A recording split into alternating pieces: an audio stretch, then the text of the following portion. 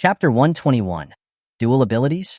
Just as the crowd was jostling and pushing, eager to be the one to teach Meng Hang a lesson, a young man with double eyelids and rather handsome features stepped out from the group, clasping his hands in a gesture of respect. I am Hua Ying from the Hua family of the imperial capital. I am not the most skilled, but I would like to volunteer to teach this arrogant fool a lesson on behalf of my fellow alumni from Imperial University. Seeing his humility and knowing he was from the Hua family, the crowd reluctantly gave way and ceased their vying. Young Master Hua, you must give that kid a good beating for us. That's right. We can't let him be so arrogant. He needs to learn the power of Imperial University. The crowd spoke in unison. Upon hearing he was from the Hua family of the imperial capital, Meng Hang's eyebrows rose. He questioned, the Hua family of the imperial capital? What's your relationship with Huachio? Hua Ying was surprised that this kid knew Huachio. You actually know my cousin? We've met a few times. Meng Hang nodded. Hearing this, Hua Ying's face turned disdainful. Kid, it's too late to try and build connections now. I won't go easy on you. Meng Hang chuckled, not pointing out anything, and channeled his mental power, directly using the ability he had just copied from the spiky-haired youth. Crimson Lotus Hellfire. A blazing lotus flower formed once more, transforming into a fiery torrent that slammed towards Hua Ying. So he really does have fire abilities. Hua Ying sneered inwardly. He also activated his mental power and launched his own ability. Aoo! A dragon-like roar echoed. 5 water pillars shot skyward in front of him and quickly merged into a multi-zhang, a Chinese unit of length, long water dragon. Its massive jaws opened wide, engulfing the fiery wave in one gulp. An S-rank water ability. Someone in the crowd shouted. Good lad. So that's why he was so confident. He has a water ability. In principle, water abilities aren't as strong offensively as fire abilities, but they have the advantage of elemental suppression. As long as the difference in power isn't too vast, fire abilities are suppressed by water. Hehe, let's see how arrogant he can be now. Just as the crowd had predicted, the fire lotus transformed from the flames exploded directly inside the dragon's belly. The tremendous power unleashed caused the dragon to shatter, turning into a shower of water that rained down. The ground was pounded by the water, sounding like a downpour, truly as if heavy rain had fallen.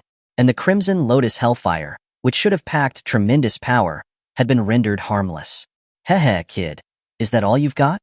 Even your best move has been broken by me. Let's see how you can be arrogant now. Hua Ying assumed the Crimson Lotus Hellfire was Meng Hang's strongest technique and couldn't help but gloat. Best move? Who told you that? Meng Hang looked at Hua Ying strangely, not understanding how he'd come to such a conclusion. Not to mention that he hadn't even used the Mangekyo Sharingan. He had used less than a third of the Crimson Lotus Hellfire's power. After his previous fight with the spiky-haired youth, he'd realized that the students here were all talented and that their abilities had their own unique points. So, he didn't want to defeat them too quickly, but instead to broaden his horizons. Yes, that's right, broaden his horizons. Meng Hang would never admit he was here to restock abilities. Ew. Hearing Meng Hang say this, the crowd immediately erupted into jeers.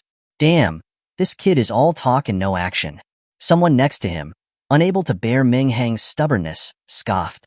Cut him some slack, after all. He's the type of person who'd dare to challenge Imperial University with a thick face. His skin is naturally thicker than ours. Ha ha ha, a shameless person is invincible. I get it. I get it. You know, if we're comparing thickness of skin, the students of Imperial University really have to take a step back. Ha ha ha. Meng Hang paid no mind to the crowd's ridicule. The more Xiaozhang, arrogant/overbearing, they were now, the harder the face slap would be later. Meng Hang loved watching their expressions when they were humiliated. Heh kid, since you're so stubborn, I'll see what other tricks you have up your sleeve. With that, Hua Ying raised both his hands upward. The water that had fallen to the ground when the dragon shattered began to slowly rise into the air. Water bullets. The countless water droplets, as if under command, shot towards Meng Hang like a dense hail of bullets. And Meng Hang, as though he didn't see the rain of water bullets, stroked his chin, muttering to himself. He channeled his mental power like this, right? As soon as he spoke, 5 massive water pillars erupted from the ground in front of Meng Hang, just like Hua Ying had done, and rapidly merged. However, unlike the water dragon that Hua Ying had formed, Meng Hang had made a slight modification. It formed into a 5-clawed true dragon, twice the size of the water dragon, with horns on its head. A roar that was several times louder than before echoed out. The huge dragon coiled in front of Meng Hang. The water bullets, which had been speeding toward Meng Hang, froze in the air. Then, the dragon opened its maw, and the droplets all collected in front of its mouth, turning into a huge water orb. This move seems a little familiar. Meng Hang cocked his head, suddenly feeling a flash of inspiration for a move he had seen somewhere before. He slapped his hands together, with a look of sudden realization. Then I'll name this move Water Dragon Bullet Technique. Then, to make it sound even more impressive, Meng Hang shouted, Water Dragon Bullet Technique? The water dragon, as if having heard the command, shot the water orb at Huaying. When the water pillars formed in front of Meng Hang, the mocking crowd fell completely silent, staring at Meng Hang in stunned disbelief. What the hell? Aren't you a fire ability user? How did you suddenly use water abilities? Can you even do that? Are you trying to make us self-proclaimed elites at Imperial University feel inadequate? Huang was also dumbfounded, trying to figure out why a fire ability user was able to use a water ability. And the most crucial question was, why was it that even though they were using the same technique, his had become a true dragon, while his had only become a dragon? Was this the difference in talent? He stood there, frozen in place, facing the enormous water orb rapidly approaching him. He didn't even have time to react, and could only watch it approach, his face pale. Sigh. An instructor with glasses let out a sigh, his right hand forming a sword gesture, and he drew a line towards Huaying. A dark blue square shape appeared beneath Huaying's feet.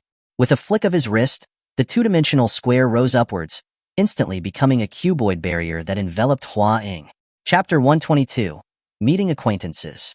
At the same time, the water orb slammed against the barrier and dissipated into a misty spray of water. Meng Hang's eyebrows rose. The water dragon disappeared in mid-air. He turned to the bespectacled instructor, a bit displeased, and asked, Teacher, why are you bringing in outside help during a friendly sparring match? The bespectacled instructor gave a wry smile, shaking his head. This round is yours. I just didn't want my student to get hurt any further. Hearing this, Meng Hang nodded in satisfaction. The Imperial University students were full of shock and embarrassment. Most of those who had been clamoring to teach Meng Hang a lesson had fallen silent. Just moments before, they had said that Meng Hang's skin was thicker than a castle wall, but they had been smacked in the face. No wonder he was so confident that he dared to challenge Imperial University. I didn't expect him to be a rare dual ability user. It doesn't make sense. A person like him shouldn't be unknown. Why haven't I heard of him? Sigh. This year's freshmen are full of hidden talents and monstrous geniuses are coming from all over the place. It's normal to not have heard of him. They were able to get into Imperial University. Their talent was naturally high. But most of the people here possessed S-rank abilities, and there was a large gap between that and dual abilities. Young Master Yi, young Master Hua. It's already been a few days since school started. Shouldn't we discuss how to deal with that kid Meng Hang? In the distance, 3 people were walking toward the university gate. It was Yi Yun and his group, who had been taught a lesson at the Imperial Capital Hotel. Ever since Yi Yun had publicly knelt before Meng Hang, he and Huachio had become closer, possibly due to their shared experience of humiliation. Yeah, we've let that kid live for too many days already. It's time to deal with him. Otherwise, he might think that we're soft targets that he can just bully. Yi Yun said with a narrowed gaze, his expression vicious. Huachio nodded in agreement. This matter isn't over. Although that kid has some strength, money can make the devil grind the mill. I'll bury him in money. Just as they arrived at the gate, all 3 of them stopped and froze. They could see that a large crowd had gathered at the gate, blocking the entrance completely. What's going on? I haven't heard of any events planned for school today, the yellow-haired man said, puzzled. He walked forward and grabbed the arm of a student who was trying hard to see through the crowd. Hey, what's going on inside? Why are so many people blocking the gate? Hey, you must have just returned from somewhere. As soon as he heard that someone was asking him about it, the student got excited and began to explain with gestures to the 3 of them. You wouldn't know it, but some reckless idiot appeared out of nowhere and dared to challenge the gates of our school. He even claimed that he was going to make this year's freshmen unable to raise their heads. What? There is someone who actually dares to block Imperial University's gate. Is he insane? Upon hearing this news, the 3 of them widened their eyes, incredulous. They felt that they were already quite arrogant, but they would not even dare to dream of such a thing. However, Someone had actually done it. Isn't that the truth? But that kid is actually quite strong. He's already won 2 fights. Just now, Huang from the imperial capital Hua family just lost to him. He's still over there doubting his life. Hearing that Huang had lost, Hua Qiu raised an eyebrow in interest. Although his cultivation is still lacking, he's just at the early Kongjia empty stage, but his ability is still an S rank. How could he lose? I'll have to see what this kid is really capable of. After saying that, Hua Qiu began to squeeze his way to the front of the crowd. After so much time had passed, he had gradually emerged from the shadow of Meng Hang. He was once again the arrogant second young master of the Hua family. The yellow-haired man and Yi Yun were also excited. They did not expect that they could encounter such a big event so soon after the beginning of school. They naturally wanted to see with their own eyes who exactly the reckless person was. Hey, that person is a dual ability user. The students still wanted to remind the 3, but they had already squeezed into the crowd. Heh, cousin. I told you long ago that although ability level is important, cultivation cannot be neglected either. How's it going? You got your ass kicked, huh? Today, I'll let you see the gap between ability and absolute strength. Before he arrived, Hua Qiu's voice had already arrived. He was acting like a senior instructing a junior. Hua Qiu was excited. He suddenly realized that as long as he could defeat this person, he would be able to establish his prestige in the school. Therefore, he was a little out of control. Before he even pushed his way out, he had already begun to assert his dominance. Hearing this familiar voice, Hua Ying, who had been defeated by Meng Hang and was still standing in place recovering, was surprised at first, then overjoyed.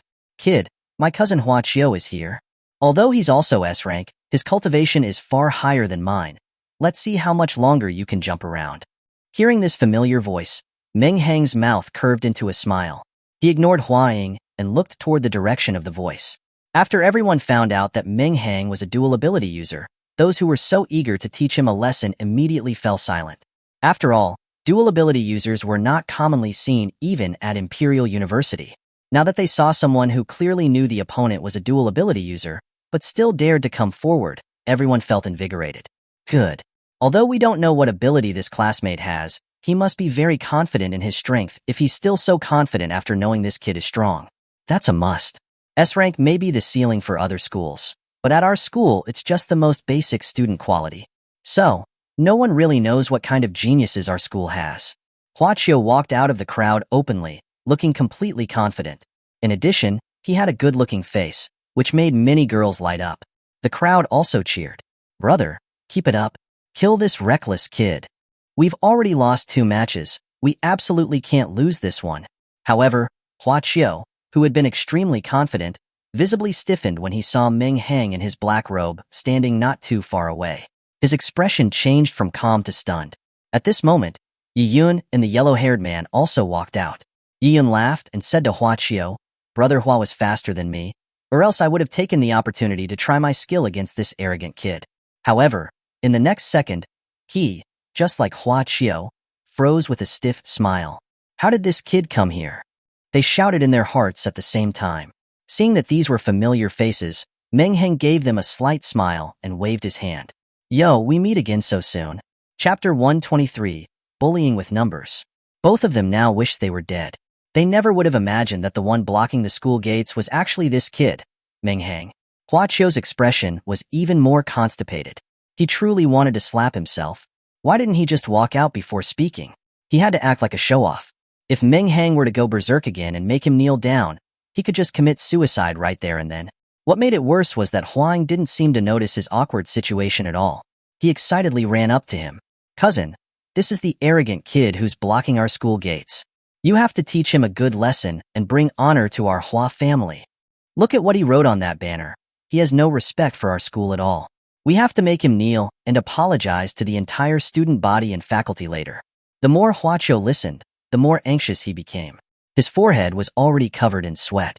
But Hua Ying, as if oblivious to his discomfort, continued to talk. Cousin, look at what he wrote. Kicking Imperial University. He has no manners at all. I think he was born with a mother, but no. Womp, womp, womp. Before Hua Ying could finish his sentence, a chillingly cold killing intent surged from behind him. Hua Qiu's expression changed drastically.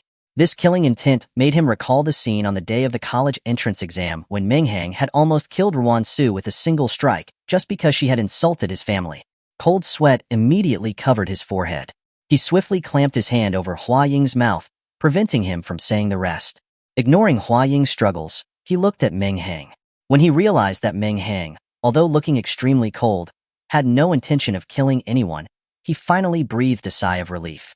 This kid is not going to live for much longer anyway. There is no need for me to lower myself to his level right now. Hua Qiu comforted himself in his heart, finding a way to excuse his retreat. Oh dear, I suddenly feel unwell. I can't fight today. Hua Qiu, covering his forehead, continued while pretending to be uncomfortable. Since Brother Yi wants to teach this kid a lesson, then I'll let you have this chance. Yi Yun. How come I never noticed you were such a shameless person? Yi Yun thought to himself. He had suffered at Meng Hang's hands back at the hotel, so naturally, he wouldn't attack him in front of so many people. It would be like slapping himself in the face. Oh dear, I suddenly remember that there are some things at home that require my attention. I can't stay here any longer either. After saying that, he turned around and walked away, afraid that Meng Hang might actually want to fight him. Hua Qiu wasn't any weaker. He went from 1 step to 2 and quickly squeezed into the crowd, disappearing from sight. The only ones left in the arena were a dumbfounded yellow-haired man and Hua Ying. Meng Hang, noticing that the yellow-haired man hadn't left, looked at him with interest. What, do you want to have a go with me? The yellow-haired man looked left and right, then pointed at himself as if he couldn't believe that Meng Hang was talking to him. Are you talking to me? When Meng Hang nodded, he gave a smile that was worse than crying. Mr. Meng is joking. Young Master Hua and Young Master Yi were no match for you. How could I possibly beat you? After speaking, he turned and ran. The crowd was baffled as they watched the three of them run away. They didn't understand what exactly had happened. 1 second they were confidently saying they were going to teach him a lesson, and the next they saw the real person and turned tail and fled. Damn it, what's wrong with those three? How did they just run away? From what that yellow-haired kid said, those two were taught a lesson by this kid before. Embarrassing, so embarrassing. They've completely humiliated our school. That's right. I wouldn't say anything if you lost, but to be so scared that you didn't even dare to fight. It's a disgrace to our Imperial University. Stop talking nonsense. Is there anyone else who wants to challenge him? Meng Hang ignored the defeated trio and instead impatiently urged the crowd again. The crowd, who were previously filled with anger, fell silent upon hearing Meng Hang. They looked at each other, but no one stepped forward to accept the challenge. So the level at Imperial University isn't that great after all? Seeing that no one was willing to fight, Meng Hang shook his head in disappointment. These words were even more insulting than slapping them in the face, causing the students even more pain. Someone in the crowd said angrily, "Kid, don't get too cocky. Today was too rushed, and most of the students weren't here. That's why you had the chance to be so arrogant here. Tomorrow, if you dare to come again tomorrow, we will definitely give you a proper welcome."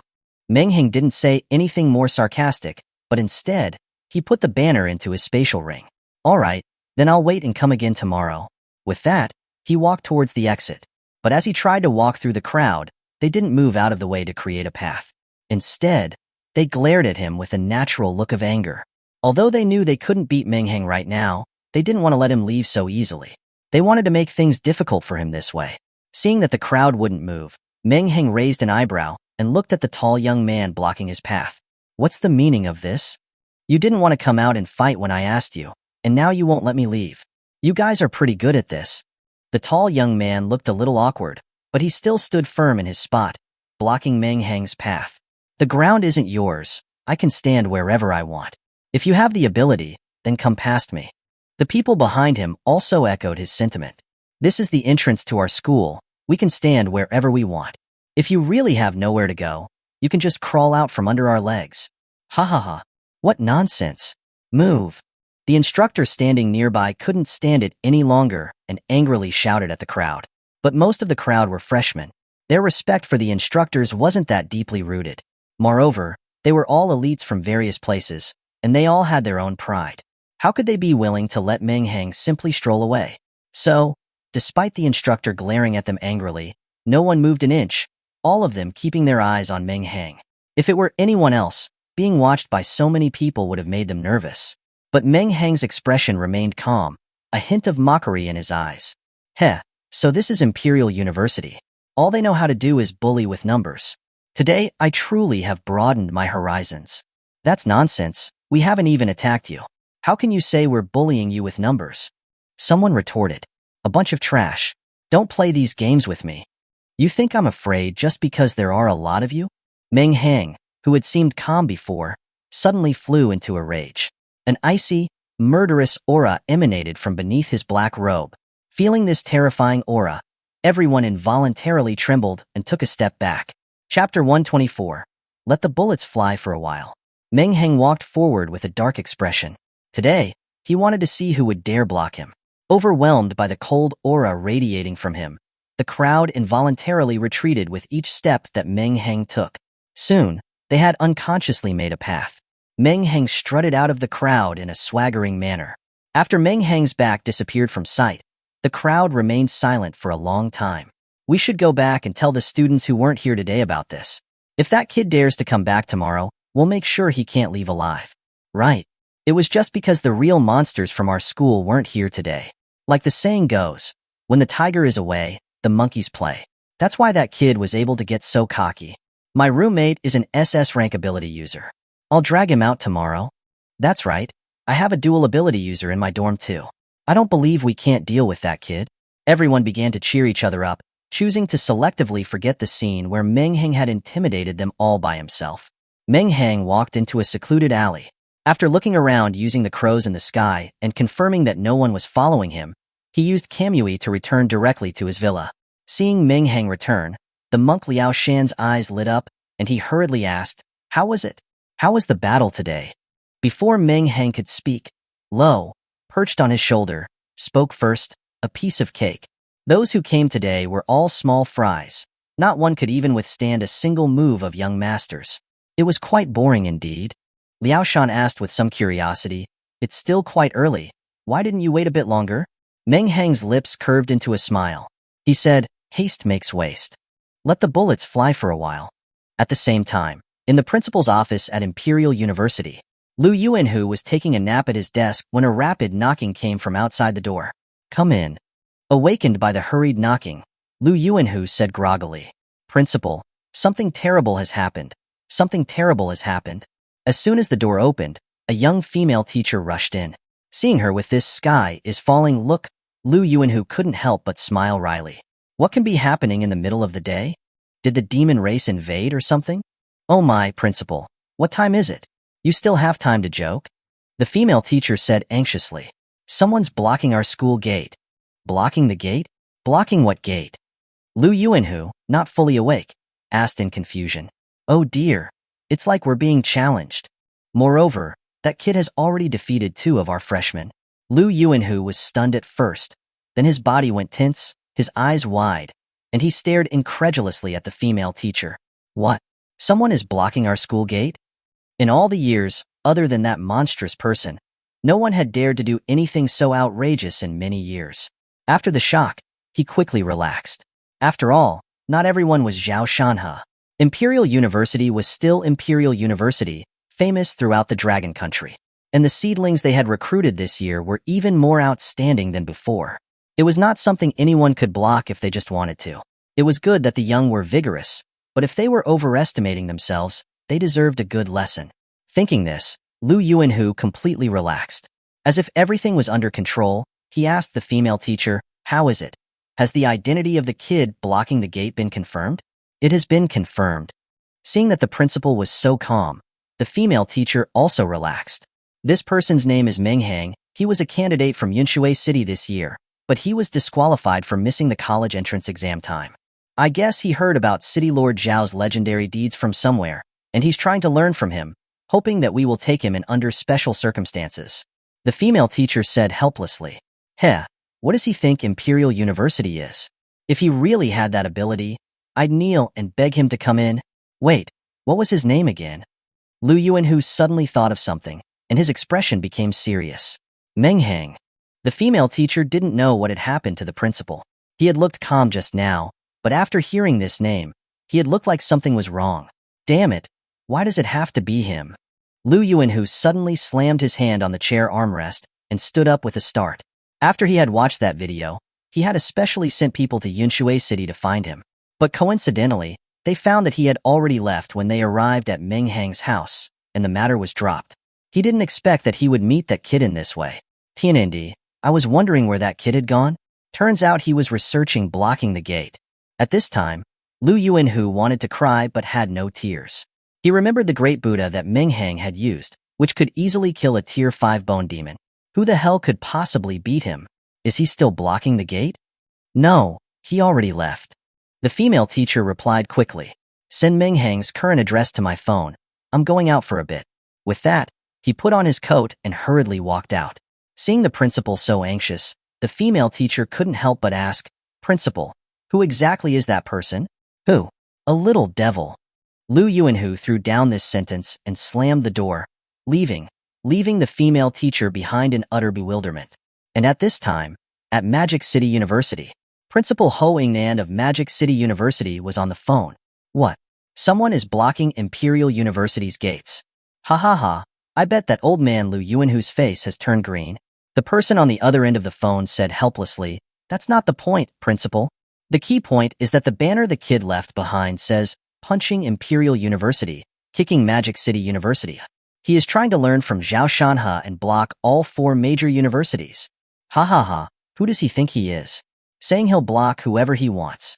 If he can hold out for 2 days at the gate of Imperial University, I will make an exception and recruit him to our school. Ho Yingnan still said nonchalantly. But Principal, that kid is called Meng Hang. Meng Hang? This name is somewhat familiar, but I can't remember it. It's the one from Yunshui City, the student who annihilated a tier 5 bone demon in 1 hit during the college entrance exam. You asked me to go to Yunshui City to look for him, but I couldn't find him.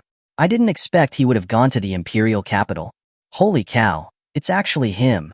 Similar to Lu Yuanhu, Ho Yingnan also slammed the table and said urgently to the other end of the phone, You happen to be on business in the imperial capital right now. Quickly go and find Meng Hang. No matter the cost, recruit him into our school.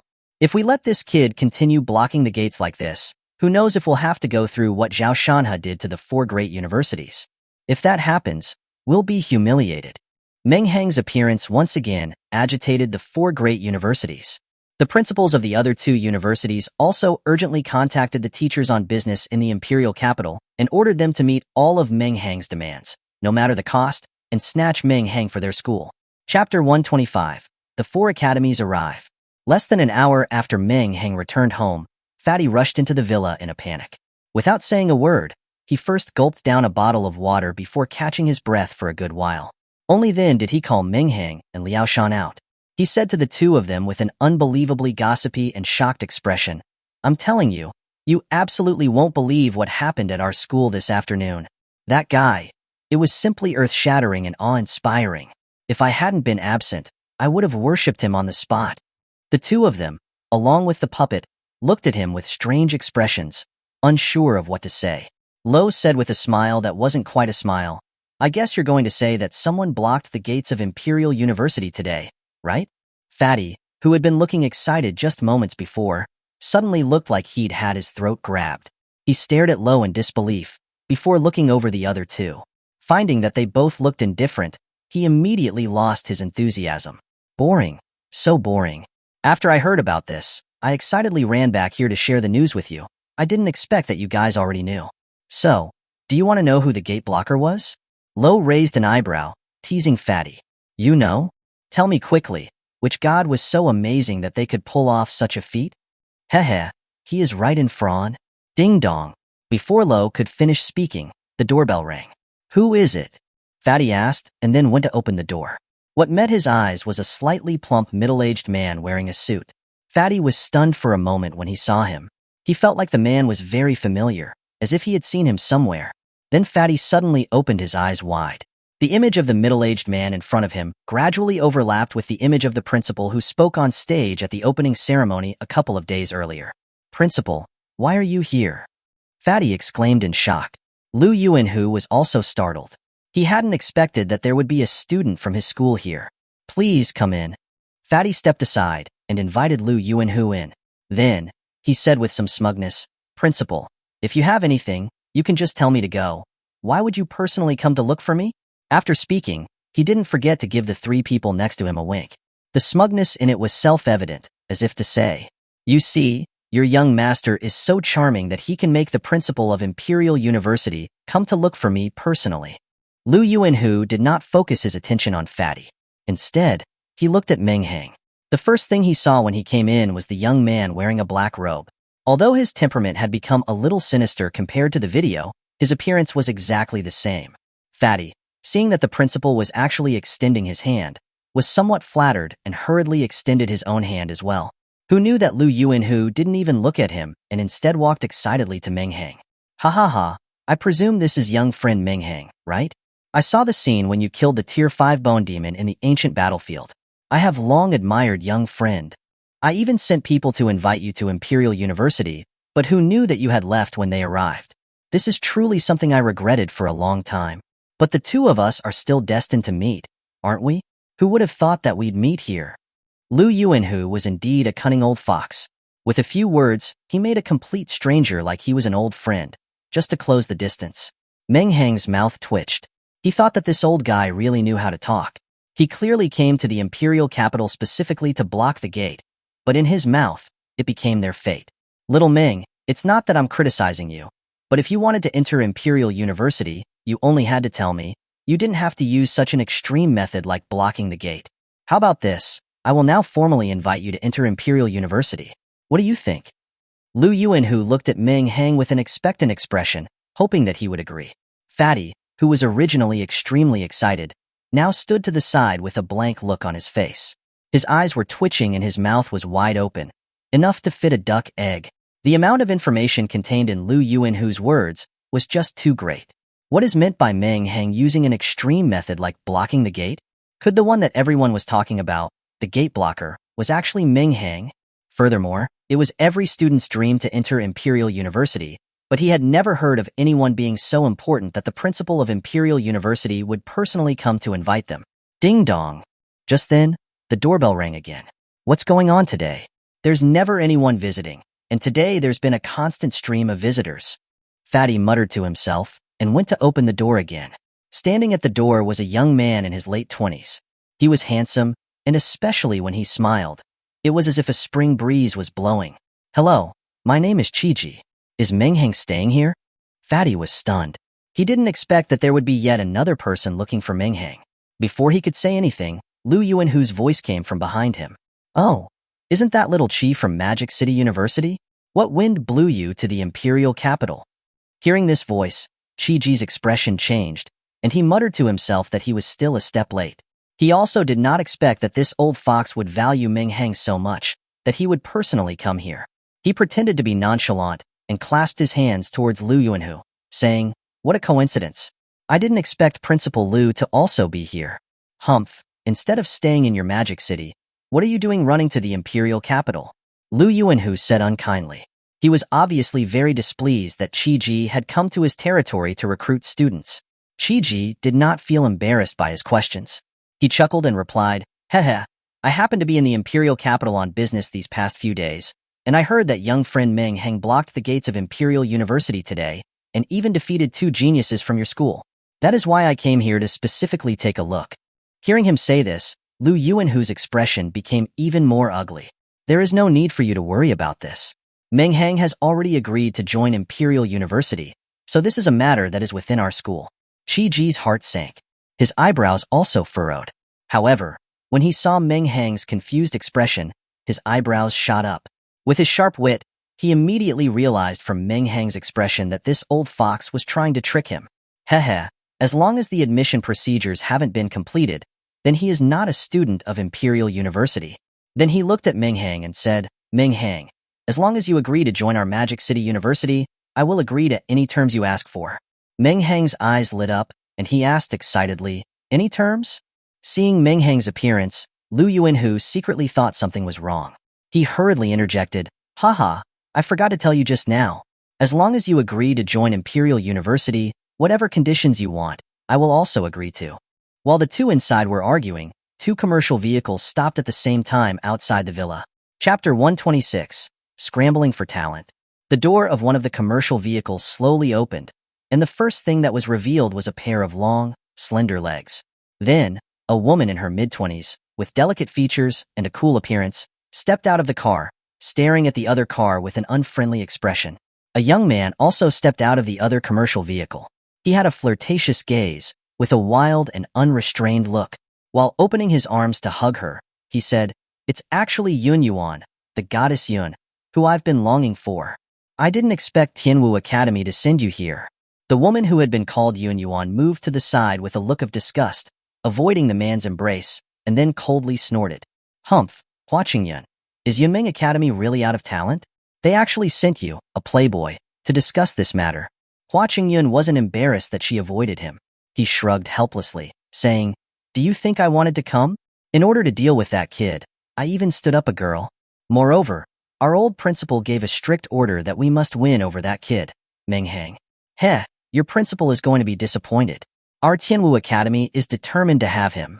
The two looked at each other. They could both see the sparks in each other's eyes. Then, they stopped talking and walked straight towards the door. Inside the house, Fatty, Liaoshan, and Lo were staring blankly as they watched two top universities of the Dragon Country fight for Meng Hang's enrollment, with all the back-and-forth arguments. Damn, it's infuriating to compare yourself to others. My talent is that of an SS rank ability. When I got into Imperial University, I was so happy that I almost blew the roof off the house. Look at Ming brother. He was disqualified from the college entrance exam and still managed to block their gate and slap their faces. Even after all of that, two top universities are still here to invite him to enroll. Is there any justice in the world? Just as Fatty was wandering off in his thoughts, the doorbell rang again. Ho! Everyone was extremely sensitive now, and they were all startled by the ringing. It can't be someone from Tianwu Academy or Yunming Academy again, right? Liaoshan asked, a little incredulous. Fatty also looked conflicted and slowly opened the door. When he saw that there were two people at the door, he sighed with relief. It seemed like it wasn't from one of those two academies, but it also made sense. If the four top universities of the Dragon Country came to recruit someone at the same time, while not unprecedented, it might very well be the last time something like this will happen. One should know, the last person who had received this kind of treatment was the city lord of Jinyuan City, Zhao Shanhe. Seeing that the door was opened, Huaqing Yun grabbed Fatty's hand and said warmly, "Haha, Ming brother, hello? I'm Huaqing Yun from Yunming Academy. I was entrusted by our principal to come specifically to invite Ming brother to join our Yunming Academy. As the #1 ranked academy among the top 4 academies of the Dragon Country, our Yunming Academy will definitely provide great help to your cultivation." Hearing him say this, Yun Yuan finally couldn't take it anymore. She interrupted his incessant talking. "Humph, Huaqing Yun, when will you ever change the habit of not being able to control your mouth? When did Yunming Academy become the #1 among the 4 academies? And did you not even do your homework before you came here? Who told you he was Meng Hang?" After speaking, Yun Yuan smiled and said, "Hello, I'm from Tianwu Academy. I've come today to see Meng Hang, student Meng." At this point, Fatty was already numb. He mechanically stepped aside to show them the scene in the living room. Only then did the two realize that there were already many people standing in the living room. When they saw Lu Yuanhu and Qiji, they were both stunned. They knew that it wouldn't be easy to persuade Meng Hang to join their academy today. With some helplessness, they went inside. Heh, today is the first time in history that all 4 major academies have gathered. Even Zhao Shanhe in his time didn't bring us to be so unanimous that we'd come to recruit at the same time. Now that things are like this, let's not beat around the bush. Let's all state the conditions that our academy can offer, and then let Meng Hang make his own choice. As the oldest person here, I'll be the first to state the benefits that our Imperial University can provide. Does anyone have any objections? As the only principal present, Lu Yuanhu naturally had the highest status here, so he spoke first. The other 3 all nodded in agreement. Seeing the 3 of them like this, Lu Yuanhu nodded with satisfaction. Then he said to Meng Hang, who was still somewhat confused, "Young friend Meng Hang, as the principal of a Dragon Country University, I promise you here that as long as you agree to join our school, we will provide you with a one-time scholarship of 400 million to be used for your cultivation. I am the only principal here. You can see my regard for you. Look at the representatives sent by the other 3 universities. None of them look like they can make the decisions." Hearing him say this, Huaqing Yun from Yunming Academy was the first to object. "Principal Lu, that's not the right way to put it. When I came, our old principal had already told me that I can use all the school resources as I see fit." Saying this, he smiled at Meng Hang before continuing, "So, the benefits that our Yunming Academy offers is a scholarship of 200 million. Heh, 200 million. And you still dare to bring that up? Yun Yuan said scornfully from the side. Per year. Hiss. Including Fatty, the three spectators couldn't help but gasp. 200 million a year. That's 800 million in 4 years. Even he, the young master of Tianfu commerce, felt like it was a dream. Liao Shan directly put his palms together and silently recited Buddhist scriptures. Is inflation that serious now? Talking about hundreds of millions like it's nothing? Hmph. What big words. Yun Yuan said with a cold laugh. Since everyone is so generous, our Tianwu Academy can't lag behind. As long as student Ming joins our Tianwu Academy, we also promise to give you 800 million cash in a single payment, plus an epic-grade spirit weapon. Holy crap. Fatty finally couldn't take it anymore, and directly cursed it out loud. That was an epic-grade spirit weapon. Even Tianfu Commerce only had 3 of them, and they were their most treasured possessions. His father never showed them off easily, and even he had only seen them from afar twice during some important occasions. Now, Tianwu Academy had directly thrown out 800 million in cash, and it wasn't even over yet. They had even taken out an epic-grade spirit weapon. Just how important did they view Meng Hang? Fatty finally understood the feeling Meng Hang had when he had said that he wanted to kidnap him. Now, Meng Hang was a walking money tree in his eyes. He even wished he could kidnap him and directly sell him to one of the 4 universities. Heh, double that. Chi-Ji, who had been silent all the while, smiled and simply said 2 words. Everyone present was stunned, not understanding what he meant. Chapter 127, Doubling Down. Yun Yuan frowned and asked, "What do you mean?" Magic City was the economic center of the Dragon Country, so Magic City University had the highest economic strength among the 4 universities. Therefore, hearing that Chi-Ji had simply said 2 words, they were not only not relieved, but became even more nervous. Just the literal meaning. Whatever benefits you offer, the benefits from our Magic City University will be directly doubled. Hearing this arrogant statement, everyone present changed their expressions this time. Magic City University was going all out to win Meng Hang over. The one with the ugliest expression was still Lu Yuanhu. He had originally thought that the people who had come from the other 3 universities were all young and inexperienced, and that he would be able to scare them with the 400 million in cash he had offered. Who knew that these kids were so bold, throwing around billions as if they were nothing? And there was even one little punk who even brought out a legendary-level spirit weapon. In comparison, Imperial University was made to look stingy. These little punks, they don't know how hard it is to manage a family until they have to do it. He cursed in his heart, before saying, "Ha ha ha, I didn't expect that young friends are so young. But every one of you has an even bigger tone. Compared to that, I, this university principal, am somewhat stingy. Alright, let's change our benefits again. As long as young friend Meng Hang is willing to join our Imperial University, we'll cover all the spirit cores he will need until he reaches the Qian, heaven, stage." Hearing this, everyone present changed their expressions. Damn it, this old guy is really going all out. This time, even Lo, on Meng Hang's shoulder, couldn't hold back, blurting out. After all, she was a Huan, cosmic, stage expert, and she knew that at that level, the number of spirit cores required to advance each small stage was enormous. Thinking about the spirit cores Meng Hang had used from the late Kong, empty, stage to the universe, stage, she couldn't help but shudder. She secretly sneered. Not to mention the Qian stage. Even giving him the spirit cores to cultivate to the late Huan stage would be enough to bankrupt your school.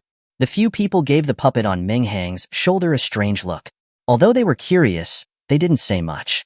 After all, there were too many strange and bizarre abilities in the world. It was just a talking puppet. They had seen stranger things before. Lu Yuanhu didn't realize the seriousness of the matter. He looked at everyone with a smug expression, thinking in his heart, a bunch of kids who haven't even grown all their hair, and you think you can snatch someone from me? When I was killing demon beasts, you guys were still drinking milk. This time, Chi-Ji's expression became somewhat serious. He gestured for everyone to give him a moment to call and ask for instructions. He went to a corner and dialed the principal's number. Everyone only heard him roughly describe the current situation, and then heard him nod. Okay. I understand. He then hung up the phone, and a confident smile appeared on his face again. It was again simply just those 2 words. Double. Everyone fell silent this time, completely bowing down to the financial power of Magic City University. Lu Yuanhu's expression also changed drastically, and he asked with some disbelief, "Is this the idea of that old fox, Hoingnan?" Chi-Ji nodded and replied, "Of course it's the principal's intention. Otherwise, I wouldn't dare to make this decision on my own. At this time, Meng Hang's eyes had almost turned green. Doubling the number of spirit cores required to reach the Qian stage meant that he would have a chance to reach the D, Emperor, stage. At this moment, Lo finally couldn't hold back. She said to Lu Yuanhu and Qi Ji, "Are you sure you don't want to ask how many spirit cores my young master used to advance from the late Kong stage to the U stage?" "Pa." Meng Hang patted her on the head and then said somewhat embarrassedly, "Sorry, you guys continue. You guys continue. Don't mind what she just said." Qi Ji shook his head, acting like a nouveau riche. "It's fine. No matter how many spirit cores he needs to advance, my Magic City University can afford it." Lu Yuanhu raised an eyebrow, but he noticed something unusual. The amount of spirit cores that everyone could absorb was different. The more talented the ability user, the more terrifying the number of spirit cores required. And the number of spirit cores required by an evildoer like Meng Hang would definitely reach an unbelievable level. Although he didn't think that a huge imperial university wouldn't be able to afford to support one ability user, there was no harm in asking. "I wonder, young friend Meng Hang, how much did you spend from the late Kong stage to reach the U stage?" Meng Hang smiled awkwardly. "Haha, it wasn't much, just How much?" Lu Yuanhu only heard Meng Hang say something vaguely, and he didn't hear clearly exactly how much, so he asked again. Meng Hang was helpless. He knew he couldn't hide it anymore, so he could only repeat it again, 200 million. "How much?" The four of them asked in unison. They looked at Meng Hang with a ghost-like expression, wondering if they had misheard. "Are you sure you aren't talking about from the U stage to the Huan stage?" Meng Hang shrugged, indicating that he had not said anything wrong. "You motherfucker, are you eating spirit cores like snacks? How come you didn't explode from it?" Hua Qingyun said excitedly. He had never heard of anyone using 2,000 spirit cores to advance from the Kong stage to the U stage. This time, Lu Yuanhu didn't say anything. He roughly calculated it. According to Meng Hang's absorption efficiency, if he really provided Meng Hang with the spirit cores to reach the Qian stage, these spirit cores would be enough to nurture several Qian stage ability users. At this time, Qi Ji looked like he had eaten shit. His face was as black as coal. He really wanted to slap himself. He dared to say anything. Doubling? If they actually doubled, he might even lose his school. Seeing that the four of them had awkward expressions, Meng Hang tentatively asked, "Well, let's discuss this again. How about this? I won't ask for any doubling anymore. Whoever can provide me with the spirit cores to reach the Qian stage, I'll follow them. How about that?" "Ha ha ha, the moonlight is really beautiful tonight." Hua Qingyun, as if he hadn't heard Meng Hang's words, turned his head, put his hands behind his back, and looked at the somewhat blinding sun outside the window. Yuan Yuan also followed suit, raising her head to look at the sky. "Yes, it's indeed very beautiful." Qi Ji calmed down a bit and said somewhat awkwardly to Meng Hang, "Student Meng Hang, I was too abrupt just now. How about this? A flat price of 2 billion, plus a legendary level spirit weapon. What do you think?" Meng Hang rolled his eyes and said, "No way. I've already made a concession. You must provide me with the spirit cores to the Qian stage, not one bit less." Lu Yuanhu was so angry at his shamelessness that he roared, "Kid, don't be ungrateful. I admit that you are a monster. If this was before, we would indeed still be somewhat wary of you. But this year is different. We've also recruited a few monsters like you to our 4 academies. We just don't want a genius like you to have his future destroyed because of this school gate blocking incident." Chapter 128. Young people, don't be too arrogant. Faced with Lu Yuanhu's warning, Meng Hang still had a shameless look on his face. He shrugged nonchalantly. "Then let's just wait and see." Seeing that the situation had already escalated, and there was no room for negotiation, Lu Yuanhu said with a somewhat ugly expression, "Young people, don't be too arrogant." Hearing this, Meng Hang immediately laughed. He thought to himself that this line was familiar to him. Without thinking, he immediately blurted out, "If you're not arrogant, are you still considered young?" These words almost caused Lu Yuanhu to roll his eyes and faint. Good, good, good. Then let's wait and see what happens." After speaking, he stormed out. Seeing that the situation had reached this point, the other 3 could only shake their heads helplessly and leave as well. A massive event, the scramble for talent between the 4 major academies, had unexpectedly ended with such a sour note. The previously lively villa had suddenly become deathly silent. Only Liao Shan and Fatty, who were still dazed, and Lo, who had a gloating expression on Meng Hang's shoulder, remained. After nearly a minute, Fatty shivered, finally coming back to his senses. He looked at Meng Hang, almost in tears. Meng brother, you have stirred up a disaster this time. You've offended all the top 4 academies in the Dragon Country. Meng Hang glanced at him and said with an expressionless face, I even went to block the gate of Imperial University. Do you think I would be afraid of offending them? Hearing this, Fatty slapped his forehead. Only then did he remember that the mythical figure everyone was talking about in school was actually him. Brother, you are truly my brother. I wondered what you came to the Imperial capital for. It turns out you came to block the school gates. Meng brother, what do you plan to do next? Meng Hang smiled sinisterly, revealing a mouthful of white teeth. It was enough to give Fatty goosebumps. What else can I do? Of course, I'm going to keep blocking the school gates.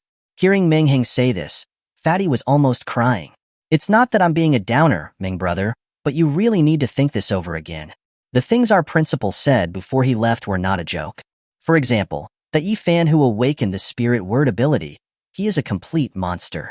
On the morning of the opening day, I personally saw him treat an S-rank ability user with just one sentence. Meng Hang's eyes showed a hint of interest. He smiled and said, hearing you say that, I want to block the gate even more. I want to experience how powerful that legendary spirit word ability, which is said to be able to decide one's fate with just a word, really is. Seeing that Meng Hang was determined to block the gates, Fatty directly clapped his hands and said loudly, as expected of my Meng brother, if you actually succeed in blocking the gates, then I'll have bragging rights for the rest of my life. Especially with my ex-girlfriend, I definitely need to show off. Speaking of this, Fatty's eyes even looked a little teary. Ex-girlfriend? Hearing the words ex-girlfriend, the other 3 immediately perked up and stared at Fatty with gossipy eyes. Tell us quickly, how did your girlfriend become your ex-girlfriend? Lo sat on Meng Hang's shoulder, swinging her small legs, and asked excitedly. It's a long story, a long story. It's better not to talk about it. Fatty smiled bitterly and shook his head, his face full of sadness. Motherfucker, are you going to tell us or not? If you don't, I'll make you into a puppet tonight. Seeing that Fatty was actually dangling her with suspense, Lo immediately became unwilling. I will. Seeing that Lo was really getting agitated, Fatty quickly continued, this matter is also my fault. One day, I saw her wearing a white uniform. At that time, I was excited and thought she was going to play some uniform temptation with me. So, I asked her at the time why she was so interested in wearing a nurse uniform to seduce me today. She immediately became unwilling and directly slapped me. Hey, why is that? Aren't you young people supposed to be very open? You shouldn't hit you just for that, should she? Liao Shan, upon hearing uniform temptation, also became excited. But hearing that Fatty had been hit because of this, he was confused and couldn't help but ask. Sigh, the key is the point here. Speaking of this, Fatty's expression became even more bitter. That was not some nurse uniform. It was the morning dress that she wore when her grandfather passed away that day. Damn! The 3 of them said in unison. After a few short hours of fermentation, the news that someone was blocking the gates of Imperial University instantly exploded on the internet. Punch Imperial University. Kick Magic City University? Holy crap, what kind of idiot would dare to say that? Damn, this person is really going crazy for attention. Why is he trying to make a headline by blocking the gates of Imperial University? This is like showing off your axe before Guan Yu, or looking for shit by lighting a lantern in the latrine. Those at Imperial University are all a bunch of monsters. Is he really not afraid of being killed by them? Sigh, that's how it is nowadays. As long as they can become famous, they will dare to do anything. That's not right. From the tone of his voice, I feel like he wants to emulate that legendary person and try to block the gates of all 4 major academies. Stop dreaming. Who does he think he is? What kind of existence was Zhao Shanhe? He was a stabilizer of the Dragon Country. What is this kid? He dares to learn from him. That's right. I'll make it clear here. If this kid can persist for 2 more days, I will livestream myself eating shit. Upstairs, don't try to swindle food here. I will personally go to the gate of Imperial University tomorrow to see who this is so awesome. Upstairs, don't forget to livestream it. Let us see it too. At the Hua estate, Hua Hongzhen, the head of the Hua family, was chatting with an old man with white hair. Although this old man had white hair, he was very energetic, like a roaring lion. He was Ruan Hong, the head of the Ruan family, also known as the White-Haired Lion King. Patriarch Ruan, I wonder if the marriage between my family's Hua Qiu and your precious daughter should be settled. Ruan Hong laughed coldly in his heart. Ever since Huachio knelt before Meng Hang, he had looked down on this kid. A coward like him is worthy of my precious granddaughter? He thought this in his heart, but as an old fox who had been in the game for many years, his face didn't show any trace of it. Haha, the young people nowadays all have their own ideas. We, as elders, should not interfere too much. After all, at our age, we have already fallen behind the times. What do you say, Patriarch Hua? Ha ha ha. Hua Hongjin could see through his pretense, so he could only laugh along with him. Just then, Huachio rushed back from outside the door in a hurry. Father, something big has happened. Seeing his son being so reckless, Hua Hongjin, who was already feeling depressed, became even more furious. He slammed his hand on the table with a paw and roared loudly, "You're such a grown man. Why are you still so reckless? Did you not see your grandfather Ruan here?" Chapter 129, the second day. At this time, Huachio also saw Ruan Hong sitting on the sofa like a majestic general. His face twisted, and he quickly bowed. "Grandpa Ruan, I didn't expect you to be here as well."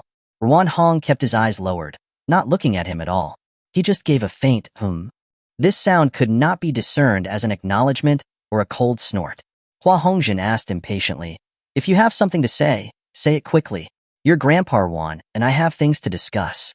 Being reminded by his father, Huachio immediately remembered and hurriedly said, "Father, Meng Hang has come to the imperial capital." Hearing this, both Hua Hongjin and Ruan Hong's eyebrows rose. They initially thought that Meng Hang was just a small fry. Who would have known that that kid was actually protected by a U-stage expert, causing the people they sent to fail miserably?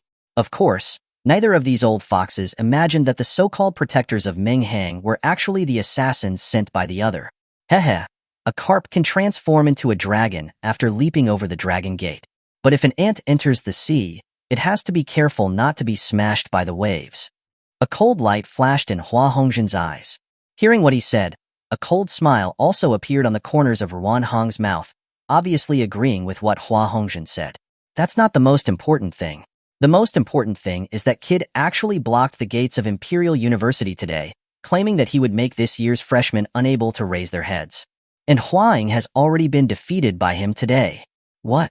Ruan Hong and Hua Hongjin both straightened up at the same time, exclaiming in shock. This kid has really eaten the gall of a bear and the heart of a leopard. He dares to do such a thing. Ruan Hong's face looked somewhat unnatural. After hearing this news, Hua Hongjin's face was as gloomy as water. He clenched his fists so tightly that his joints cracked. Patriarch Ruan, I shouldn't be talking about this, since it's a family matter. But you also know what happened to my Huachio before. After saying that, he did not forget to glance at Huachio. Seeing Hua Hongjin looking at him like this, Huachio's face paled a little. Ignoring his reaction, Hua Hongjin continued. That kid has completely disgraced my Hua family. I had originally sent people to assassinate that kid. Unfortunately, that little beast doesn't know what kind of background he has, but he actually has a U-stage ability user protecting him, so the assassination failed. Now that kid dares to come to the Imperial capital and actually block the gates of Imperial University, I will definitely make sure he doesn't see tomorrow's sun. A look of surprise appeared on Ruan Hong's dignified face.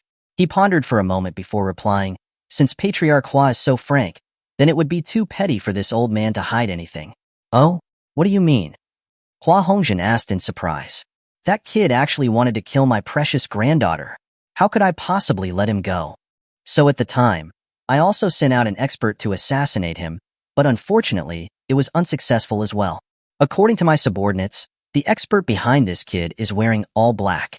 His ability can be split into 3 different clones. That's not right. It should be a large man with metal abilities."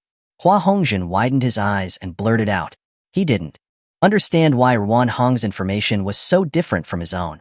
And why did he feel that he was so familiar with the person described by Ruan Hong? A man with metal abilities? Ruan Hong was clearly also stunned. The two looked at each other and both saw the shock in the other's eyes. Could it be? Thinking of this, Ruan Hong shouted, "Ruan Xiong, come in here." "Yes." A full-bodied voice came from outside the door, and then a tall and sturdy man walked in. At the same time, Hua Hongjin also shouted, "Shadow 3. As soon as he spoke, a black shadow appeared out of nowhere, kneeling on one knee in front of him. When Ruan Xiong and Shadow 3 looked at each other, they showed an incredulous look and exclaimed at the same time, "Why is it you?" It's exactly as I thought. Seeing this scene, Ruan Hong and Hua Hongjin both shook their heads with a bitter smile. They lamented that that kid's luck was actually good. He had actually escaped a disaster due to the mix-up between their families. The flood washed away the Dragon King Temple. A family doesn't know another family, Hua Hongjin said with a bitter smile. But that kid might have escaped the first day, but he won't escape the 15th. This time, we will definitely make sure he won't be able to return alive. Hehe, Patriarch Hua is right. If our Ruan and Hua families join hands to deal with a kid without any background and still fail, then we would be wasting the fame that we have had in the imperial capital for so many years. Having said that, the two of them exchanged a knowing smile. From the moment he entered the door, Hua Qiu had been staring blankly, wondering how these two people had inexplicably joined forces. But he understood one thing. Meng Hang was dead for sure. Lu Yuanhu stormed back to his office, his face as ugly as if he was going to kill someone. The female teacher behind him followed carefully, not understanding why the principal was fine when he went out, but became like this after returning. Kicking the office door open, Lu Yuanhu put his hands on his hips and paced back and forth in his office. Outrageous. Outrageous. I was already giving him enough face. What does that kid think he is? He dares to talk to me like that. You, quickly go and notify Su Jingbai to end the trial of those kids early and have them return immediately. I want that kid to know what it means that there is a heaven beyond the heavens, and there are people beyond people. Another night passed. The next day, Meng Hang was still sound asleep at nearly 8 o'clock, completely unable to see that he had any pressure. Lo jumped up and down on his body, shouting, "Young master, wake up! Wake up! We still have to go and block the school gate today." Meng Hang, half asleep, slapped her to the ground with one hand, and said unhappily, "The emperor is not anxious, but the eunuch is. I'm not in a hurry. Why are you in such a hurry?" Lo, who was slapped onto the ground, simply sat cross-legged on the ground and said, "That's wrong. They actually dared to treat you with such an attitude yesterday. I couldn't even stand to watch it. I hope you go and settle them quickly." Meng Hang pursed his lips and said disdainfully, "Cut it out. You're just a busybody, looking for an excuse to go join in the fun." After speaking, he didn't continue sleeping, but got up and began to wash up. At the same time, the gates of Imperial University had already been surrounded by a crowd of people early in the morning. After yesterday's fermentation on the internet, not only had all the teachers and students come, but there were also countless people from the outside. It's almost 9 o'clock. Why hasn't that kid come yet? Is he scared? Someone said impatiently, fanning himself with his hand. I think that's very possible. He was just trying to catch us off guard yesterday, taking advantage of the time difference when our experts were not present. Now that this has become big news and he's famous, he's achieved his goal, so naturally, he doesn't dare to come again. Chapter 130. You say I'm a pervert? Hehe, whether he comes or not is not his decision anymore. He dares to shit on our school's neck. If he dares not to come, all the students of Imperial University will dig up the entire Imperial capital 3 feet deep, just to find him. I heard that some incredible people have arrived here. Besides those monsters who went to the secret realm trials, the people here today are also the ceiling of our school. Yeah, I heard about that too. In order to deal with that kid's dual abilities, our school's dual ability users, as well as the S-rank ability bosses have all come out. I don't believe we can't deal with him. Family, I have now arrived at the gate of Imperial University, and I am here to bring you a live stream. Yesterday, I said that if this kid could persist for 2 days, I would live stream myself eating shit for everyone. I keep my word, so please follow me. A young man was excitedly shouting into his phone, holding a selfie stick. Hello viewers. I am currently at the entrance of Imperial University. As you can probably see, this place is already surrounded by crowds of onlookers. But it's already almost 9 o'clock, and we still have not seen the main character. I don't know if he has retreated before the battle. After investigation, we know that this young man's background is that his name is Meng Hang, and he was disqualified from the college entrance exam for missing the exam time. Whether this act of blocking the gate is just his attempt at grandstanding, or it's because he is extremely confident in his abilities and is trying to emulate that person, let us wait and see. Behind the crowd, there was a host wearing professional attire, talking eloquently into a microphone. Just then, she saw a young man wearing a black robe walking towards them. Her eyes lit up, and she hurriedly went over to meet him. Hello, student. Seeing your age, I suppose you are also a student of Imperial University. I wonder, were you present when someone was blocking the gate yesterday? Meng Hang was looking blankly at the gate. He had used Kamui to teleport directly from the villa to here. But as soon as he came out of a secluded corner, he was completely shocked by the scene before him. In just one day, the number of people at the gate of Imperial University had more than doubled. Meng Hang even saw several television reporters standing in the crowd, filming. Good lord, I've really stirred up a hornet's nest. Just then, he saw a female reporter with a camera crew walking over. Hearing the reporter's question, Meng Hang nodded. I was there yesterday too.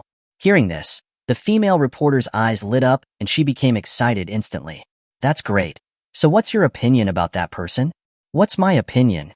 Meng Hang pondered slightly, then his lips curled into a smile, and he said, I think he's a noble person, a pure person, and someone who is detached from vulgar tastes.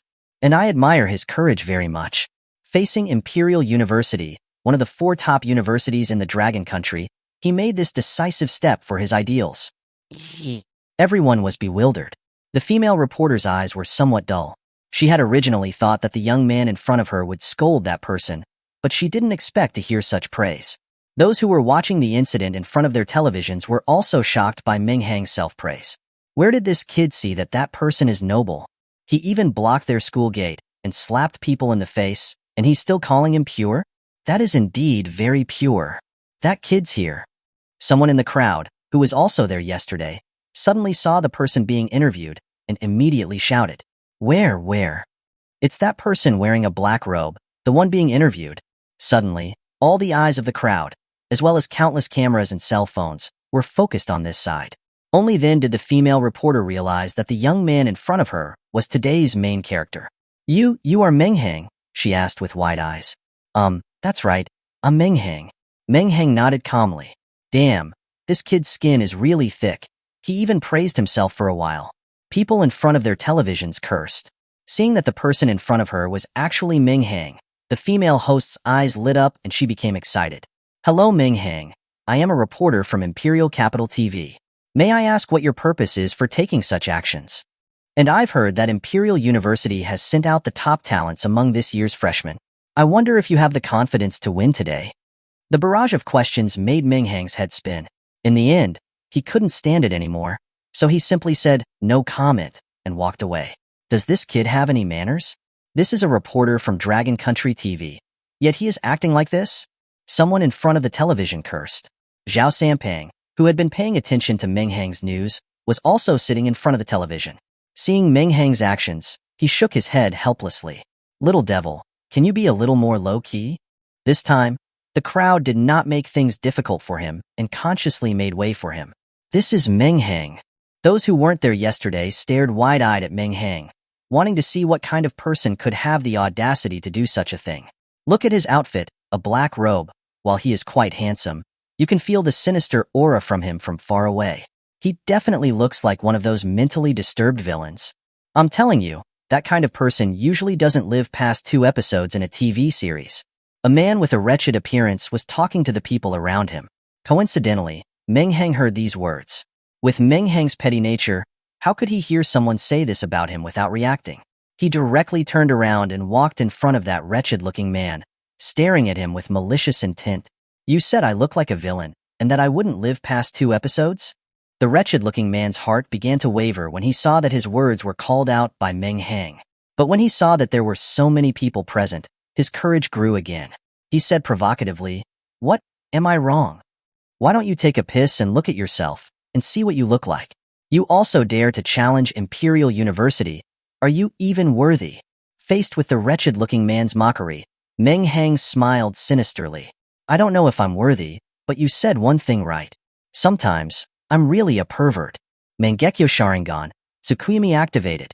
The onlookers only saw that after Meng Hang finished speaking, he simply glared at the wretched-looking man, then turned his head and left. Everyone was immediately stunned. Damn, I thought he was something amazing, but he just left after saying a few harsh words? Heh, if someone dared to mock me like that, even if I couldn't beat him, I would bite off 2 pounds of his flesh. This Meng Hang just knows how to talk the talk. Ha ha ha, you scared me. He even calls himself a pervert. Are the cost of becoming a pervert so low these days? Are those weaklings all calling themselves perverts?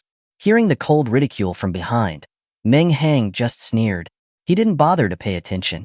At this time, everyone realized that the wretched-looking man, who had been glared at by Meng Hang, had no focus in his eyes. He stood there, blankly. Hey bro, what's wrong with you? You wouldn't have been scared like this just because you were glared at by someone, right? The person next to him poked him and asked. At this time, the wretched-looking man finally came back to his senses. His legs went soft and he directly knelt on the ground. Pa! He slapped himself hard without any warning, leaving everyone around him stunned. Bro, why are you acting crazy? Someone tried to help him up, but he shook off the hand with an almost mad look on his face. His eyes were vacant as he continued to slap himself as if he had a death wish. Pa, I was wrong. Pa, I shouldn't have said that you were a pervert who wouldn't live for more than 2 episodes. Pa, I am the pervert. I am not worthy. Pa. Chapter 131. You are not a fish. How do you know it's joy? Faced with this bizarre scene, the people around the sleazy man felt a chill shoot from their tailbones straight to the back of their heads, raising goosebumps all over their skin. What's going on? Someone asked in terror. Judging by his appearance, he's likely suffered a massive mental shock. It's probably a result of some kind of illusion technique, but that doesn't make sense. Meng Hang just glared at him. How could an illusion, in less than a second, scare someone like that? What if he glared at us like that too? The unknown is the most terrifying.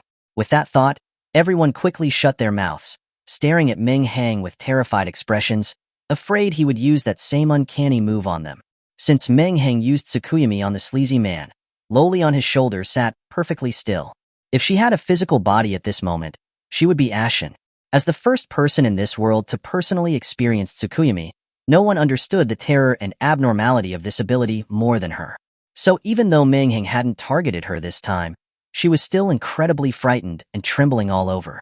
Walking through the crowd, Meng Hang sneered inwardly. If you could figure out what technique I used, I might as well give up on my life. In reality, he had only given the sleazy man a small punishment, taking him into the Tsukuyami space for an hour of torture.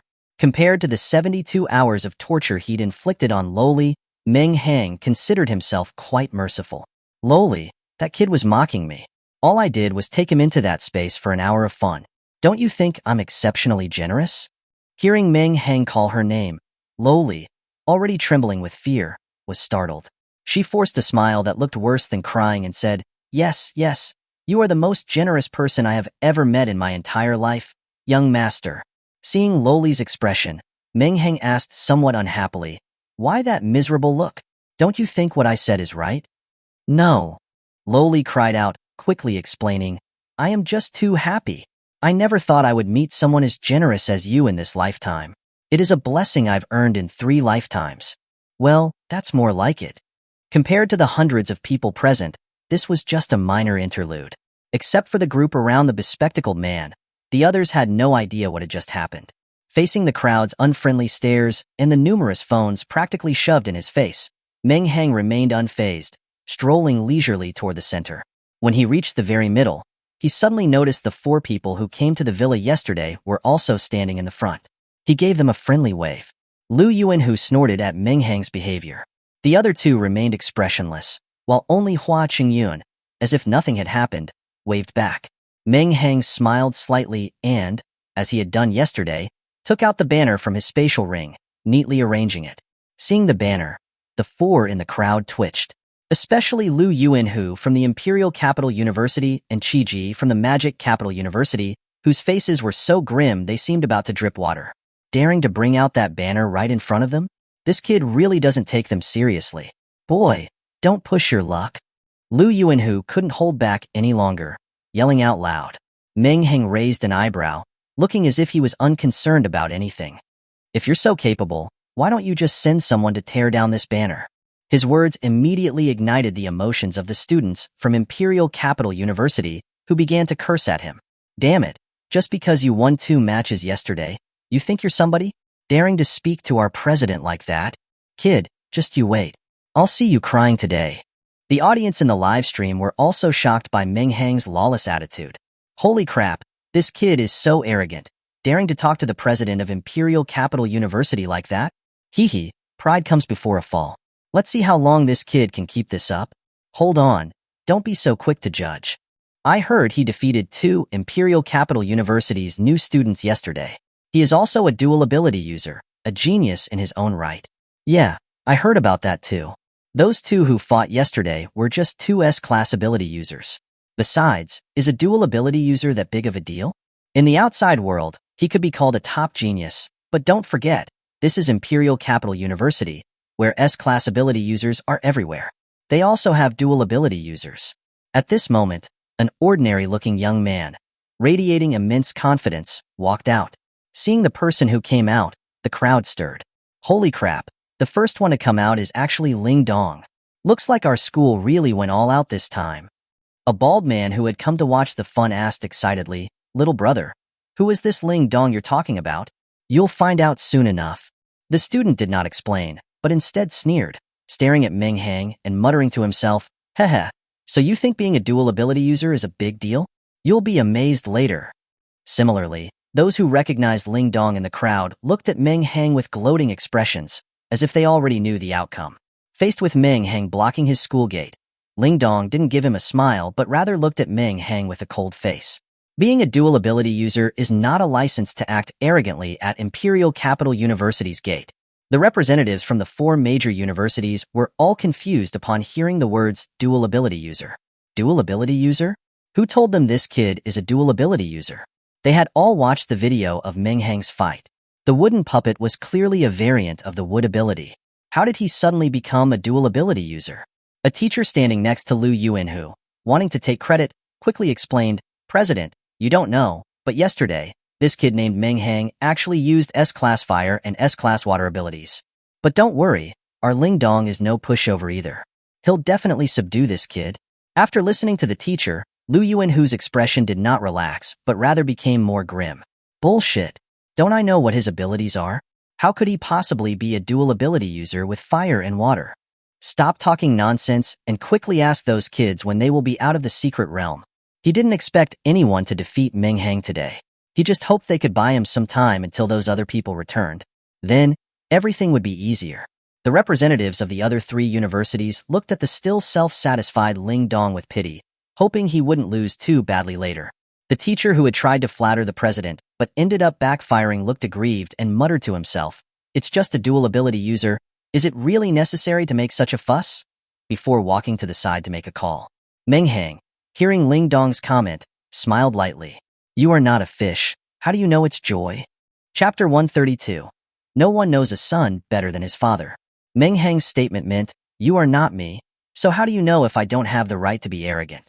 Faced with this age-old saying, Ling Dong didn't think for a moment before sneering and blurting out, "You are not me? How do you know I don't know the fish's joy?" What Ling Dong wanted to express was obvious to everyone, so there's no need to explain it. After saying this, he curled his lips into a smile. Ling Dong naturally knew what Meng Hang was going to say next, and he had already thought of how to mock him. No one knows a son better than his father. Meng Hang said calmly. Ling Dong's smug expression instantly froze on his face. His head was full of question marks, and he cursed internally. Why the hell didn't you follow the script? Seeing that he couldn't outwit Meng Hang verbally, Ling Dong stopped wasting words, snorted, and stomped his right foot hard on the ground. The soil and rocks beneath Meng Hang's feet began to swirl, and a huge earth spike appeared out of nowhere, thrusting directly at Meng Hang's lower body. Meng Hang didn't change his expression, smiled faintly, and with a flicker of movement, retreated a few meters, easily avoiding the attack. Ling Dong didn't expect to score a hit with just one attack, and he continued to mobilize the powerful mental energy in his mind. His eyes flashed brilliantly, and he shouted, "Mountain River Seal." The next moment, a miniature mountain silhouette appeared above Meng Hang's head. The silhouette gradually solidified, truly transforming into a mountain range suspended in the air, weighing several tons. Water flowed out from the top of the mountain range, and it became more and more turbulent, turning into a rushing river in the blink of an eye. Due to Ling Dong's current realm, the materialized mountain was not as large as a real mountain, but it still shocked everyone. Good lord, that mountain alone is enough to crush that kid, Meng Hang. As expected of Ling Dong, he can use his earth ability to this extent. A bystander who couldn't contain their shock said, "It's not just an earth ability. Did you not see the river on the mountain? This is a technique combined with both earth and water abilities, making the original mountain-suppressing seal even more powerful. With this move, Meng Hang is like a monkey under the Five Fingers Mountain, never being able to make any trouble. The four people at the front also showed a hint of surprise upon seeing this move.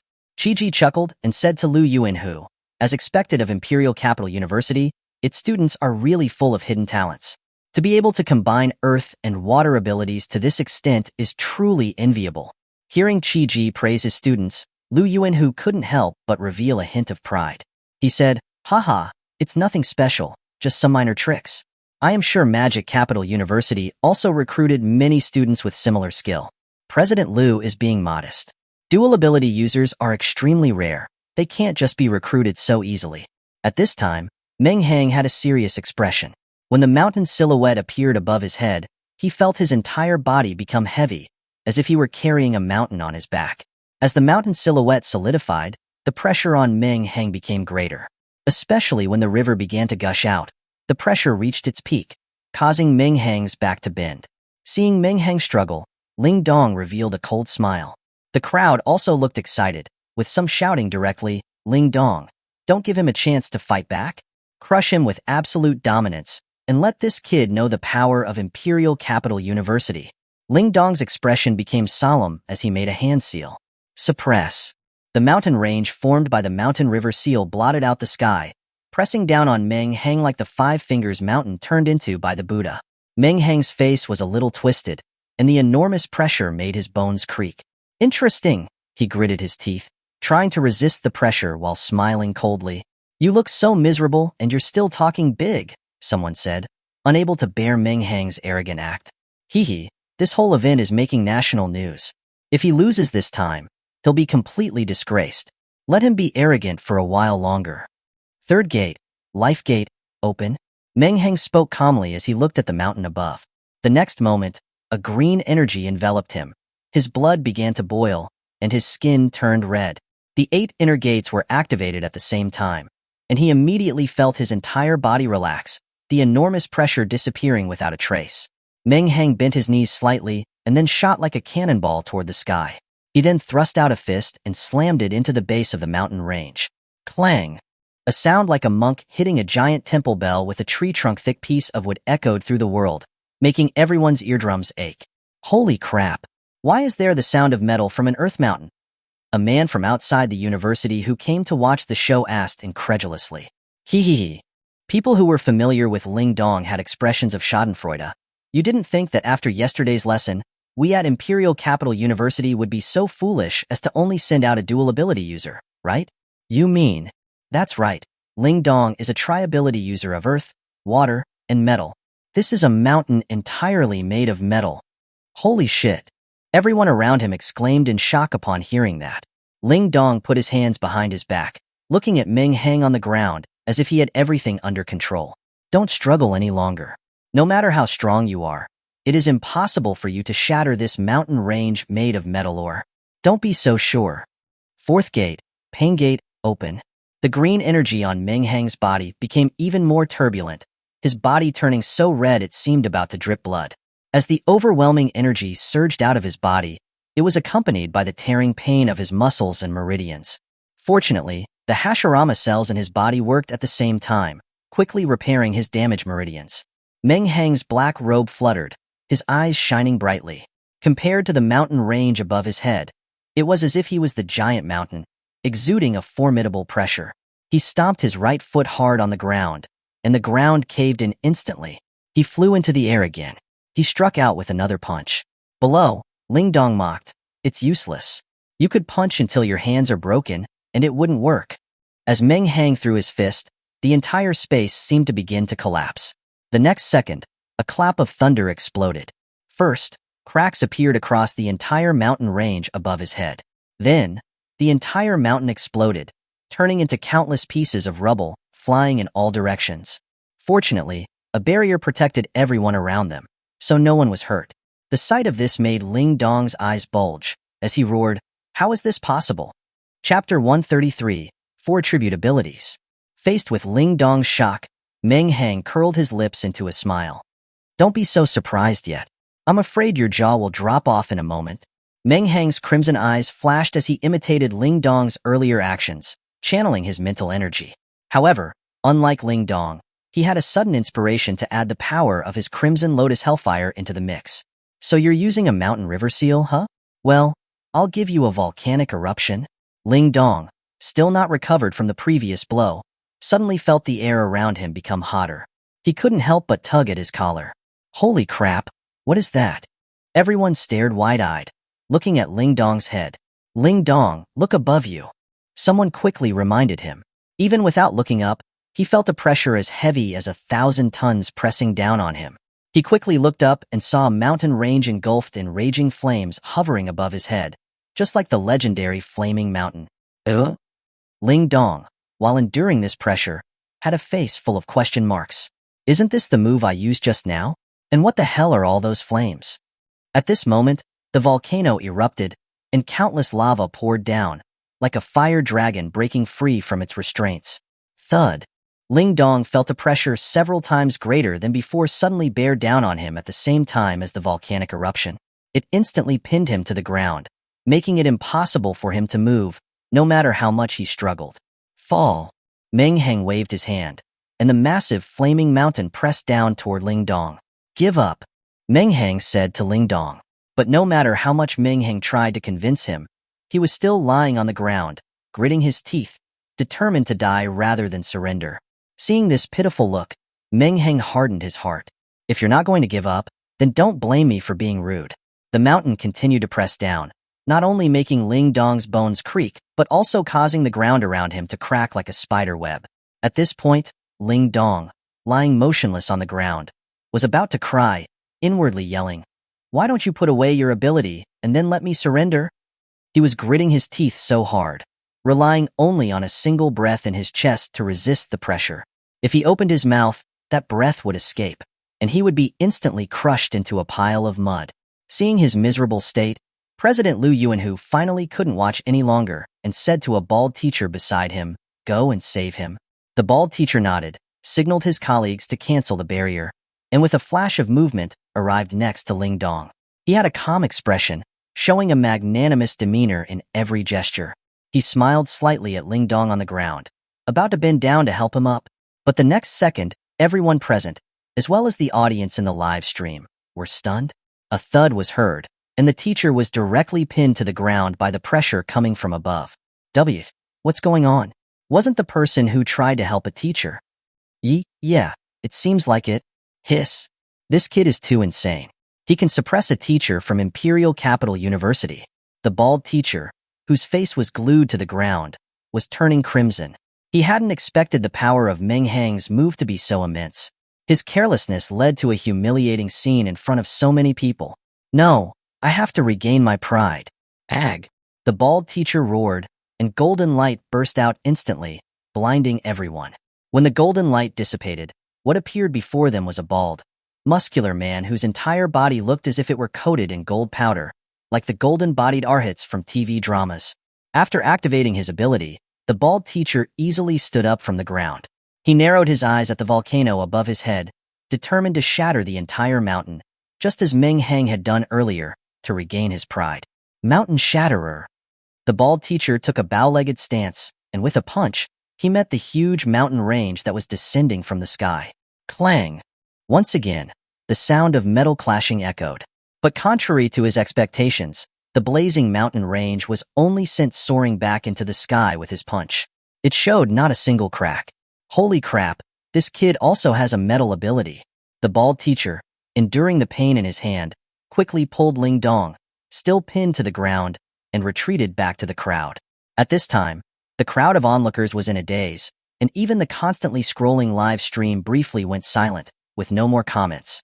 After almost a few minutes, someone confusedly asked the person next to them, "Dude, my brain is a bit hazy right now. How many abilities did this kid use in total?" "Seems like 3. Water, fire, earth, and that loud noise just now. It should be a metal ability." As they said this, the person's pupils instantly constricted. Holy F******. He's not a dual ability user. He's a quad ability user. Those words were like a spark that instantly ignited the still dazed crowd. Holy crap, a quad ability user. Where did this monster come from? There are always geniuses, but this year they're especially numerous. I've never heard of anyone possessing 4 abilities. How many good deeds would you have to do in a past life to experience something like this year? Speaking of which, does our school have any such monsters coming up? Are you dreaming? Someone with 4 abilities at the same time has never appeared before. Not only does our school not have one, but you can't find one among all 4 universities. Holy crap, so we're definitely going to lose? While the students at Imperial Capital University were furious yesterday, they were also extremely confident. But now, their belief in their school's invincibility began to waver. By this point, news of Meng Hang blocking the gate of Imperial Capital University had already spread like wildfire. In Cloudwater City, at the bottom of the old building where Meng Hang's house was located, someone had even set up a large outdoor screen. The neighbors nearby gathered with small stools to watch Meng Hang's live battle. When they saw Meng Hang suppress the first Imperial Capital University student, and even a teacher to the ground, the crowd cheered. Good job, little Meng. I always knew this child had potential since he was young. How about that? I told you I wasn't wrong. An old man with silver hair, wearing a white tank top, said excitedly. Old son is right. So what if his college entrance exam qualification was revoked? If it wasn't for Meng Hang going in and dealing with that 5th-tier bone demon? Before the old woman could finish, everyone quickly covered her mouth. Don't talk nonsense. City Lord Zhao has ordered that the events of that day must not be spoken of. The crowd calmed down and continued watching the live broadcast on the big screen. Chapter 134. Instant Kill? Meng Hang stood at the school gate, looking around. At this time, the faces of the students from Imperial Capital University were very unsightly, while the outsiders were full of excitement. Worth it. This trip is really worth it. I thought I was just coming to watch a clown show today, but I didn't expect to see a genius slaughtering all over Imperial Capital's gate. Who knows, he might really be like that person, beating the 4 major universities until they can't raise their heads. Bullshit. A student from another school finally couldn't take it anymore and yelled out loud. He's just a quad ability user. Imperial Capital University is full of experts. He can't make any waves. Hee, just a quad ability user? Sure sounds like your school has one just like him. Some people, due to Meng Hang's demonstrated strength, had already changed their attitude toward him and couldn't help but defend him. The student sneered and continued. If the quantity doesn't reach the quality, then what does it matter if he has 5 abilities? Just as he said these words, a small lowly with a baby face and even bangs walked out timidly. I'm here to challenge you. The little lowly stuttered. Holy crap, are there no more people at Imperial Capital University? Why are they sending out a little kid? If there's no one left, then just admit defeat. Is sending out a sacrifice fun? Everyone present, as well as the viewers in the live stream, began to mock. Wow, a lowly. So cute. Is it too late for me to adopt her right now? Of course, many perverts howled in the live stream. But the students at Imperial Capital University seemed not to have heard the mockery from the outsiders. They were staring at the little girl in the distance with shocked expressions. Hiss. Why is this monster out already? I heard that she was originally going to be the last one today. Why is she out already for the second match? Alas, plans can't keep up with changes. Who knew that kid was a quad ability user? Our plan from yesterday changed temporarily, so we can only send out the SS class Zhou now. Meng Hang also looked at the little lowly who was only about 5 feet tall and felt helpless. Little girl, are you sure you want to challenge me? The little lowly named Zhou tugged at her clothes and said with a flushed face, I'm not a little girl. My 19th birthday is next month. Okay, then, miss, can we start? We can. As soon as she finished speaking, the timid Zhou's temperament changed completely. She suddenly put on an arrogant, I'm the greatest demeanor. You little brat, you dare to block our school gate. You have a death wish. The audience and Meng Hang were all stunned. The perverts who had their eyes glued to the screen in the live stream were now howling in pain. What's going on? Where did my little lowly go?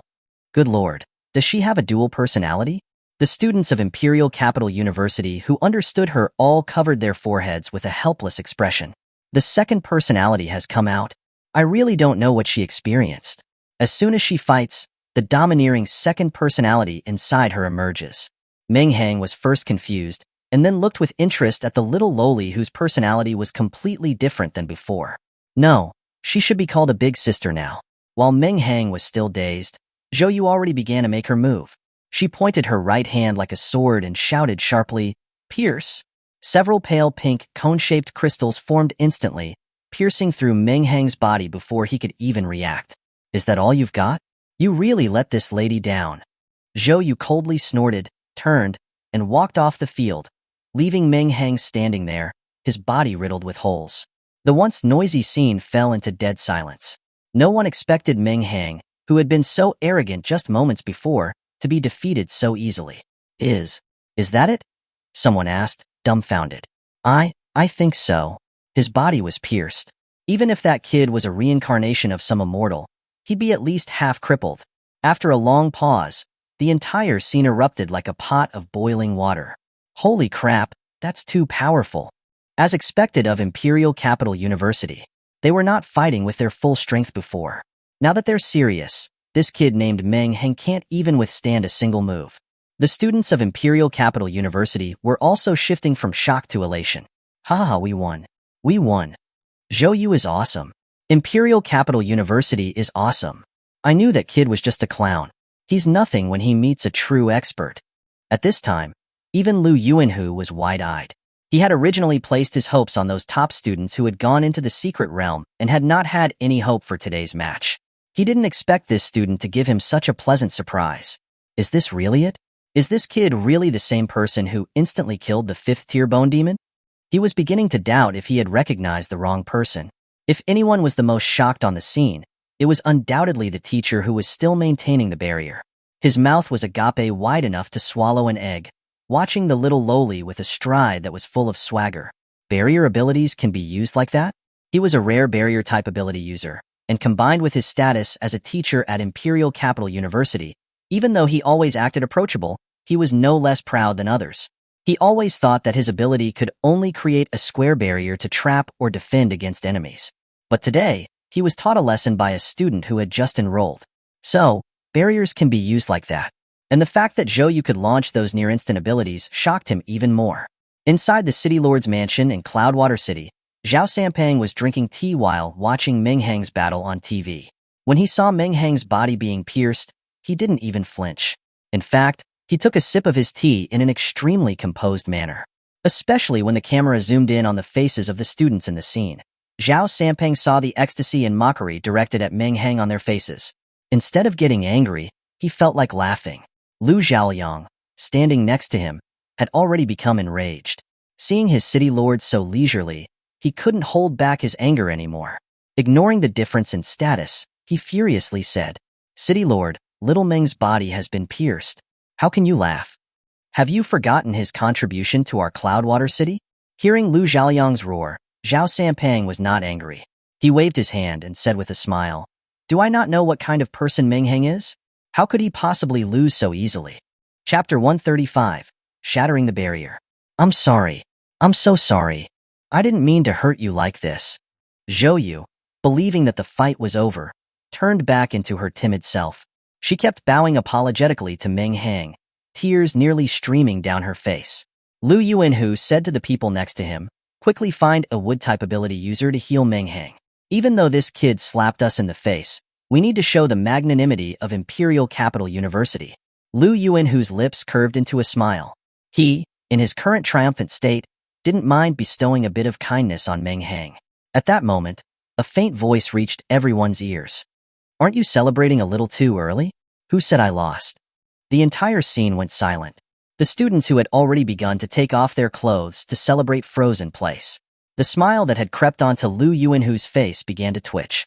Everyone mechanically turned their heads back toward the field. That's when they realized there wasn't even a single drop of blood on the ground. The pink, crystal-like cone objects were still piercing through Meng Hang's body, glittering dazzlingly under the sunlight. Yet, Meng Hang, who should have been gravely injured, calmly took a few steps forward, and the several cone-shaped crystals vanished without a trace. This bizarre scene made everyone's scalps tingle. They couldn't understand why this was happening. Is he even human? He took such heavy injuries, and yet he's completely fine. Not only that, but did you not notice that there isn't even a drop of blood on him? Hiss. That's right. He's maybe not human after all. When Zhou Yu saw Meng Hang unharmed, her teary-eyed, pitiful appearance instantly changed into one of arrogance. Good kid, not bad. I really thought you were just a paper tiger. Meng Hang also chuckled. Imperial Capital University really is full of hidden dragons and crouching tigers. I was almost taken in by your tricks. Meng Hang was actually telling the truth. He really hadn't expected this dual personality lowly to be so tricky, penetrating his body before he could even react. If it hadn't been for Kamui's passive ability, he really would have been caught in a trap. Hee hee, kid. Even if I don't know what kind of weird power you have, you still have to admit defeat in front of me. Having said that, she pointed her fingers like a sword again. A pink light flashed under Meng Hang's feet, and a rectangular barrier trapped him inside. The barrier was the same as the one the Imperial Capital University teacher had used. So fast. The audience members on the sidelines all felt a chill in their hearts. Meng Hang curiously knocked on the light barrier, producing a dull sound. Zhou said triumphantly, "Kid, give up? You experienced Teacher Li's barrier before. No matter how powerful the force impacting it, it won't have any effect. And the barrier I create is even stronger than his, definitely not weaker." Bang! Meng Hang, not believing it, slammed a fist into the light barrier. He felt like he had hit a heavy stone door, incredibly sturdy. He shook his slightly aching right hand and said with a rogue expression, "I admit, you have a few tricks up your sleeve, but not many. I can't get out, but you can't hit me either, so let's just stay like this." "Himph, you are a frog in a well, what do you know? I'll give you one more chance, surrender. I won't be able to control the force of that attack later. If I accidentally kill you, it will be hard to explain." Zhou coldly snorted. "Hee hee, the person who can kill me hasn't been born yet." Meng Hang raised an eyebrow and said provocatively, "Holy crap, dude. How can you be such a braggart?" Someone couldn't help but shout out. Zhou took out a cigarette from who knows where, lit it, took a deep drag, and then blew out a smoke ring. "Kid, I wouldn't dare to be this arrogant. Who gave you the courage?" "I did, of course." The system, who hadn't appeared for a long time, shouted loudly. "Extinguish." Zhou blew out another smoke ring. Her baby face coupled with the big sister demeanor was truly a feast for the eyes. Just as she softly said that word, the pink barrier surrounding Meng Hang quickly contracted, about to compress Meng Hang into a pile of flesh. Crap! Meng Hang's face changed, and he quickly raised both hands to the sky, forcefully preventing the barrier from shrinking. Seeing this, a hint of contempt appeared in Zhou eyes. She simply made a fist with her right hand, and the barrier that had just been held back by Meng Hang quickly contracted again. "Give up, or you won't even be left as a pile of mashed meat in a moment." "Hee hee, you underestimate me too much." The 8 inner gates, the 4th gate, open. Green energy enveloped Meng Hang's entire body, and endless power filled him. His body, which had been slightly bent by the squeezing barrier, suddenly straightened, and the rapidly contracting barrier was pushed back open again. Zhou's pupils constricted, and a serious expression appeared on her face. Her temples pulsed with veins as she yelled, "Explode!" wanting to crush Meng Hang again. However, Meng Hang, who had activated the 4th gate of the 8 inner gates, was like a god of war. How could he let her have her way? Meng Hang raised one hand to the sky and slammed a fist onto the barrier. Boom! A dull and thunderous sound that seemed to strike everyone's heart made their faces pale and their hearts tremble. Boom! Boom! Boom! Then, one sound after another came, each one seeming to match the heartbeat of everyone present. Some people who were weaker had already begun to bleed from the corners of their mouths and ears and collapsed to the ground in pain. No one knew how many times Meng Hang punched, but the barrier was already covered in spiderweb-like cracks. With the final punch, the entire barrier finally couldn't withstand Meng Hang's force. It shattered like glass, falling to the ground and disappearing. The people who had collapsed on the ground quickly took out pills and sat down to meditate and adjust their breathing. At this time, the way they looked at Meng Hang no longer contained mockery and anger, but only fear and confusion. "Power type?" someone asked weakly. "Don't be ridiculous. He's already a quad ability user. How can he still awaken a power type ability? If he's not a power type, how could he shatter the barrier with his physical strength alone? You are an S-class power type. You have the most say. Do you think it's possible?" No way. Not even an SS-class power type could do that, I don't think. Where exactly did this monster, Meng Hang, come from? Zhou spat out a mouthful of blood. Her face was pale as gold paper, and she stared at Meng Hang in terror. How is this possible? Even a power-type ability user couldn't shatter my barrier with physical strength. How did you do it? Chapter 136, Frightening the Lowly Unconscious. Meng Hang didn't answer her question, but instead walked towards her step by step. Hee. You had fun hitting me just now, didn't you? Meng Hang said with a sinister smile, his black robe fluttering without any wind. An eerie aura filled the air. Seeing him walking towards her, Zhou Yu's usually arrogant second personality actually shivered. I'm not fighting anymore. I'm not. It's all yours now. Zhou Yu cried in terror. Her expression changed instantly, and her first personality's pitiful appearance returned.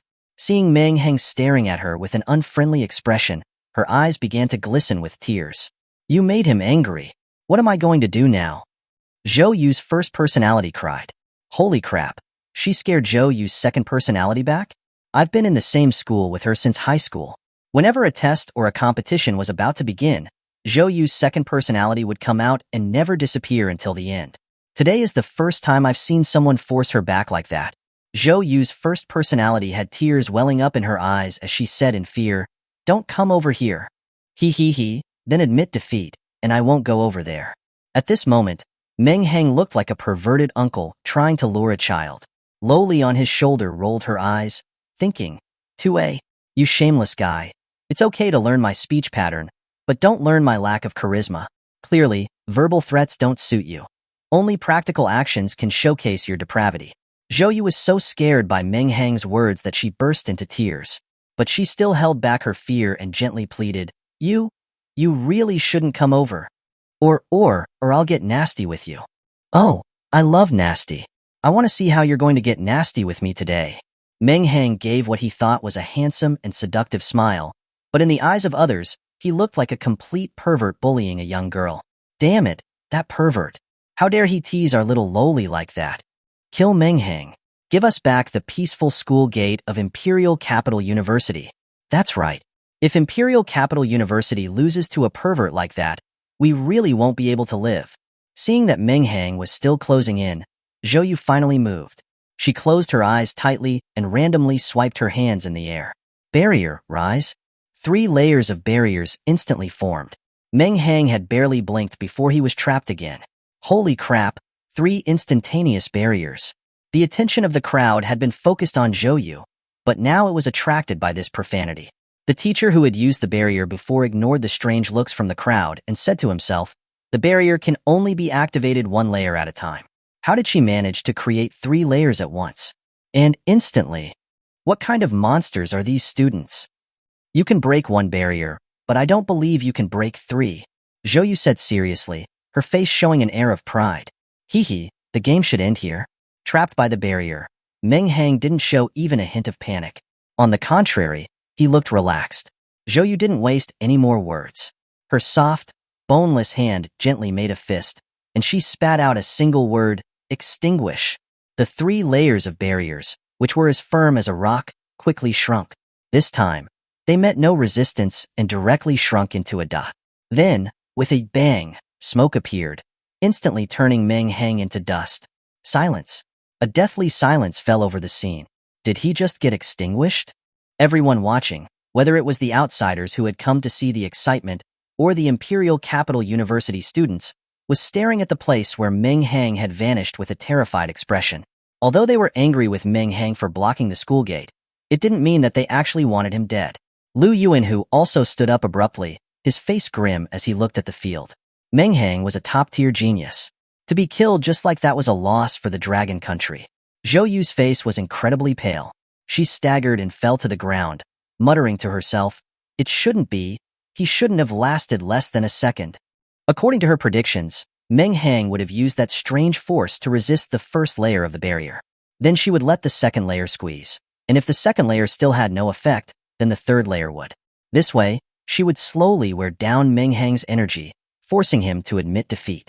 But she didn't expect Meng Hang, who had been so powerful just a moment ago, to be squeezed into nothingness in less than a second. Zhou Yu clutched her heart, her conscience stricken with guilt. She only wanted to bring glory to the school and never wanted to kill anyone. Crystal-clear tears dripped onto the ground, scattering into countless droplets. Just then, a warm breath appeared beside her ear, making it tingle. But at this time, this feeling held no hint of romance. Instead, Zhou felt as if countless bugs were crawling all over her body, causing goosebumps to erupt all over her skin. Little girl, you are so cruel. I died so horribly, an eerie and resentful voice rang out, causing Zhou to shudder again. Her pupils constricted as she mechanically turned her head around. The next moment, what entered Zhou's eyes was a handsome, yet somehow terrifyingly sinister face. And this face had a hideous smile on its lips. It was the face of Meng Hang, who should have been dead without a doubt. How did he appear behind me? Zhou was so shocked by the strangeness of this scene that she forgot to scream and just thought that. She continued to turn her head to look behind her. That's when she discovered that Meng Hang had actually emerged from behind her. Good friends, back to back, how sweet. We can be together forever. Meng Hang's resentful voice came again, making Zhou's already pale face even paler. She felt like a poisonous snake was slithering all over her, and its wet, slippery touch made her want to escape from this place immediately.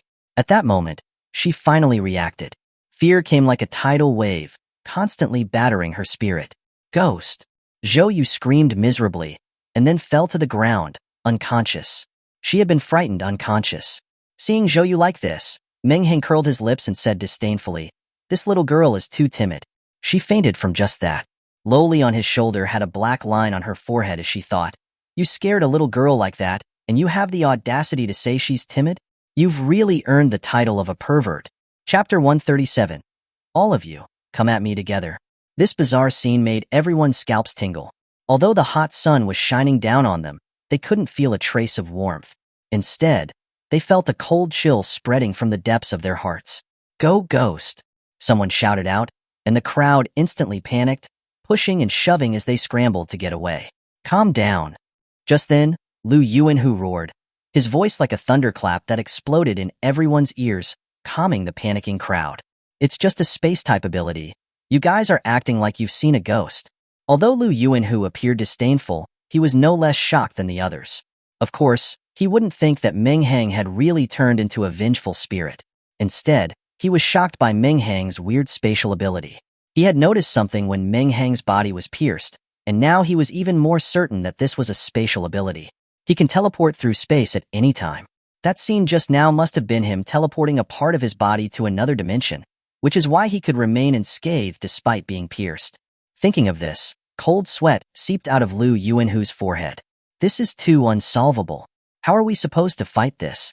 Could it be that our imperial capital university will become a stepping stone once more, setting up the rise of a genius? Lin Luoxue thought, somewhat unwillingly. When the crowd heard the president of Imperial Capital University say that Meng Hang was not a ghost, they breathed a sigh of relief. However, they still looked at Meng Hang on the stage with a bit of skepticism, afraid to take a step forward. It wasn't until someone in the crowd shouted, "Look, he has a shadow. He's really not a ghost," that the crowd truly relaxed and began to talk amongst themselves. Good lord, it was a space-type ability. I was so close to being scared to death. Yeah, this kid's mind is really twisted. He's playing it so perverted. Look how scared he made that little loli. I often feel inferior because I'm not perverted enough. Wait a minute, didn't President Liu just say something about a space-type ability? I think so. The crowd fell silent again. They didn't know what expression to use to face the shock that Meng Hang had brought them. "I'm tired, let's just destroy everything," someone said despairingly. "Is there any justice left?" A quad ability user, plus at least an SS-class power-type ability, and now this extremely rare space-type ability. You can't even open hacks this way. Is he the illegitimate son of God? There's no point in fighting this. Imperial Capital University, just surrender already. Even Zhao Shanhe didn't completely crush Imperial Capital University like this, did he? It's different. Zhao Shanhe let you unleash 1,000 different abilities, but he remained unmoving.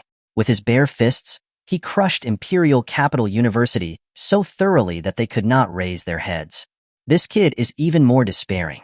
He always uses an unexpected ability, crushing us in the abilities that we are proud of and slapping us in the face. Now he's got that weird spatial ability. No magic or physical attack can hurt him, so there's no point in fighting. A student from Imperial Capital University said despairingly. "Not necessarily. Don't forget that our top people haven't come back yet," another student said with gritted teeth, unwilling to accept defeat. Meng Hang calmly walked out of Zhou's body. A teacher quickly picked up Zhou, who was still unconscious, thinking, "Poor child. to meet such a pervert. You've had it rough. Meng Hang stood at the school gate, looking at the crowd. He showed no intention of resting and said, "Who's next?" Silence fell again. Everyone looked at each other, completely dumbfounded. They had lost all their initial enthusiasm. Now, their eyes held a hint of fear when they looked at Meng Hang. At this moment, Meng Hang alone was like a million-strong army blocking the gate of Imperial Capital University, pressing the students down so they couldn't even raise their heads. It's over. Imperial Capital University is completely done for this time, someone online said excitedly. How many years has it been since someone humiliated Imperial Capital University like this? Looking at the crowd in front of him in a state of shock, Meng Hang sneered disdainfully. Is this Imperial Capital University, one of the top universities in Dragon Country? You guys are too disappointing. It's only the second day that I'm blocking your gate, and no one dares to come out and fight. Hearing his mockery, the students and teachers of Imperial Capital University were all furious, their faces turning red. However, they could do nothing about it. At this time, Meng Hang merely had to stand there, and no one dared to step forward. This was simply a disgrace to the entire Imperial Capital University. Meng Hang shook his head disappointedly. All right, how about this? I won't limit my challenges to this year's new students. Everyone here, as long as you are from Imperial Capital University, including the teachers, anyone can come and challenge me. He tilted his head and thought for a moment, then continued, Nah, forget it. That's too much trouble. The readers have been waiting impatiently for a while now. I won't waste any more time. All of you, come at me together. Hearing this, everyone's faces became even uglier. Meng Hang's words were more infuriating than saying that no one at Imperial Capital University was capable. There were hundreds of students from Imperial Capital University alone. You want to challenge hundreds of people by yourself? Even Zhao Shanhe wouldn't have dared to make such a bold claim. So who do you think you are? Hiss. This kid is getting a little cocky, someone in the online comments said. Sigh, why bother? He's already shattered the confidence of the students at Imperial Capital University. Unless something unexpected happens, starting today, Meng Hang's fame will shake the whole of Dragon Country. This behavior is useless. If he loses, all the prestige he has accumulated will disappear. Zhao Sanpeng, in front of the TV, also shook his head speechlessly. That brat is getting too cocky. There are hundreds of Imperial Capital University students there. They could drown him with their spit alone. The hundreds of students from Imperial Capital University had bloodshot eyes, staring intently at Meng Hang with clenched teeth. When had they ever suffered such humiliation? Meng Hang, think this through. You really dare to face all of us alone? Someone yelled loudly. Why so much nonsense? Do you dare to accept or not? Let's King go. The crowd grew furious and their faces contorted with rage. I can't take it anymore. I don't care about my pride anymore. I'm going to beat that kid up first. All right, let's do it. All the students of Imperial Capital University took a few steps forward, united against Meng Hang. The crowd that had come to watch the show all retreated tacitly, not wanting to get caught up in this battle. Chapter 138. 1 against 100. Holy crap. Holy crap. I can't believe I got to witness a scene like this that's only seen once in a century. Setting everything else aside, I really admire this kid's arrogance. He actually dared to say such a thing in front of so many people. At this time, all of Dragon Country was glued to their screens, everyone stopping what they were doing to watch the fight. Their eyes flashed with an unusual light. Although they didn't believe that Meng Hang could challenge the entire Imperial Capital University by himself, they still had a bit of hope. What if he actually succeeded? That would be an unprecedented feat. The sensation that Meng Hang had caused this time was even greater than the one caused by Zhao Shanhe back then. Since ancient times, who has dared to challenge hundreds of Imperial Capital University students alone? And simultaneously, Lu Yuanhu's face was extremely ugly, but to prevent any accidents, he had 4 barrier-type teachers stand at the 4 corners. A gigantic barrier appeared, enveloping hundreds of people including Meng Hang. Begin! Lu Yuanhu roared, as if trying to unleash all of his anger. In an instant, hundreds of people simultaneously mobilized their mental energy, forming an ocean of mental power that warped the air above them. The various elemental attributes in the air were summoned, and the whole space began to turn turbulent. Winds howled past, flames ignited out of thin air, and the ground began to rumble as if an earth dragon had turned over. Hundreds of people simultaneously unleashed their abilities, making the entire barrier seem like the end of the world. Watching this terrifying scene, Those who were following the fight couldn't help but feel their scalps tingle. This is too terrifying. Is this really the scene created by hundreds of people attacking at the same time? Meng Hang is too reckless. How can he possibly deal with such a terrifying attack all by himself? Sigh. I can only pray that he doesn't get overwhelmed and die in this crazy barrage. Faced with this immense pressure that felt like a natural disaster, Meng Hang didn't panic. On the contrary, he looked like a wolf amongst a flock of sheep, revealing a greedy expression. Hee hee, ignorant humans, today I will let you experience the terror of with style. Lowly on his shoulder was completely stunned. It sounded like a demon god that descended into the world was talking to the humans. What kind of being am I following? Meng Hang's face turned serious as he clapped his hands together. With style, advent of a world of trees. In an instant, the ground began to roll and countless massive vines, like octopus tentacles, burst out from the earth. Holy crap, what is this? Everyone stumbled, their eyes showing horror at the sight of the vines rising from the ground. Wind blades, fireballs, ice cones. No one dared to hesitate and immediately unleashed their abilities at the vines.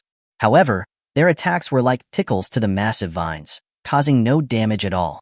The vines, like countless pythons, tightly bound everyone in the barrier, wrapping them up and carrying them into the air. The entangled students were still unwilling to give up and directly took out their weapons from their spatial rings, hacking hard at the vines. Wood chips flew everywhere, and a glimmer of hope appeared in some people's eyes as they tried to cut through the vines again. However, the next second, the places where the vines were cut healed perfectly, and the binding force increased.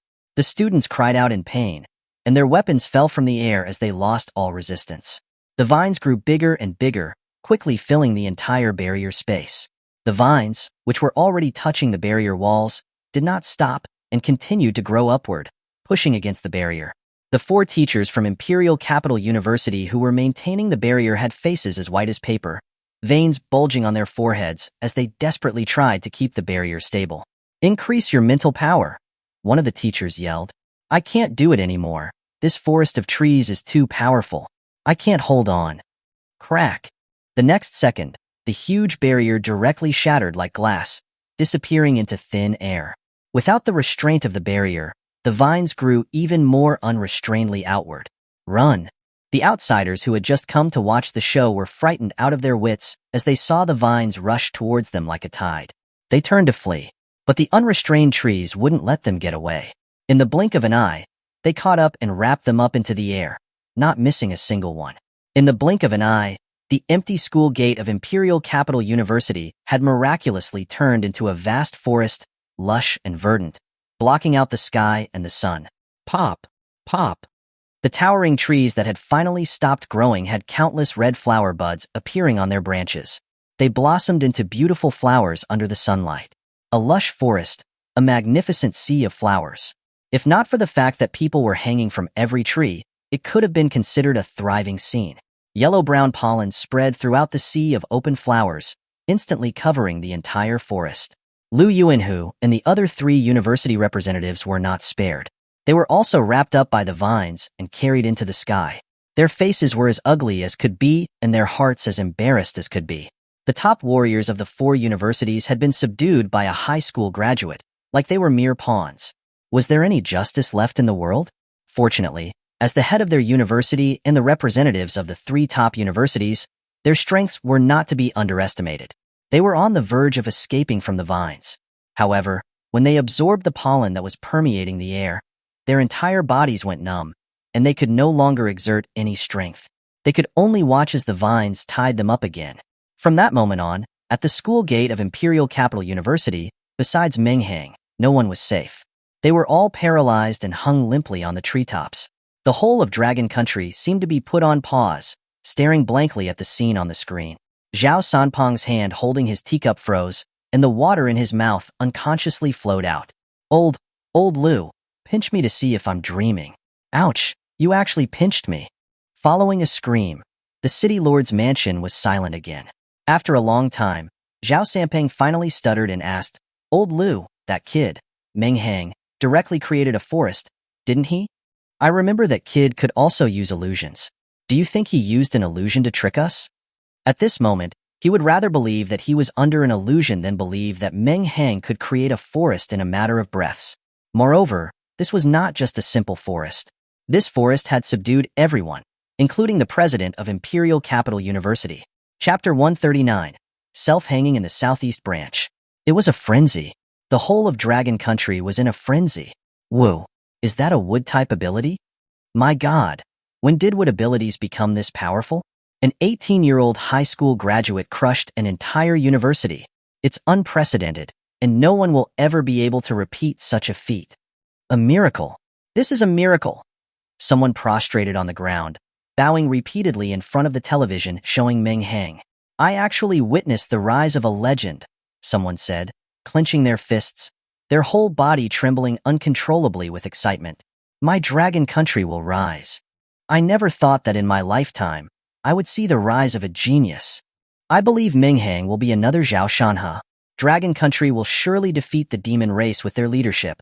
An old man with white hair said excitedly, leaning heavily on his cane. No, even Zhao Shanhe didn't achieve this level back then. His future achievements might even surpass Zhao Shanhe, another old man said Jidong Ly. Inside a simple room in the imperial capital, an old man with thinning hair looked at Meng Hang on the television with a sense of helplessness. That brat, all my efforts in trying to keep his strength a secret were in vain. Now, the entire Dragon Country knows about this monster. Duan He, in his military uniform, frowned tightly. He clearly did not approve of Meng Hang's high profile. The tallest tree in the forest catches the wind. Meng Hang is acting with no mercy. The big families won't let him go. Old Kong, do you want me to warn them? Tell them to stop doing small tricks in private? The old man, who was called Old Kong, shook his head. A cold glint flashed in his cloudy eyes. In these past 2 years, the families in the imperial capital have been looking down on this old man. On the surface, they're nothing, but in secret they're becoming more and more rampant. The war in the front is raging and this old fossil, can't even manage such a small thing as the nation's internal affairs. The families, the Wuxing sect, the Dark Pavilion, all the mice are poking their heads out. Let them cause trouble. The more chaotic they become, the more thorough the cleanup will be in the end. As for this kid, since he likes causing trouble, then let him go wild. If he ends up dying at the hands of any of these forces, then that can only prove his luck was bad. A genius who dies is not a true genius. What's more, Zhao Shanhe came up this way back in the day. This kid is even more of a monster than Zhao Shanhe. Which family would be so blind as to provoke him? They would only be courting death. It'll also save us from having to act. Jinyuan City. Zhao Shanhe, who had just finished a battle, seemed to have just bathed in blood, with drops of viscous blood constantly falling from his armor. Every step he took left a crimson blood footprint on the ground. He returned to the city lord's mansion, and before he could take off his armor, a guard rushed up to him. City Lord, according to the latest news, something shocking has happened within Dragon Country. Hearing the guard say this, Zhao Shanhe sneered disdainfully. What kind of shocking event could have occurred within Dragon Country? Those few mice can't overturn the sky. If it weren't for the fact that I have to watch over those beasts on the other side that keep coming out, I would have gone back and destroyed their rat holes. This incident is more or less related to you, the guard said somewhat awkwardly. Hearing him say this, Zhao Shanhe raised an eyebrow. Do you remember that Meng Hang from back then? Zhao Shanhe thought for a moment before saying, You mean the kid who had his college entrance exam qualification revoked? The guard nodded excitedly. What happened to that kid? The guard said excitedly, He actually copied you from back then and went to block the gate of Imperial Capital University. Hearing him say this, Zhao Shanhe was clearly stunned, then revealed an expression of joy. Haha, good. I knew then that this kid had my spirit. I was indeed not wrong. The young people nowadays don't have any spine. Even if they know they can't win, what's wrong with fighting anyway? But the students of Imperial Capital University do have some skill. How many rounds did that kid, Meng Hang, manage to last? He has been blocking the gate for 2 days. So far, he hasn't lost. Zhao Shanhe was clearly surprised. He hadn't expected the kid called Meng Hang to last this long. While he does have some strength, he's still lacking compared to me back then. Back then, in front of Imperial Capital University's gate, I punched them one by one, and made all of those freshmen not even dare to raise their heads.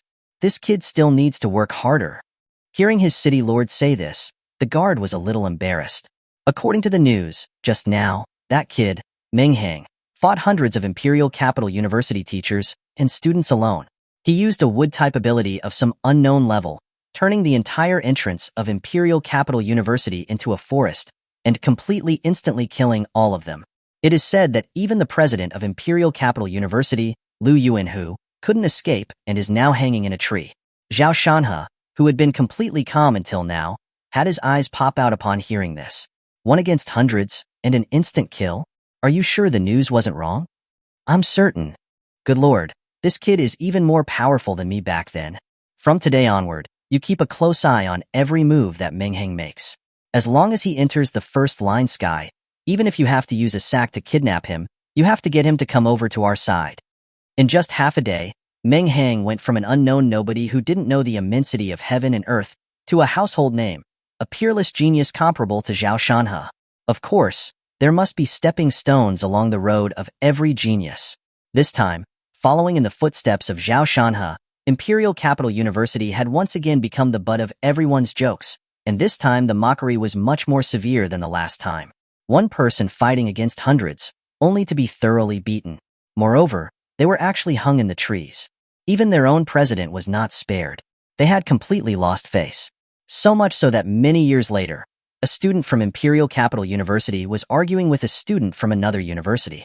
How dare you, a student from a second-rate university, mock my Imperial Capital University?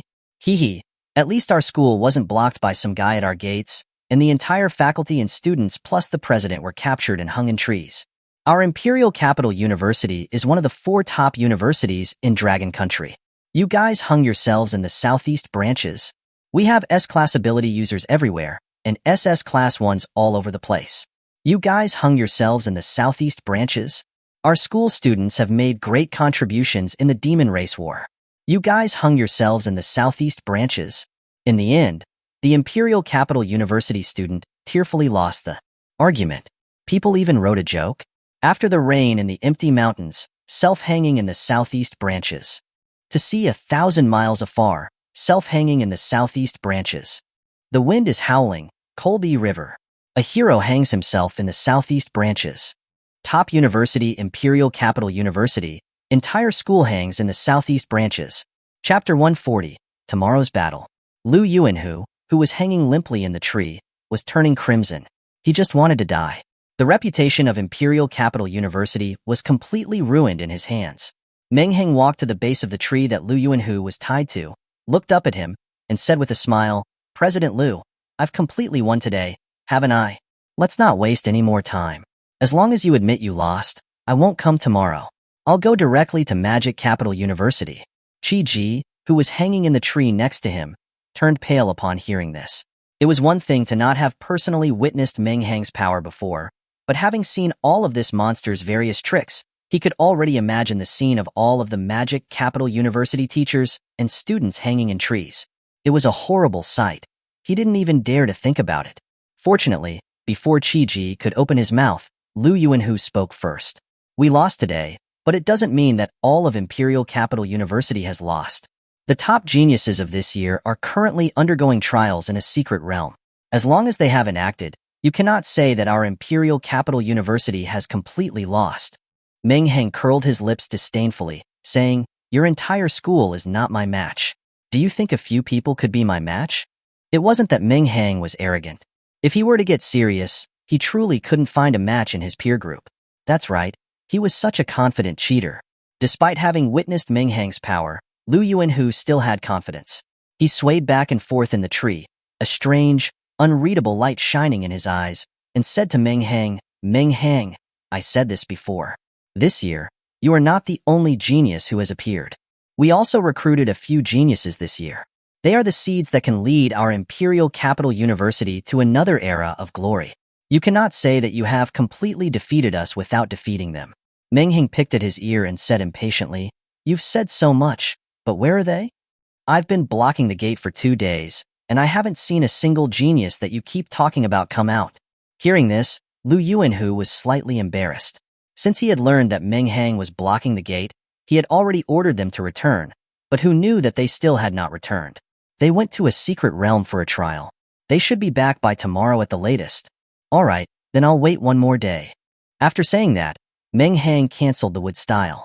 The lush forest in front of Imperial Capital University's gate instantly disappeared, leaving behind only a mess of ground that had been battered by the vines. The hundreds of people hanging in the trees fell to the ground like ripe ginseng fruits, one after another. Although the forest had disappeared, the poison from the pollen they had absorbed had not.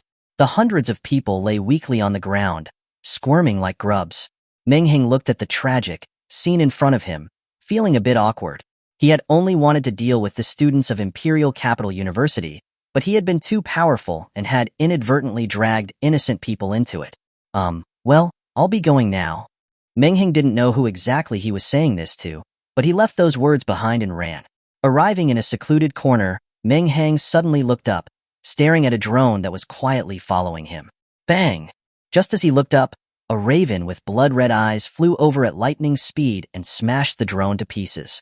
Meng Hang looked around again to make sure that there were no more surveillance and then took a step, disappearing into thin air. When he reappeared, he was already back in the villa. Fatty? Venerable Master Liao Shan?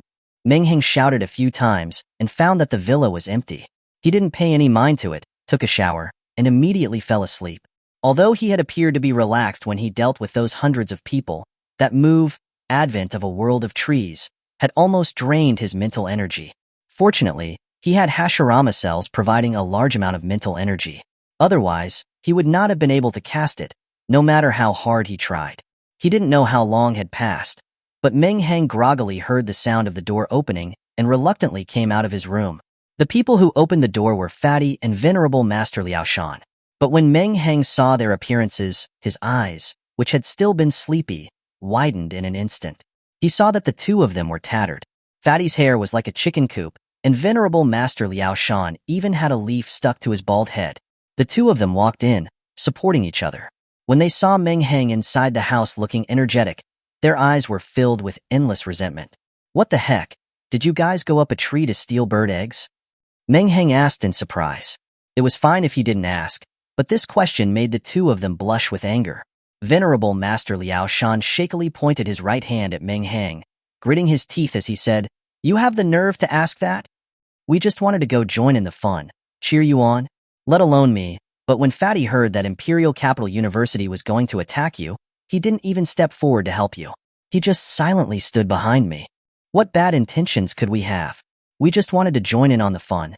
But you, without caring about anything, you directly wrapped us up with those students and dragged us up into the trees. I even saw a drone used for live streaming come up to my face for a close-up. Disgrace. A complete disgrace. I have never been insulted this much in all these years, but today I have fallen into your hands. Also, that pollen that was spread throughout the forest made us weak all over. Do you know how we managed to come back? Meng Hang was cut off before he could even finish one sentence as Venerable Master Liao Shan bombarded him with a barrage of complaints. Hearing this, Meng Hang finally understood that these two were among the hundreds of people that were hung in the trees. I really didn't do it on purpose, Meng Hang weakly tried to explain. In the end, Fatty and Venerable Master Liao Shan demanded a free meal from Meng Hang, and that was the end of it. At the same time, in the Hua family mansion, Hua Hongjin and Ruan Hong were looking at each other, while Ruan Su and Hua Qiu, who were standing behind them, wore expressions of terror. How is it possible? How could he be so strong? Hua Qiu murmured in disbelief. He knew that Meng Hang was strong, but he just thought that he was slightly stronger than him. Compared to those real geniuses in his school, he was still miles away. But after watching the video today, Hua Qiu realized that he was wrong, completely wrong. Meng Hang was a complete monster. He couldn't even muster the slightest intention to fight him anymore. But that didn't mean that he wasn't jealous. I can't compare with the Yi family's Yi fan, but what gives a country bumpkin from a third-tier city the right to be so strong? Hua Hongjin and Ruan Hong looked at each other, and both saw the intention to retreat in each other's eyes. This kid is a bit too heaven-defying. Perhaps we should just let go of the idea of dealing with him. Hua Hongjin spoke first. These words were in line with what Ruan Hong was thinking, so he immediately said, "That's right. Even if we can't befriend him, we shouldn't offend him." Chapter 141. A United Front. Hearing the conversation between the two elders, Hua Qiu, who had been stunned at the back, grew increasingly grim. If Meng Hang wasn't dead, wouldn't he have to live in his shadow forever? Grandfather, This matter can't just be left like this. Before Huachio could react, Ruan-su cried out first. That bastard almost killed me with a knife. Are you really going to stand by and watch your granddaughter be humiliated like this, grandfather? Faced with his precious granddaughter's tearful plea, Ruan Hong sighed helplessly. Ruaner, you're not a child anymore. You need to think about the family. There are some people you can provoke, but others you absolutely can't. Meng Hang is now fully established. If we attack him, we could drag the entire Ruan family down. We have to prioritize the big picture. Seeing that her usually doting grandfather wasn't taking her side this time, Ruan-su's spoiled princess temper, nurtured since childhood, flared up. She even pulled out a dagger and held it to her throat, shouting hysterically at Ruan Hong. I don't care. I don't care. I'm going to make that little beast die. If he doesn't die, I'll die right here in front of you. Absurd. What kind of behavior is this? Ruan Hong was so furious with his granddaughter that his beard stood on end. He glared at Ruan-su with wide, angry eyes and roared. Ruan-su trembled in fear. She had never seen her grandfather so angry with her before. At the same time, a surge of resentment rose in her heart. Meng Hang, it's all because of you that grandfather is so mad at me. I want you dead. You have to die. Thinking this, she hardened her heart and plunged the dagger into the flesh of her neck, causing bright red blood to flow. Seeing that his granddaughter was actually going through with it, Ruan Hong immediately deflated, like a punctured balloon. He hurriedly tried to stop her. No, no, my precious girl. I promise you, all right? Is that what you want? Grandfather, you can't lie to me, Ruan-su said, tears streaming down her face as she clutched the dagger tightly. When has grandfather ever lied to you? Ruan Hong said, and with a helpless sigh he bowed slightly towards Hua Hongjin standing beside him. I apologize for this display in front of Chief Hua. She's my only precious granddaughter. Since she's going to resort to killing herself, then my Ruan family will take Meng Hang's life. Ah, Chief Ruan, what are you saying? Hua Hongjin replied smoothly, his mind working fast. We're all old men now. We can say that our entire family business is all for the younger generation. I understand. Though Hua Hongjin said this on the surface, he was secretly overjoyed. Having the Ruan family deal with that little monster was something he'd willingly let happen without lifting a finger himself. Ruan Hong, that old fox, naturally understood what Hua Hongjin was thinking. He just snorted inwardly. At this moment, Huachio, who hadn't said anything so far, finally couldn't hold back any longer. It was unclear whether he was clever or truly foolish. Having witnessed Meng Hang's strength today, Huachio felt that the Ruan family alone might not be enough, so he wanted to have his own family join in, thus ensuring a greater chance of success. Steeling his heart, he spoke to Hua Hongjin. Father, there's something I haven't told you. Actually, a few days ago, I hired people from the Dark Pavilion to assassinate Meng Hang, but they failed. What? Hua Hongjin's previously complacent expression changed abruptly, and he slammed his hand on the table, rising to his feet. Where did you get the dark web contact information? Yi Yun of the Yi family gave it to me. Why didn't you tell me about something like this at the time? Hua Hongjin asked, enraged, staring at his useless son. Huachio, not expecting his father to get so angry, stammered, at the time, I didn't know he was so strong.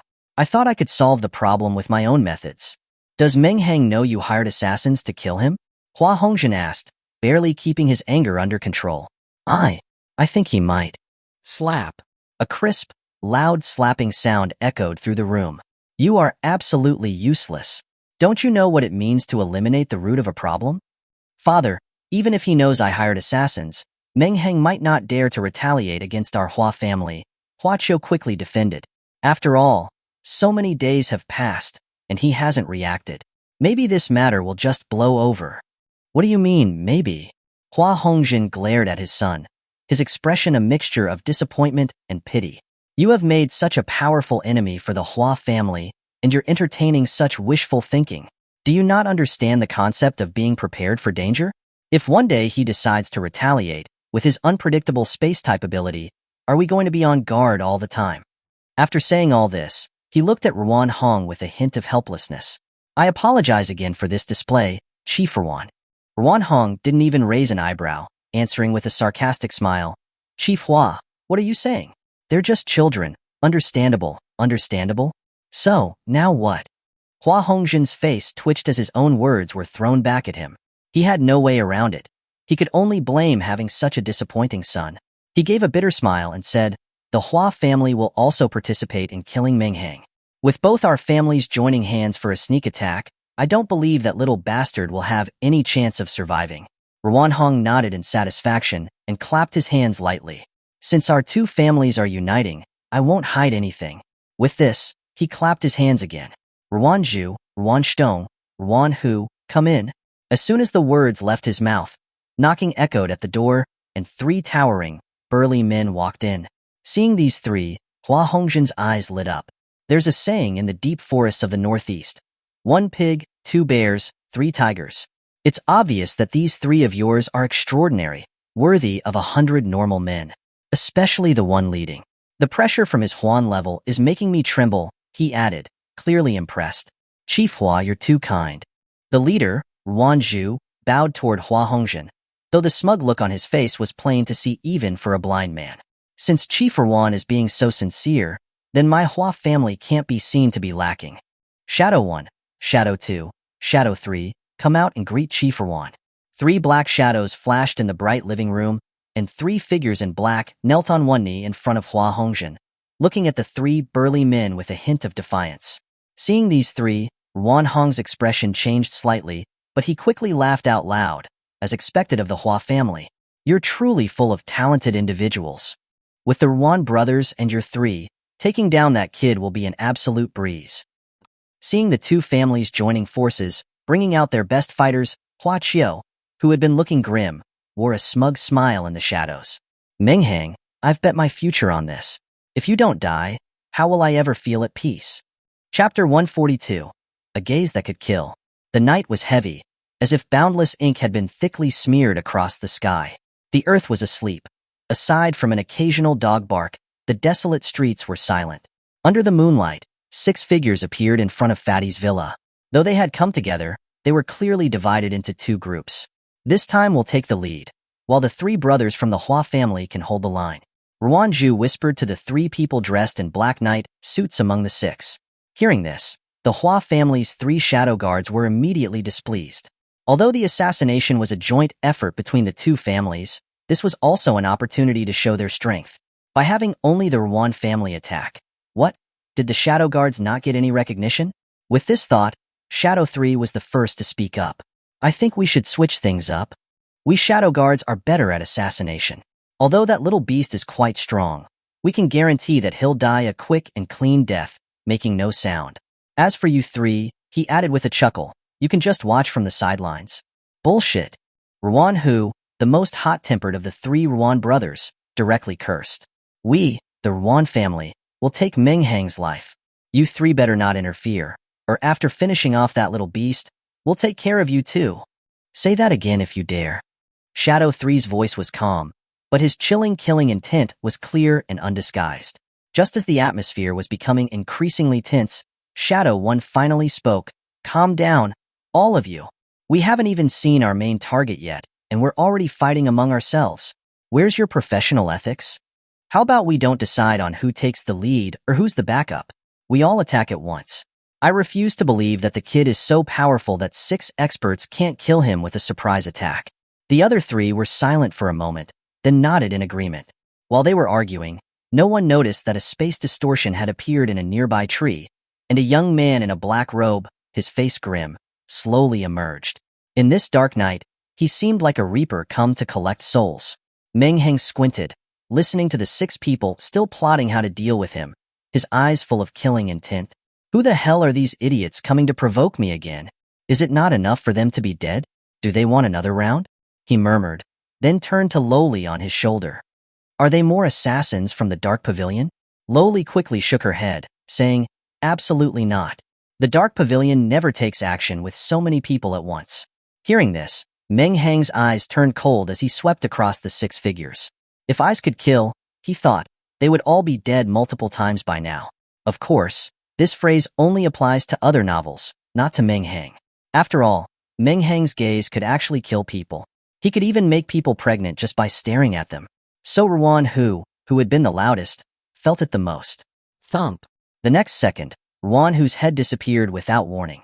Fresh blood gushed out like a geyser, spraying all over the remaining 5.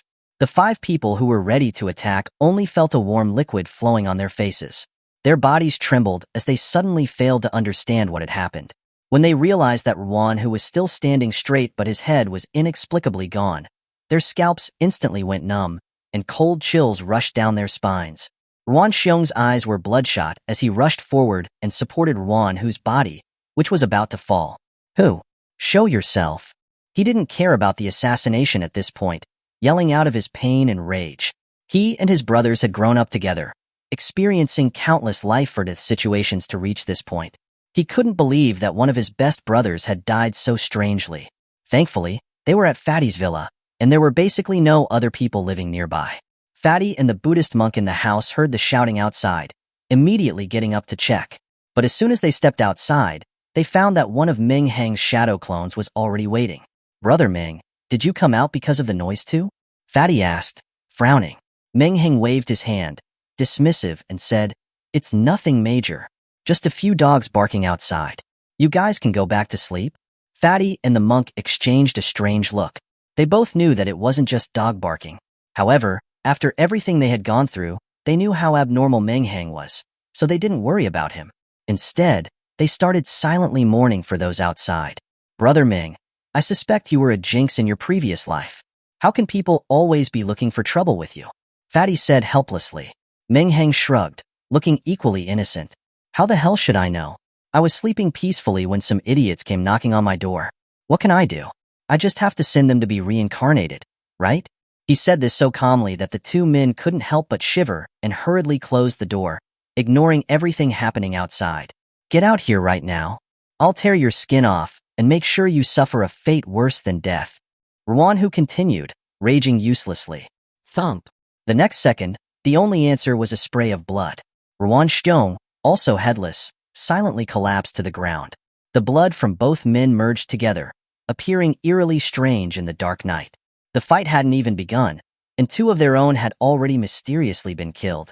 The remaining 4's expressions changed dramatically, panic and fear taking over. The unknown was the scariest thing. If Meng Hang had killed those 2 right before their eyes, they might have been shocked, but not as terrified as they were now. Witnessing that strange, headless disappearance firsthand was enough to make anyone's blood run cold. The remaining 4 were so scared that their palms were sweating, their feet numb, and their bodies covered in a layer of sweat. "Damn, this is too strange. Let's run." Without thinking about their mission for the night, the 4 of them turned and fled in all directions. Seeing them scatter, Meng Hang, still in the tree, sneered. His body split, creating 4 crows with blood-red eyes, which flew after the 4 fleeing figures. In the eyes of the crows, runes began to glow. The 3 people who were being pursued had their heads explode instantly. They died without even a chance to catch their breath. The only person still running was Shadow 3, but the crow's gaze was not on his head, but on the space in front of him, where he was running. Space twisted, and the fast-moving Shadow 3 abruptly stopped, his face pale with fear as he looked at Meng Hang, who had just appeared out of thin air. "Hee, I caught you." Chapter 143, Interrogation. The roles had now reversed. Meng Hang, once the prey, had shed his disguise and become the hunter. Meanwhile, Shadow 3, who had initially been the hunter, was now the weak and helpless prey. "It was you all along," Shadow 3 hissed, recognizing Meng Hang. But as soon as he said this, he immediately turned and fled, even faster than before, running in the opposite direction. Already thoroughly terrified, Shadow 3 had no desire to fight back, only to get away from Meng Hang as quickly as possible. Seeing the assassin simply run away, Meng Hang didn't attack this time. He just stood where he was, a faint smile playing on his lips. "If you don't want your head to be relocated, you better stand still right now." His words were like a binding spell, causing Shadow 3's body to freeze instantly. Shadow 3 mechanically turned his head, wiping the cold sweat from his brow with a bitter laugh, and asked Meng Hang with some reluctance, "There were 4 of us. Why did you target me?" Meng Hang's lips curled into a smile as he replied, "Because the other 3 are already dead." Upon hearing this, Shadow 3's heart stopped for a few seconds. They had only been running for less than 2 minutes. In that short time, he had actually killed them all instantly. This kid is hiding his true strength, Shadow 3 thought, recalling the abilities Meng Hang had displayed in the videos. I thought I was the unluckiest one, but it turns out I was actually the luckiest. As he thought this, a hint of cruelty flickered in Shadow 3's eyes. He suddenly appeared behind Meng Hang, another image of himself, and without saying a word, plunged a knife into his back. At the same time, the Shadow 3 in front of Meng Hang slowly faded away. The Shadow 3 who attacked Meng Hang revealed a sinister smile. Hee hee, kid. Even if your spatial abilities are messed up, I can sneak attack you while you are not reacting. Let's see how you use your space abilities now. Oh? It's a shame you're going to be disappointed then. Shadow 3's sinister smile froze on his face, his lips uncontrollably twitching. Finally, he roared in despair. Why is your spatial ability still a passive skill? He stubbornly continued to stab wildly at Meng Hang with his dagger, desperately hoping for a miracle, a chance to hurt him. But Meng Hang was like a living miracle. No matter how the dagger sliced at his body, it didn't even damage his clothes. Lowly, he's all yours. Make him tell you everything he knows. Okay, master. Lowly excitedly agreed. It had been too long since she'd been able to torture anyone. She was already ravenous. With a slight flick of her fingers, the already neurotic Shadow 3 froze, his body stiff. Shadow 3 remained in his knife-wielding stance, his eyes darting back and forth, staring in fear at the puppet sitting on Meng Hang's shoulder. The next moment, as if something had dawned on him, his pupils constricted violently and he said, incredulously, a talking puppet, a control type. You're Ding of the Dark Pavilion's 12 heavenly stems. Oh? The kid is quite perceptive, Lowly said, surprised as she raised an eyebrow. Hearing Lowly's response, even though he was already under control, Shadow 3's body began shaking like a leaf, thinking of the rumors that this monster liked to turn living people into puppets. Just kill me. I won't say a single. MMMPH. He had only finished half a sentence when he suddenly felt excruciating pain in his lips. He tried to scream, but discovered that his mouth was like it had been sewn shut, and he couldn't open it. After using psychic threads to sew Shadow 3's mouth shut, Lowly clapped her hands in satisfaction. She was afraid that this new toy would become too scared and spill all the information before she got to play. She secretly glanced at Meng Hang and noticed his lack of displeasure with her actions. Only then did she sigh with relief. Her eyes then lit up with a mixture of excitement and cruelty. Don't break him. We still need to find out who's behind all this. Meng Hang said calmly, watching Lowly. He felt a fire burning within him. First, they hired people from the Dark Pavilion to try to assassinate him, and now, they had sent 6 masters to kill him again. If I don't show my teeth, they really think I'm a Hello Kitty. Perfect. Today, I'll settle both the old scores and the new ones. Hearing Meng Hang's reminder, Lowly suppressed her inner excitement and said casually, Don't worry, master. You'll be impressed. With that, her right hand flicked 2 fingers, and Shadow 3, frozen where he stood, actually began to use his right hand, still holding the dagger, to cut open his own abdomen. MMPH. Shadow 3's eyes filled with unparalleled fear as he watched his own hand, out of his control. There was nothing more despairing than watching yourself being tortured and not being able to do anything about it. Hee hee, kid. You were wrong about one thing. You're not the luckiest of those 4. You're the unluckiest one. Soon you will regret that you did not die sooner. Ugh. The soft sounds of fear turned into cries of pain, but because his mouth was stitched up, his cries were barely audible. The pathetic whimpers lasted for almost half an hour, before gradually fading away. The empty street now looked like a murder scene. Blood was sprayed in a radius of several meters around Shadow 3. But strangely, there were no wounds on his body, except for the newly sewn, hideous scar on his deflated abdomen. If that scar were opened again, you'd discover that there was not a single organ left inside. Nobody knew what method Lowly had used, but Shadow 3 was still clinging to life in such a state. At this point, Shadow 3's eyes were dull, empty of any light. He no longer had any desire to live. He only wished to escape this world of despair. Lowly stretched lazily, satisfaction flowing through her after her orgasm of torture. The invisible threads that had been binding Shadow 3's mouth were released, and blood foam immediately welled up in his mouth. After a long while, he looked at Meng Hang and said weakly, Meng Hang, if you are a man, you should do it yourself. Give me a quick death. Hearing this, Lowly shook her head and said mockingly, Kid, you should be thankful that it was me. If my young master had done it, you would have truly understood what it means to live a life worse than death. As if something had occurred to her, she couldn't help but shiver.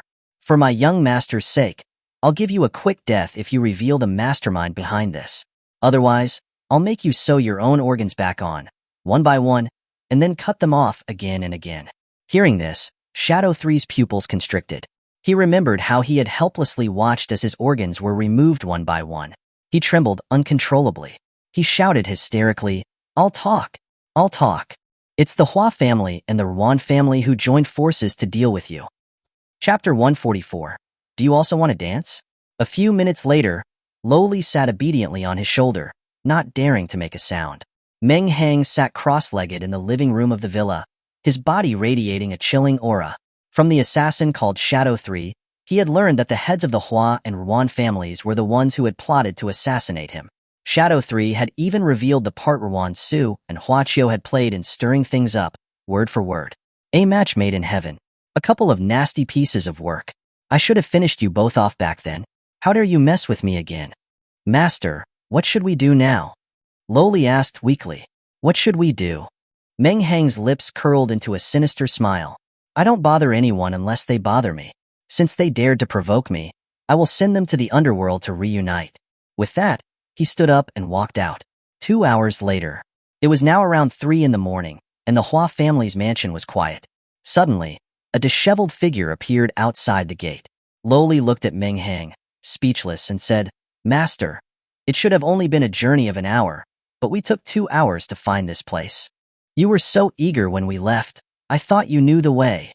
Meng Hang said with some embarrassment, I thought you did. Besides, we found it, didn't we? Meanwhile, in the Hua family's mansion, Ruan Hong and Hua Hongzhen sat motionless on the sofa, looking down, displaying the calmness of family heads.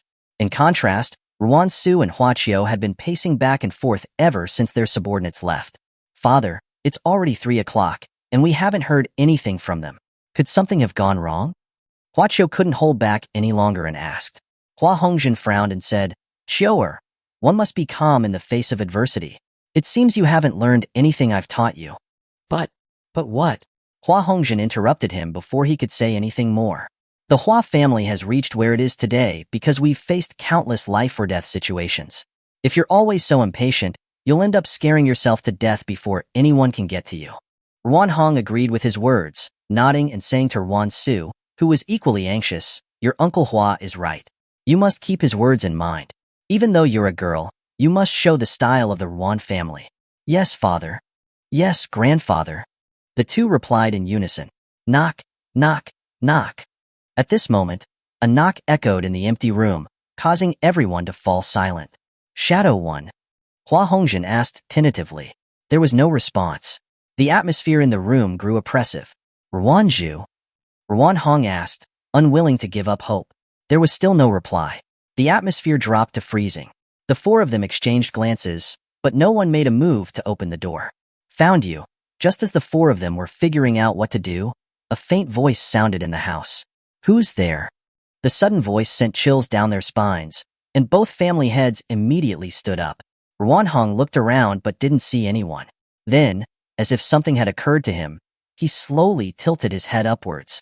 What he saw almost made his soul leave his body. There was a black figure hanging upside down on the ceiling, staring at them with a sinister look. He's on top.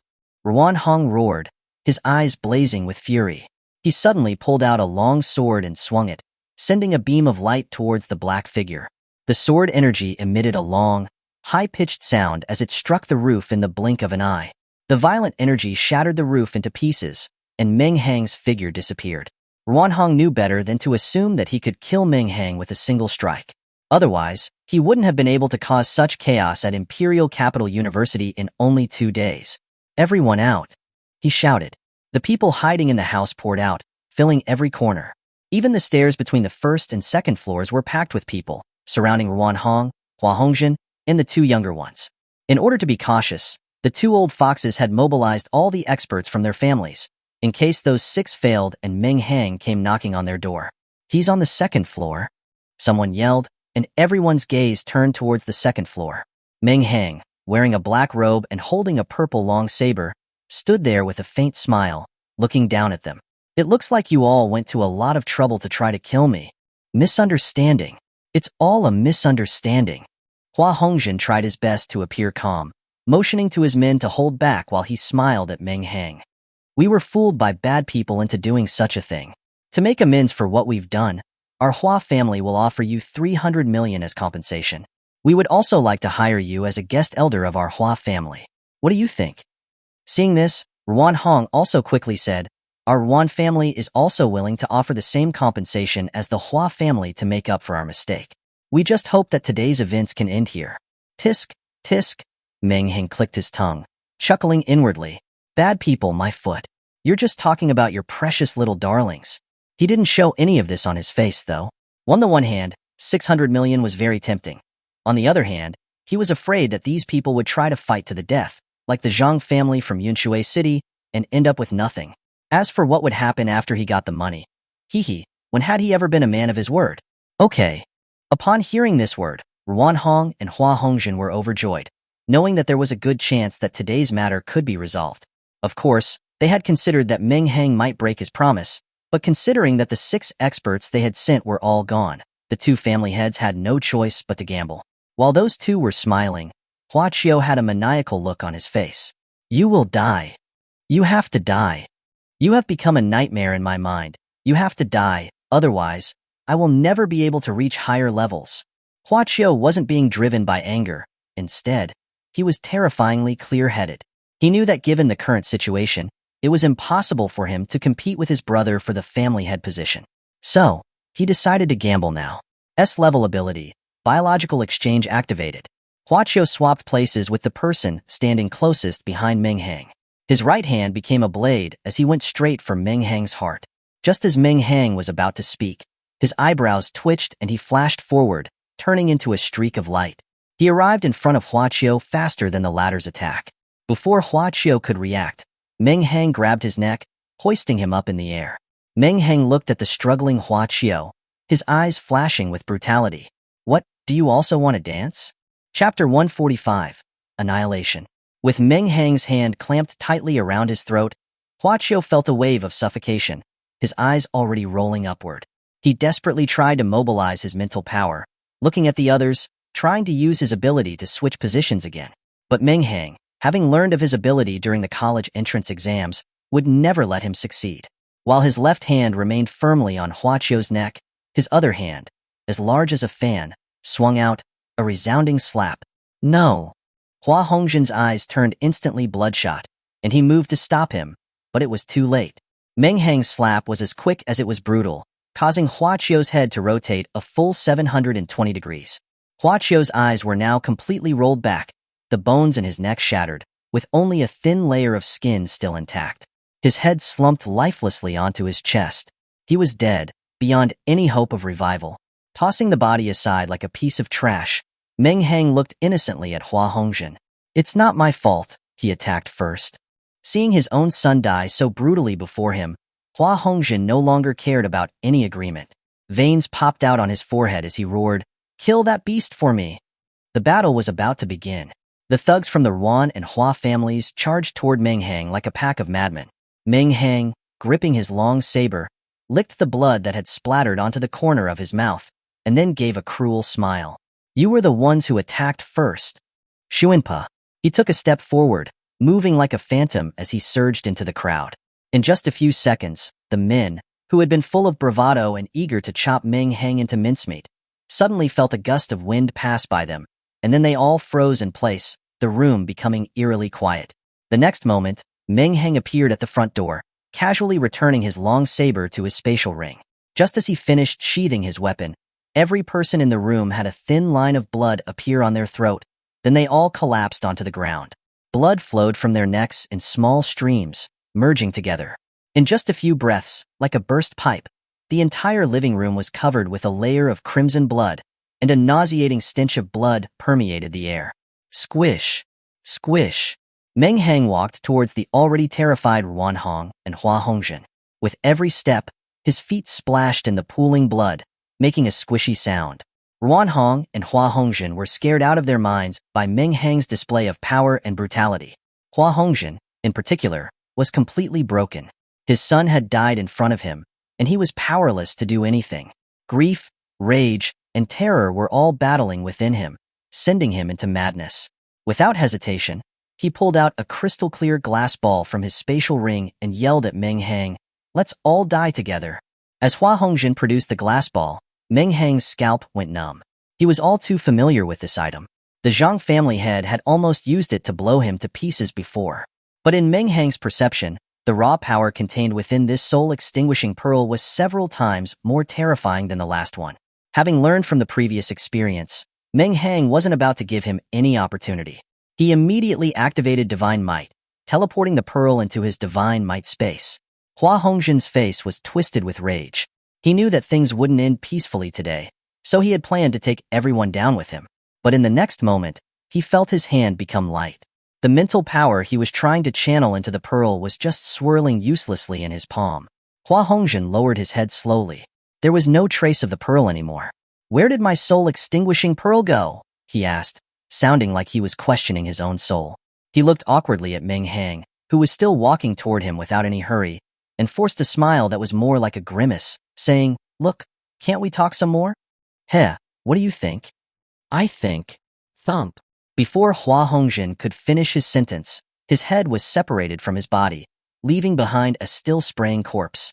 "I don't care what you think, I don't think so," Meng Hang said, both cruelly and arrogantly. Ruan Hong, who was beside Hua Hongjin, no longer had the same imposing air as before. His white hair was dyed red by the blood sprayed out by Hua Hongjin, but he didn't dare to move. The once famous Mad Lion now looked like an old, sick cat. "Meng Hang, young friend Meng, we don't have any deep grudges. The Hua family were the ones who attacked first. It has nothing to do with me. As long as you spare me, I will give you all the compensation we agreed on. No, I will give you all of my Ruan family's assets. Just please spare me."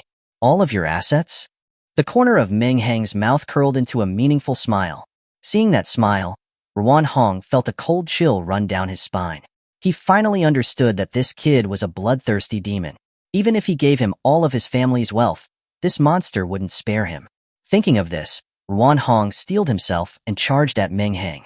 See, I was ready to talk it all out peacefully, but none of you want to have a proper conversation with me. Then you can die too." Meng Hang put on an expression of feigned heartbreak, before switching his tone abruptly, his eyes turning cold and ruthless. Ruan Hong had only taken 2 steps forward when he was beheaded. He didn't even have a chance to react. The luxurious mansion had been transformed into a living hell, with dozens of cold corpses lying in pools of blood. Meng Hang stood alone in the ankle-deep blood, a devil incarnate. Lowly, perched on his shoulder, took a blissful sniff of the overwhelming, almost intoxicating stench of blood, and then her mental threads stretched out into the living room like a goddess scattering flowers. When she retracted the threads, dozens of spatial rings appeared in her hands. She then presented them to Meng Hang with a smile. Meng Hang accepted them without hesitation, nodding in satisfaction as he prepared to leave. In the next moment, he stopped again, turning to Lowly and asking confusedly, "Didn't we forget someone?" Ruan Su hid under the bed in a guest room of the villa, using her hands to cover her mouth and stop herself from making a sound. Tears streamed down her face and dripped onto the floor. She was filled with regret, wondering why she had forced her grandfather to provoke that devil. She strained her ears to listen to the sounds from downstairs. The formerly noisy villa was now completely silent. She silently prayed that her grandfather would be the victor, but not hearing his voice, she was still too terrified to come out. Tap, tap, tap. Footsteps sounded on the stairs. The clock in the room ticked, and she felt her heart jumping into her throat. Her right hand, covering her mouth, unconsciously gripped tighter. Creak. The door to the next room opened. The footsteps paused briefly, then started coming towards her room. "It's not my grandfather," Ruan Su thought desperately. If it had been her grandfather, he would have called out her name immediately, instead of searching through the rooms one by one. Ruan Su was now extremely terrified, biting her bottom lip so hard it began to bleed. Creak. The sound of another door opening echoed. "He's here." Through the space under the bed, she could see a sliver of light from the door, knowing that the demon had arrived in her room. Her heart beat faster and faster, and she wished that she could just stop it before Meng Hang heard the sound. The figure at the door paused for about 10 seconds, then, seemingly finding nothing, closed the door and left. Hearing the sound of footsteps fading, the tension finally drained out of Ruan Su. Her body went limp, and she collapsed onto the floor. Due to the immense stress, the sweat she had shed had soaked through the floor beneath her. Just when her whole body was finally relaxing, a cold, sinister voice whispered into her ear. "So, here you are." Ruan-Su felt like she had been thrown into an ice cellar. Her whole body was freezing. She slowly turned her head, seeing a shriveled head, the eyes now just two empty white sockets. It was her grandfather, Meng Hang. Ah! A piercing scream echoed through the entire villa. Chapter 146, Infamous. Scared to death? Meng Hang looked at the collapsed Ruan-Su, asking, speechless. He had only intended to frighten the green tea bitch first, then kill her. He never expected that this young miss of the Ruan family was so fragile that she'd actually die from fear. Loli stood to one side, looking speechlessly at Meng Hang, her face reflecting his awkwardness. She thought that he was going farther and farther down the road to madness with no hope of return. How could any normal person actually use this method to scare a person to death? Not just a young girl, but even a burly man would die of fright when faced with the scene that had just transpired. It had taken them 2 whole hours to get to the Hua family's mansion from Fatty's villa, but going back only took a few seconds, thanks to divine might. When Meng Hang returned home, he immediately went to take a shower. His black robe was fire and waterproof, but his body was covered with blood. Meng Hang came out with wet hair. Looking at the immature face of the boy, Loli simply could not reconcile the image of the kid next door with the butcher who had slaughtered dozens of people a few minutes ago. It had exploded. All of Imperial City was in a frenzy. The Hua family, an influential family in the capital, had been wiped out overnight, creating a tense atmosphere throughout the city. Meng Hang opened his eyes, feeling refreshed. Another perfect day with no burden from the previous night's events. When he arrived at the entrance to Imperial Capital University again, he found that there were double the people from the day before. The wide road that had originally been open for traffic was now packed with people. Meng Hang glanced at the time and said in shock, "Goodness gracious, it's only 7 o'clock in the morning. Why are there so many people? Did these people not even go home last night?" Approaching the crowd, Meng Hang noticed that the main topic of discussion wasn't the highly anticipated battle for today, but the Hua family's annihilation. "Hey, did you hear?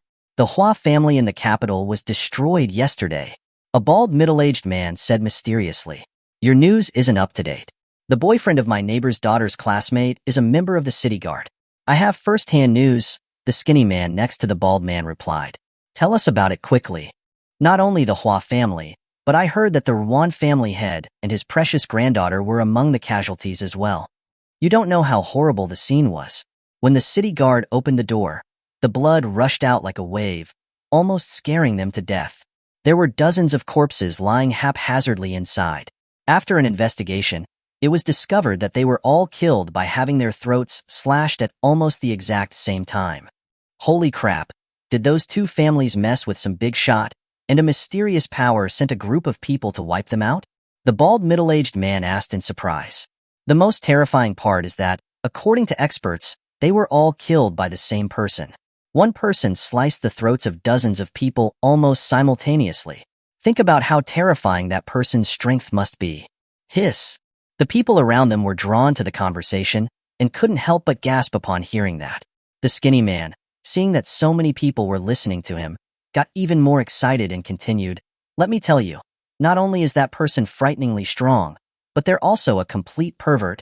In the room, besides those with slashed throats, the second son of the Hua family was even worse off.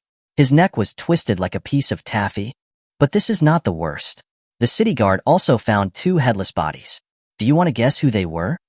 The surrounding people were listening with rapt attention and didn't have time for guessing. They urged the skinny man to quickly reveal the answer. They were Hua Hongjin and Ruan Hong, the heads of the Hua and Ruan families. Do you know where the killer put their heads? They put them on the 2 door pillars of the mansion. There was a head on each side, like door gods. Oh my gosh, you guys don't even know how terrifying the scene was. The skinny man described everything with great detail, as if he had witnessed it all himself. But hearing this, Meng Hang's face turned ugly. He had thought that putting the heads in his divine might space would be too disgusting. If he accidentally entered his divine might space someday and saw a bunch of heads staring at him, he'd die of fright. He had just randomly tossed the 2 heads in the house. How did they end up on the door pillars? This is truly a pervert. The people around them said, fear in their voices.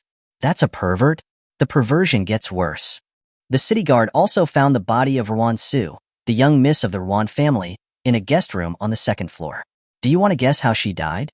The bald, middle-aged man's eyes gleamed with excitement as he said, knowing how much of a pervert that guy is, plus how beautiful Ruan Su is, I'm guessing he must have raped her, then killed her, then raped her, and then killed her again.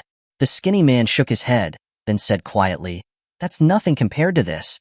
Ruan Su didn't have a single wound on her body. Then, how did she die? She was scared to death. The skinny man shuddered as if reliving the scene from last night. Just think about how much of a pervert that guy must be to be able to scare a living person to death. Goodness gracious. Even I, a pervert, think he's a pervert. This isn't a pervert anymore. This is a devil in human skin. Hearing their praise, Meng Hang couldn't stand it anymore. He said impatiently, excuse me, I need to get through. Get through? Where the hell do you think you're going? The skinny man, who was speaking so excitedly before, was now annoyed by the interruption, starting to curse without even turning around. I was here since early this morning. I'm already at this position. You think you're Meng Hang, so you can go in and block the school gate? Do you even have his ability? As he spoke, he turned around. When he saw Meng Hang, wearing a black robe and a dark expression, he was so frightened that his eyes rolled back. Luckily, the people beside him caught him before he fell to the ground. Meng Hang walked to the front of the crowd, while everyone watched him with awe. He looked around, and seeing that none of the so-called geniuses that he was promised were present, he couldn't help but frown. Principal Liu, are you trying to play me? Liu Yuanhu was as anxious as an ant on a hot pot, frantically wiping away the sweat on his forehead. Hearing Meng Hang's question, he quickly said, they're almost here. They'll be back within half an hour, at the latest. Several kilometers outside of Imperial Capital University, a group of people were hurrying along. Teacher, he's just a nobody. There's no need to rush like this. A young man, wearing hip-hop clothes with a baseball cap turned backward, said helplessly. We have to hurry. The principal didn't explain it all on the phone, but he gave us a strict order. We must be back at school by 7:30. The teacher, leading the group, said with an unpleasant expression. Chapter 147. Return. In the car, the middle-aged beauty looked at Lin Luoxue, who was staring out the window, lost in thought. She couldn't help but sigh. Luoxue, are you thinking about that boy again? Hearing her teacher's words, Lin Luoxue snapped out of her reverie and said a bit shyly, Teacher, what are you talking about? I was just wondering who was bold enough to block our school's gate. As if your thoughts could fool me. Her teacher quipped. And don't blame me for taking away your phone. I also checked the college entrance exam results for you. That boy named Meng Hang didn't make the list at all. You are in two different worlds now. He simply isn't worthy of you. The middle-aged beauty said, sounding as if she had Lin Luoxue's best interests at heart. Teacher, you don't understand Meng Hang. Something must have happened to him during the exams. Otherwise, with his strength, he would have gotten into Imperial Capital University for sure. Lin Luoxue said anxiously, defending Meng Hang. All right, you don't have to speak up for him anymore, her teacher said. This world is all about strength. When the time comes, you can call him over. I won't make things difficult for him. As long as he can defeat any of the new students at Imperial Capital University, I'll agree to you two being together. Do Shiran looked at her student with affection, but eventually she sighed helplessly. Teacher, what are you saying? He doesn't even know if he likes me. A blush spread across Lin Luoxue's exquisite face, resembling the afterglow of the sunset, absolutely beautiful. Seeing that her beloved student had fallen so deeply, Do Shiran could only sigh. At the same time, she was incredibly curious about what kind of man could bewitch her gifted and beautiful student like this. Meanwhile, Yifan, sitting behind them, looked calmly out the window, as if he hadn't heard anything of the conversation between the teacher and her student. However, nobody noticed that his hands under the seat were clenched so tightly that they were bleeding. A bright red banner hung in front of the school gate, the bold letters on it so glaring that they were a slap in the face to Imperial Capital University. But today, no one dared to mock Meng Hang anymore, and most of them had subconsciously acknowledged him. Meng Hang sat casually in front of the gate, his eyes closed in rest. They're back. They're back. Someone exclaimed from the back of the crowd. Instantly, the entire crowd erupted into a commotion, all turning to look behind them. Meng Hang also opened his eyes abruptly, a sharp light flashing in them. Everyone saw four people come out of a business van. Leading them was a middle-aged beauty, followed by 3 exceptional young people. Goodness, are those the students that Lu Yunhu pinned all his hopes on? They don't seem to have 3 heads or 6 arms. Can they really beat Meng Hang? After the past few days, Meng Hang's image in the hearts of the crowd had changed from that of a clown into an invincible demon. You never know. Did you see that person in the front? The one so handsome that even men can't help but be drawn to him? That's Yi Fan from the Yi family. It's said that he can determine a person's life or death with a single word. Although the rumors may be exaggerated, his ability is truly powerful. And the beauty next to him is recognized as the most beautiful girl among this year's new students. Not only is she beautiful, but her abilities are also incredibly powerful. She's known as the Ice Fire Queen. She's an ice and fire dual ability user? Heh, if only it was that simple. And what about the one wearing hip-hop clothes? I really don't know. The 4 who had just gotten out of the car were shocked to see hundreds of people surrounding the school gate. Holy crap, really? It feels like half of Imperial Capital is here. You can, in his hip-hop clothes, said in shock. A hint of surprise also flashed in Yi Fan's usually calm gaze before he said, "It's such a big deal that someone is challenging our school. It's natural for a lot of people to come out of curiosity to watch. I really don't know what's wrong with this year's new students. How can they allow one person to block the gate so brazenly? Does Imperial Capital University care about its reputation anymore?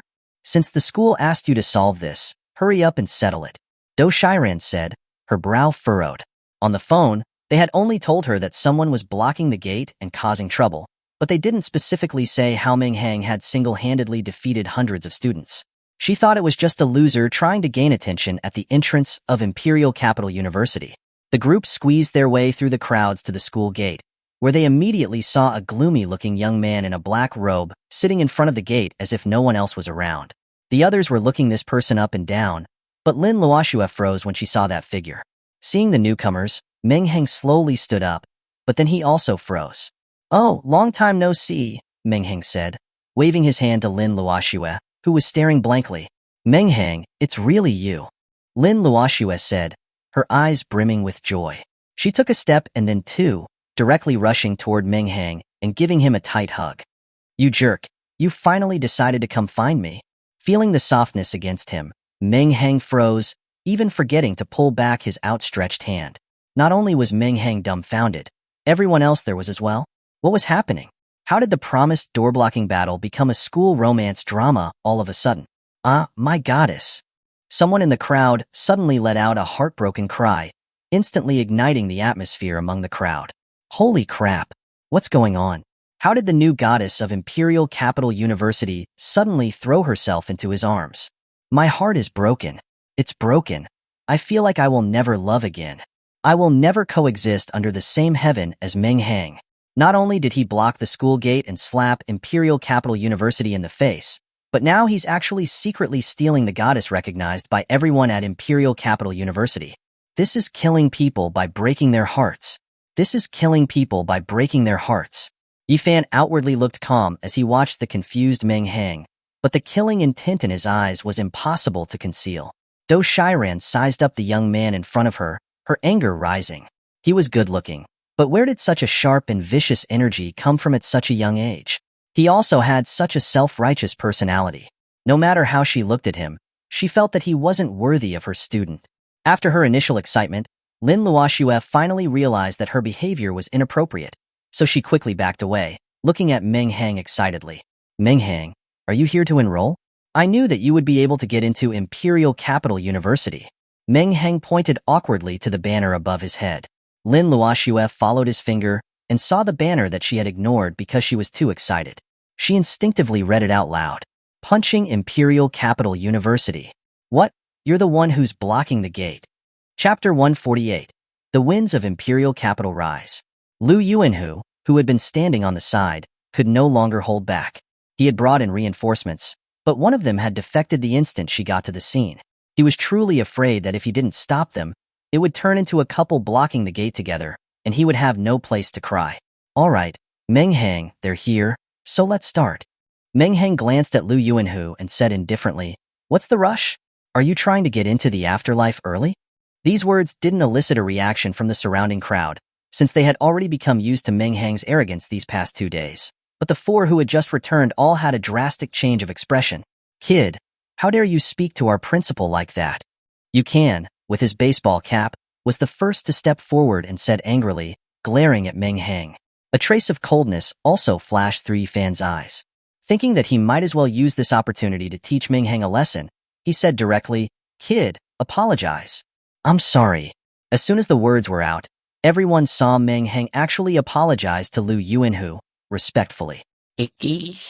Meng Hang's sudden actions baffled everyone in the crowd. Nobody expected that Meng Hang, who had been arrogant for so many days, would actually apologize to Lu Yuanhu. Even Meng Hang was dumbfounded.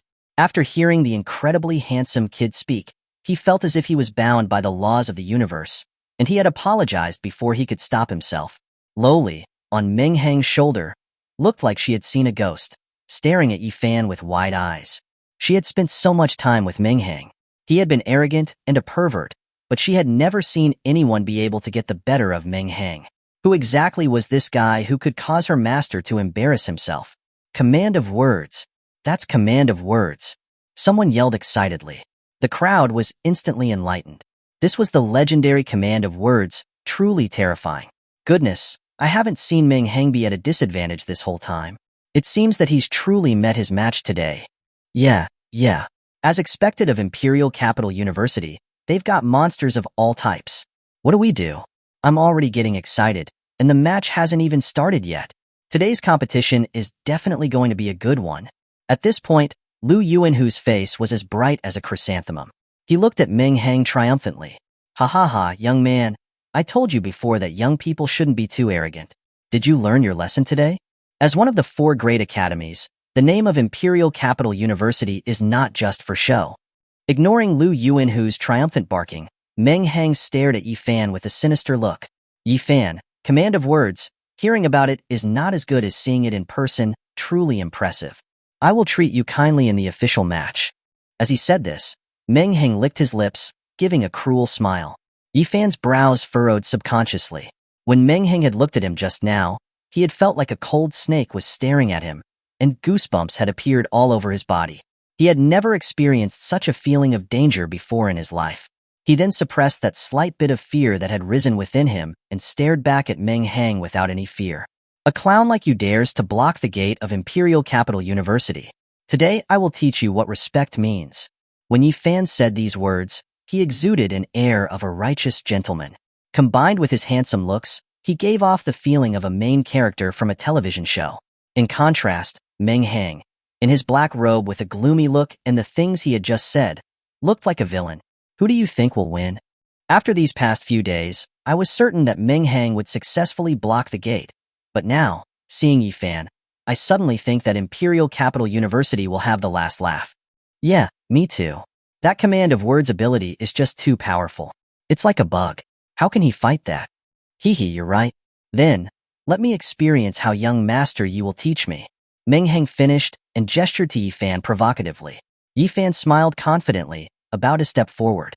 At that moment, a few sudden screeching sounds of cars braking attracted everyone's attention. Yifan stopped, retracing his step, and frowned, turning to look back. There were 3 more business vans that had stopped, and the doors were slowly opening. Some very well-groomed young people walked out of each of them. The first van had a young man with a sunny disposition wearing a white t-shirt and jeans. The young man saw that there were so many people, but instead of surprise, he just waved excitedly. The crowd was speechless. Where had they pulled this idiot from? From the second van, a young man dressed in a white robe, holding a black inkstone in his left hand and a large brush in his right, came out and said helplessly to the young man with a sunny disposition, "Lin Yi, we're on other people's territory. Can you be a bit more low-key?" The young man called Lin Yi replied indifferently, "Sure Yin, you're wrong. I am already low-key. Compared to that Meng Hang, who's been making headlines lately, I'm as low-key as can be, all right?" At this time, another young man walked out of the second car. As soon as he got out, he looked lethargic and yawned, saying, "The principal is ridiculous. Even if the Imperial Capital University students leave, why does he have to make us hurry over as well? I want to get some sleep." As the 3 were talking, the door of the third car slowly opened. The first thing that caught everyone's eye was a pair of long legs covered in white stockings. Gulp! The sounds of swallowing saliva echoed through the area. All the men stared at the car. A girl with long, white hair walked out. She was breathtakingly beautiful, but had a cold and frosty expression. She glanced around coldly, but didn't speak. So cold. This was the thought that everyone had in their minds. This coldness wasn't a physical cold, but a psychological cold that instantly froze the lustful thoughts that the men had just started to form. In the next moment, all the men's faces flushed red, staring at the car with extreme excitement. After the white-haired girl came out, another pair of long legs and black stockings stepped out. The girl had black hair and looked exactly the same as the white-haired girl. They were twins. Unlike her sister, the black-haired girl was shyly hiding behind her, saying timidly, "Sister, there are so many people here, and they're all looking at us strangely. I'm so scared." The white-haired girl patted her younger sister's head lightly and said in an emotionless tone, "Don't be afraid, little sister. They're just a bunch of smelly men." Chapter 149, Gathering of Monsters. Black and white stockings, twins? Holy crap, just kill me already. Oh heavens, this world has such perfection. This is forcing me to commit a crime. If I could marry those twins, I would die without regrets. Several more people exited the vehicles, a total of 5, and walked towards the school gate, ignoring everyone around them. The black stocking sister clung nervously to her sister's sleeve, like a frightened fawn. There was an intangible aura about these people, and the crowd parted as they walked, making way for them. Yifan, who was at the entrance, frowned when he saw these people get out of the cars and muttered to himself, "Why are these guys here? Aren't they supposed to be in the Secret Realms training?" When they got closer, the 7 newcomers first approached the representatives of the 3 other universities and greeted their teachers. Seeing that their students had all arrived, Chi-Ji and the other 2 teachers' faces lit up.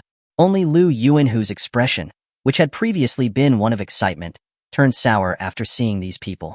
He had a good idea of what the other 3 universities were up to. What is the meaning of bringing all these people here? Are you planning to have them challenge Meng Hang right now? Upon hearing this, the 3 didn't act embarrassed at all, but instead looked a little smug. After witnessing how Meng Hang had single-handedly subdued hundreds of students yesterday, the 3 of them had agreed that they couldn't let Meng Hang come to their schools and cause chaos too. It was enough that Imperial Capital University had lost face by themselves. They didn't want to see Meng Hang put all of their students on display in front of their school either. The mere thought of that was mortifying.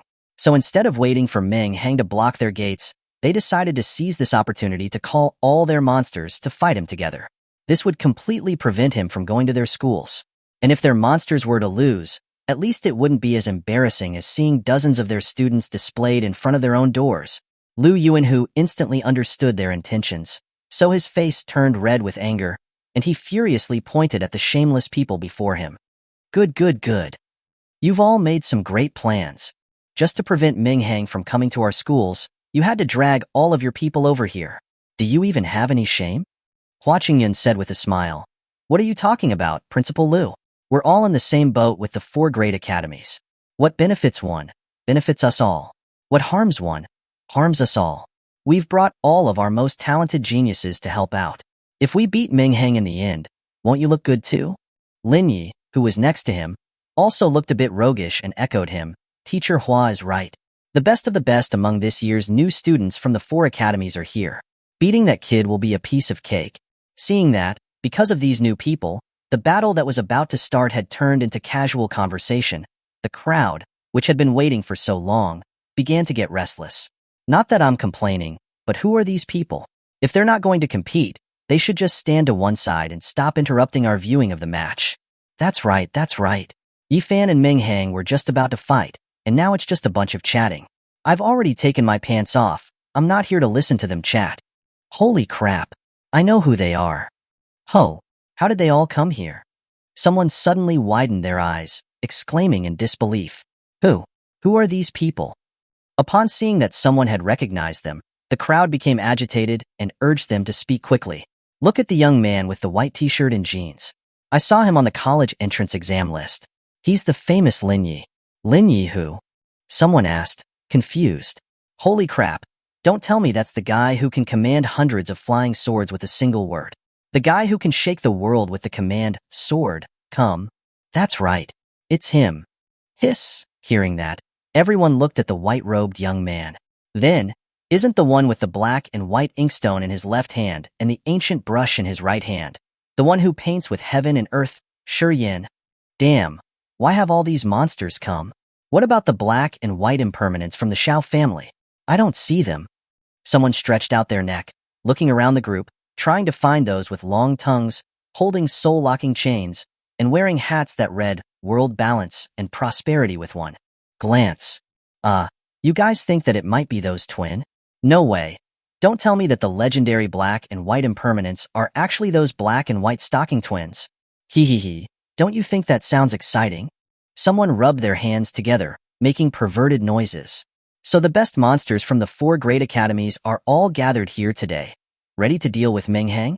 Meng Hang is done for this time. These guys aren't just some nobodies. He can't just stand there and crush 100 people with a few words like he did before. Let alone 100 people. It's still uncertain whether he can win against them even one-on-one. I can't take it anymore. I feel like my blood is boiling.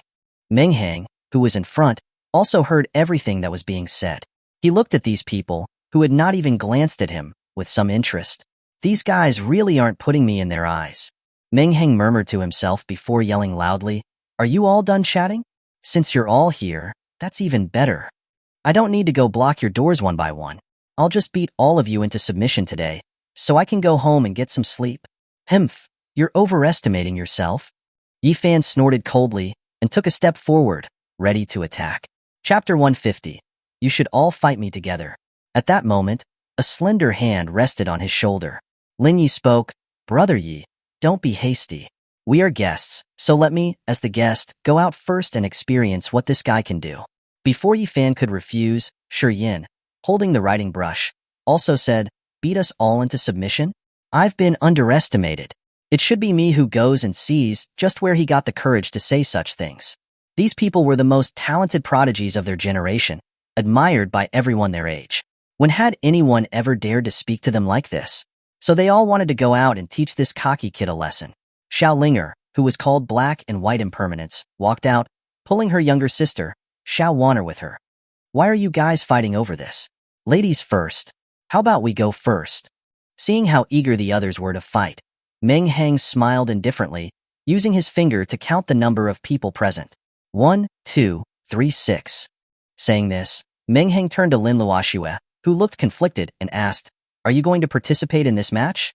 Lin Luoxue looked at Meng Hang, pleading, "Can't you just not fight? I'll go ask the principal, and I'll definitely get a spot for you to enroll. Then we can train together." Meng Hang shook his head with a smile, ignoring Lin Luoxue's pitiful look. "The atmosphere is already like this. If we don't fight, how can we face all the people who are here to watch?" "But, Luoxue, what is there to say to this arrogant brat? Don't forget you're a student of Imperial Capital University." Lin Luoxue wanted to say something, but Do Shiran interrupted her rudely. She had been observing Meng Hang the whole time, and his gloomy demeanor, along with the trace of murderous intent he would sometimes unintentionally release, had somewhat startled her.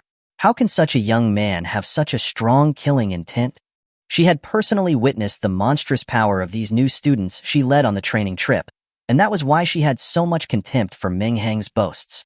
Lin Luoxue smiled sadly, before saying to Meng Hang with some regret, "I'm sorry. I am also part of Imperial Capital University." Meng Hang shrugged nonchalantly, saying, "So then, that makes 7 people. I have to fight 7 times, right?" And no, that's not it. A soft and sweet voice interrupted Meng Hang. Meng Hang looked up and saw it was Xiao Wanner, who had been hiding behind her sister all this time. When she saw Meng Hang looking at her, Xiao Wanner was so frightened that she quickly hid her head back, and Xiao Linger could only shake her head helplessly, and continued, "My sister and I count as one person. To prevent anyone from accusing us of bullying you, even if there is one person on the stage or multiple people, we will be the only 2 to fight." Hearing this, Meng Hang's eyes immediately lit up. "So, when you go find boyfriends, do you find one together too? Those men must be the happiest men alive." After he said this, all the men's hearts in the crowd skipped a beat. What man could reject having twin flower sisters at the same time? And not only that, but one was a cold, ice queen with white stockings, and the other was a gentle, soft-spoken girl in black stockings. Hearing Meng Hang's words, Xiao Linger's already ice-cold face became even colder. "Hmph, you lecher. I'll tear your mouth apart today." As she said that, a jet-black chain materialized out of nowhere from her palm, and she was about to attack Meng Hang. Wait a minute. Meng Hang quickly waved his hand, stopping her attack. What? Are you scared already? Xiaolinger scoffed. Heh, scared? I'm afraid that you seven aren't enough for me. Meng Hang licked his lips, looking both cruel and excited. Then, what do you mean? Hee hee, if you go one at a time, we'll be fighting until the end of time. Why don't you all attack me together? Upon hearing this, the crowd, which was already waiting impatiently, erupted. Holy crap, how is he still so arrogant? Ignorance is bliss. I wonder if he hasn't heard of how famous these people are. You know, you could be right. He might be thinking that he can crush these people too, like he did the students before. Ah, how young and reckless he is. He's going to cry in a bit. Laughter erupted. The prodigies present were all laughing. When had it been that they would be the ones to hear words like this? They had always said this to others. But today, someone dared to say those words to them. We've been underestimated. After a moment of discussion came silence. Everyone widened their eyes, waiting to see how they would react. Meng Hang, don't bite off more than you can chew. You're not worthy of us joining forces. Yifan said, holding his head high, looking at Meng Hang with disdain. He was one of the most outstanding young members of the Yi family of Imperial Capital. There was no way he could do such a cheap thing. Hee hee, whether you agree or not isn't up to you. Meng Hang smiled sinisterly and formed a hand seal. Shadow clone technique. Thump, thump, thump. Chapter 151. Let's dance together. 5 identical clones of Meng Hang suddenly appeared beside him, all staring at the 7 people present with malevolent glares. What? Clones? Am I getting old and developing double vision? Am I seeing things? Some rubbed their eyes hard, doubting their own perception. If I remember correctly, he used 5 elemental abilities, metal, wood, water, fire, and earth, a few days ago. Then he used a strength-based ability of at least SS rank. Now, is this his 7th ability? This world is bugged. It's over. Just let it be destroyed. Some were already questioning the very fabric of reality after being so thoroughly shocked. Lu Yuanhu and the representatives of the other 3 families had veins throbbing on their foreheads. In all their years, they had never heard of anyone possessing so many abilities simultaneously. Meng Hang, seeing their stunned expressions, curled his lips into a smirk. Then, all 7 Meng Hangs simultaneously licked their lips with scarlet tongues, saying in a voice that sent chills down everyone's spines, let's dance together. Without giving these so-called geniuses any chance to refuse, 6 of the figures vanished from sight, transforming into 6 afterimages that rushed forward. Let's analyze these 6 battles separately. Among the 8 people was a muscular young man with a face full of hardened flesh, named Wu Yong. Although his reputation wasn't as illustrious as the others, his strength was undeniable. Wu Yong, seeing Meng Hang rushing towards him, snorted coldly and casually said, linked. Meng Hang, moving at high speed, frowned. He felt something attach itself to him. But the feeling came and went quickly, not causing him any harm, so he didn't pay it much mind, continuing his charge towards Wu Yong. In the blink of an eye, Meng Hang was upon him. Without wasting words, he unleashed a powerful punch. However, Wu Yong, facing Meng Hang's mighty blow, didn't show any intention of blocking. Instead, he stood there, watching him with a mocking look. A trap. Meng Hang's first thought was that there must be a trap of some kind. He was all too familiar with that kind of cocky performance. Every time he activated his Sharingan, he used the same kind of looking at a fool gaze. But he was bold and confident, relying on his own Sharingan, and didn't believe anything could hurt him. Boom. Meng Hang's punch landed directly on Wu Yong's chest, sending him flying over 10 meters before crashing to the ground. Pu-tue. Wu Yong spat out a mouthful of blood. The onlookers, full of expectation, were utterly disappointed. What? Is that the top genius of the 4 academies? It feels like they are even worse than ordinary students. That was so lame. Any random student from the Imperial Capital University could probably take that punch from Meng Hang. It seems like the Imperial Capital University has really fallen. Anyone can buy their way in these days, and even get themselves labeled as a genius. Meng Hang frowned, confused by this man's strange behavior. Did I get it wrong? Is this guy just a pretty face? But then, his pupils suddenly constricted. He felt a sharp pain in his chest, followed by a metallic taste in his mouth, as he coughed up a mouthful of blood. How is this possible? I clearly activated my Sharingan. Meng Hang was truly shocked this time. First, he hadn't seen Wu Yong make a single move. He had no idea how he had been injured. Second, he was using the Sharingan. Even if he had been caught off guard, the Sharingan's passive defense should have prevented him from being injured. What is going on? The crowd's laughter and jeers abruptly stopped. They rubbed their eyes, confused as to why Meng Hang was also spitting up blood. Heh heh. Wu Yong, lying on the ground, coughed up more blood, but let out a chilling laugh. Like a zombie, his legs straightened first, followed by his torso. Wu Yong looked at Meng Hang with a sinister gaze and a twisted grin, taking a dagger from his spatial ring. Meng Hang, seeing his movements, didn't show any fear. Instead, he let out a cold laugh.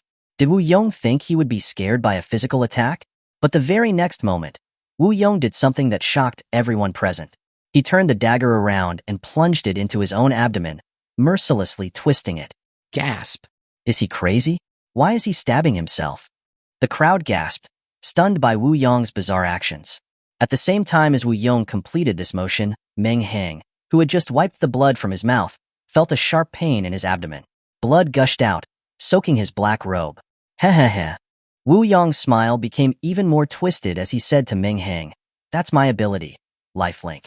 When either of us is injured, the other receives the same injury. So boy, it's time to pay the price for your arrogance." Without giving Meng Hang any chance to react, Wu Yong repeatedly plunged the dagger into his own stomach. Meng Hang clutched his abdomen in pain, his black robe already soaked in blood. Chapter 152. The Abilities of Geniuses. While one of Meng Hang's clones was falling behind, another one was charging towards another opponent. Yin Nan stood with his hands behind his back, watching the Meng Hang who was charging at him with a sword with a calm expression. Not this again. Meng Hang's eyes narrowed. He couldn't help but curse. Did all geniuses like to act so cocky? Having learned from Wu Yong's experience, this Meng Hang was even more cautious. He gripped his sword tightly and slashed at the young man before him. But before his sword could reach Yin Nan, the latter stepped slightly to the side. Although the movement was incredibly slow, it was just enough to avoid Meng Hang's swift and furious attack. Dynamic vision? Meng Hang's first thought was that this person possessed dynamic vision similar to the Sharingan, which allowed him to effortlessly evade the attack. Meng Hang sheathed his sword and retreated, raising an eyebrow as he asked, "Your ability isn't just dynamic vision. Otherwise, you wouldn't be one of these geniuses. I'm curious, what exactly is your ability?" Yin Nan smiled calmly and said, "There are countless abilities in this world, and you aren't the only one who has obtained a powerful one. So your abilities are not the foundation of your arrogance. If you want to know my ability, you will have to experience it for yourself." "Heh, you lecture me. Then I will gladly witness it." The wind picked up. The clouds surged. The desire to miss you is so strong, and the longing endless. Just as Meng Hang was about to draw his sword, the others were still unsure what was happening. Yin Nan's expression had already changed drastically. The moment Meng Hang unleashed his strike, Yin Nan disappeared from his previous location. The first strike, yearning. A cold flash appeared. A silver, moon-like arc of light, filled with irresistible power, shot into the sky, slamming into the location where Yin Nan had been. But Yin Nan was no longer there. The blade of light swept towards the crowd. Faced with such an attack, everyone felt their scalps tingle. Their knees were shaking. The scent of death permeated the air. "Quick, run. We can't take that." Someone yelled out, their face paling. "That darn Meng Hang. Why does he always involve innocent bystanders?" The crowd broke into chaos, turning around and running. The blade of light, as it was about to hit the crowd, suddenly bent at a 90-degree angle and flew straight into the sky. In the blink of an eye, it vanished without a trace. Meng Hang frowned, watching the blade of light disappear into the horizon. He quickly turned to face Yin Nan, who was already behind him. He tilted his head and said, "So it's not dynamic vision after all. Otherwise you wouldn't have been able to sense the danger before I attacked and avoid it beforehand. Is it some kind of precognitive ability?" Yin Nan smirked and said, "I admit that your attack was powerful and could probably even kill me instantly. But it's useless. I can foresee all of your attacks and avoid them. So no matter how powerful you are, it is futile against me." Precognition, it's precognition. The crowd gasped in unison. How can anyone fight against such an overpowered ability? Is this the real strength of the four academies? It's truly beyond comprehension.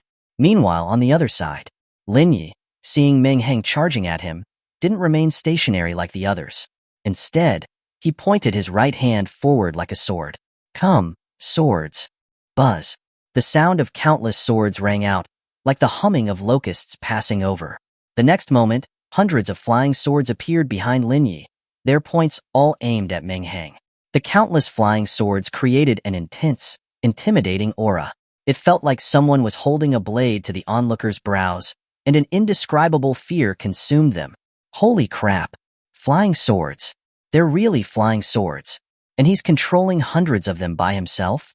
Someone yelled, pointing at the sky full of flying swords, almost jumping up in excitement. How can anyone fight against this? Monsters, they're all monsters. What kind of geniuses are these?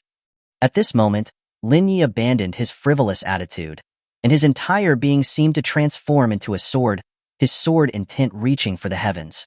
Go! He roared.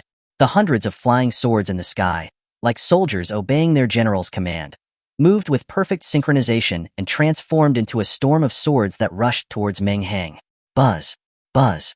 The flying swords whizzed over everyone's heads, scaring some to the point of collapsing on the ground, screaming, I'm done. They're just monsters fighting. Sharingan gently moved his left hand. Dark ink materialized in an empty inkstone.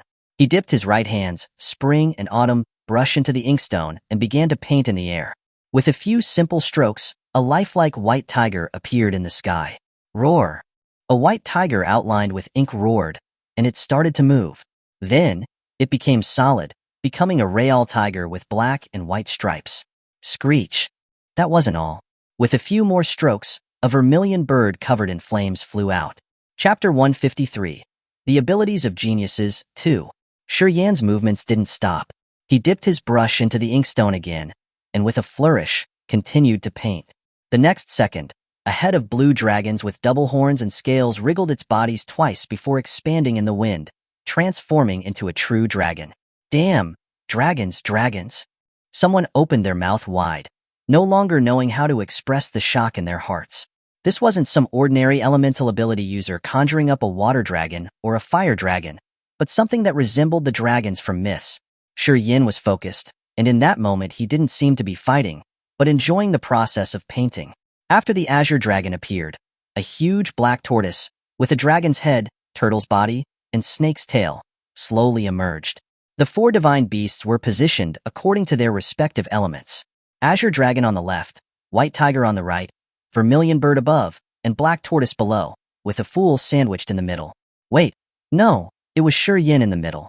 Instantly, an aura of wild antiquity filled the space, making everyone feel as if they had been transported into ancient mythology. The onlookers were already numb. Not only were they painting with the sky as their canvas, they were now summoning the four divine beasts from their paintings. What were they trying to do? If they painted a deity descending tomorrow, would a real deity come flying down? What the hell are these people? How can they be so monstrous one after the other? Am I dreaming? Lin Yi over there is still preparing to strike Meng Hang with his swords, and the four divine beasts from myths have already appeared here? Xiao Linger and Xiao Wanner each stood on one side, their long legs in white stockings and long legs in black stockings dazzling the onlookers. You lecher, daring to flirt with my sister. Today, I will extract your soul and make it into a sky lantern, Xiao Linger said coldly to the approaching Meng Hang. Carrot. Xiao Wanner imitated her sister's behavior and placed her hands on her hips facing Meng Hang. You lecher, daring to flirt with my sister. Today I will. She hesitated for a long time, unable to complete her sentence, and instead said to Xiao Linger with a distressed face, Sister, extracting someone's soul to make it into a sky lantern is a bit too cruel. Sister, you can't go easy on this kind of lecher. Attack. As soon as Xiao Linger finished speaking, two huge phantoms appeared behind the two slender figures. Behind Xiao Linger was a pale, bloodless, slender-tongued phantom wearing a white robe and a tall white hat, with four big characters written on it, prosperity upon sight. It was the legendary soul-reaping messenger, White Impermanence. Behind Xiao Wanner was a smaller figure with a dark complexion, like a piece of black iron, carrying a solemn aura. She wore a tall black hat with four big characters written on it, Peace under heaven. It was the soul-reaping messenger, Black Impermanence. The appearance of these two phantoms shocked the numb onlookers once again. Mommy, I saw Black and White Impermanence. What is going on in this world? Why did black and white impermanence show up? Why don't we ask Yin to paint a Yama palace in a few days, and we can build our own underworld? Let's just destroy the world. My worldview can't take it anymore. Heh, let the storm come harder. If these monsters can summon a phoenix, I'll be completely convinced. As the two phantoms appeared, Xiao Linger and Xiao Waner both summoned black chains in their hands, like two venomous snakes, and shot them towards Meng Hang. Lin Luoxue watched Meng Hang rushing toward her with a complicated expression, gently biting her lower lip and said, "Meng Hang, you have to be careful. I won't hold back." Meng Hang laughed. "All right, let me see how much you have improved over this time." The space behind Lin Luoxue twisted, and a giant bird with colorful feathers flew out of it. As soon as this bird appeared, the air around the entrance of the Imperial Capital University became dry and hot. What the hell? I was just saying that, and you actually summoned a phoenix? Wait a minute. Isn't she called the Ice and Fire Queen? Why is there only fire and no ice? As soon as the person asked, a gust of cold wind blew past. Everyone shivered, and they could see their breath turning into white mist. The next moment, another bird's cry came from the space behind Lin Luoxue.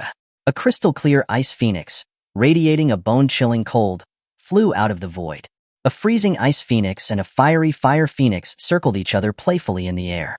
The two divine beasts playing around wouldn't be a big deal, but the fact that they were emitting bursts of intense heat and bone-chilling cold, at random, was torturing the audience below. 1 second, everyone was sweating, and the next second they were shivering from the cold. I finally know why Lin Luoxue is called the Ice and Fire Queen. Someone shivered with their arms crossed. The Ice Phoenix and the Fire Phoenix circled in the air before letting out 2 long cries and diving toward Meng Hang. Chapter 154. Overwhelming Power. At this moment, most people in the Dragon Nation had put down their tasks to watch the battle live on television. The screen showed a chaotic mix of flying swords and roaring divine beasts. The sinister aura emitted by black and white impermanence made people fearful, and the twin Ice and Fire Phoenixes circling in the air were fascinating. The entire scene was in an uproar. The entire Imperial capital was in an uproar. The entire Dragon Nation was in an uproar. Regardless of who won in the end, this battle was sure to go down in history. Is this really the power that a group of freshmen is unleashing? Monsters. They are truly monsters. Some people sat in front of the screen, staring in disbelief at the scene that looked like a descent of a mythical world.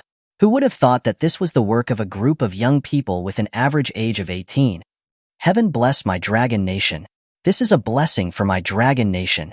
With these young people, those beasts will surely perish. Some elderly people excitedly pounded the armrests of their chairs, their eyes seeming to already see the scene of humanity defeating the demon clan.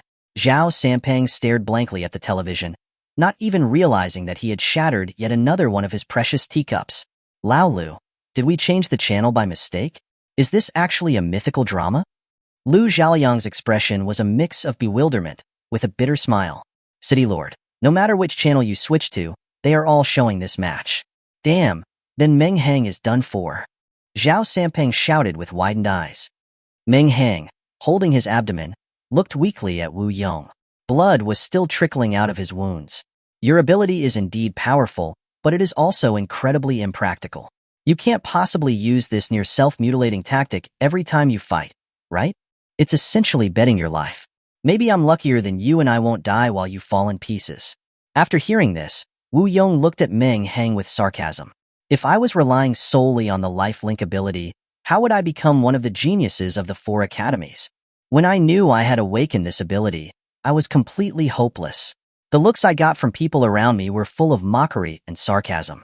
But none of them imagined that I would then awaken an SSS rank healing wood ability, making my originally useless ability incredibly powerful. As he said this, a green light flashed in Wu Yong's abdomen, and the wounds began to heal slowly. Hehehe. Boy, my ability can only link damage, but recovery depends on myself, so you better surrender, or I will let you experience what hell is like. Hehehe. Hehehe. Wu Yong, who had been laughing maniacally, froze as he heard the sinister and twisted laughter. Damn, why does someone else have a more twisted laugh than me? Meng Hang's lowered head slowly lifted, the smile on the corner of his mouth almost reaching his ears as he looked at Wu Yong with a strange look. SSS rank wood ability? Then today, Let's see whether your wood ability heals faster, or my Hashirama cells.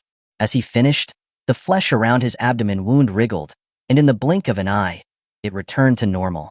Then, let's go to hell together, and see who can crawl back up. As he said this, he directly plunged his sword into his abdomen and twisted it. With his left hand, he slowly inserted a dagger from his spatial ring into his mouth, used the sharp blade to pierce his cheek, and slowly cut upward. Instantly, a heart-rending scream rang out. Damn, Meng Hang is such a monster. He's too damn hardcore. I can't watch this fight anymore. Someone quickly covered their eyes and turned to look at other fights.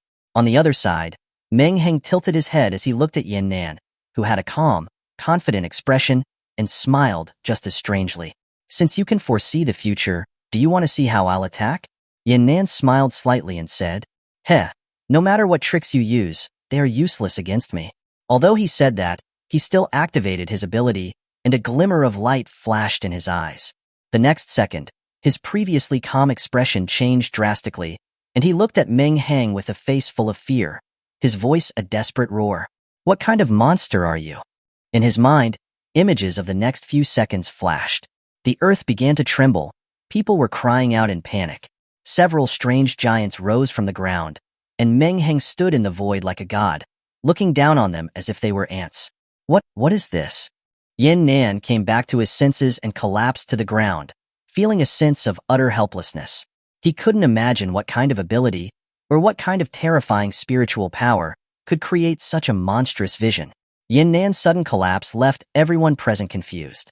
Why did he sit down all of a sudden? Looking at his face, he must have been scared. Meng Hang just laughed, although that laughter was a bit creepy, but it shouldn't have scared him like this, right? Did you forget Yin Nan's precognitive ability? He must have seen something terrifying that made him so scared. The five Meng Hang's expressions changed from cruel and sinister to cold and detached. Meng Hang looked at the incoming storm of flying swords, the brilliant four divine beasts, the soul-reaping chains from the underworld, and the ice and fire phoenixes, his eyes filled with disdain. The five Meng Hangs spoke in unison, their voices not loud, but loud enough to make everyone there feel deafening. It's impressive that you have the courage to challenge me, but that's all I can praise you for. As for what the last one is doing, we'll leave that for later. 8. Are you still trying to act cool at this point? Everyone in the nation was speechless. Is it so hard to admit that someone is outstanding? You had to act cool by splitting into 6 clones, and now that you are being completely suppressed, you say something like that? After all, the mood has gotten to this point. If he doesn't act cool now, he will be too embarrassed if he loses, so let's forgive him. Heh heh heh. Ha ha ha ha. Hearing the crowd's ridicule, Meng Hang first let out a restrained low chuckle, then his laughter gradually became more frantic. System. Exchange for the eternal Mangekyo Sharingan, Kamui. The Kamui that Meng Hang used previously was just the Mangekyo Sharingan. It was only thanks to the Hashirama cells that he hadn't been affected by the backlash. After the massacre last night, he had enough points to exchange for the eternal Mangekyo Sharingan. Received, brother.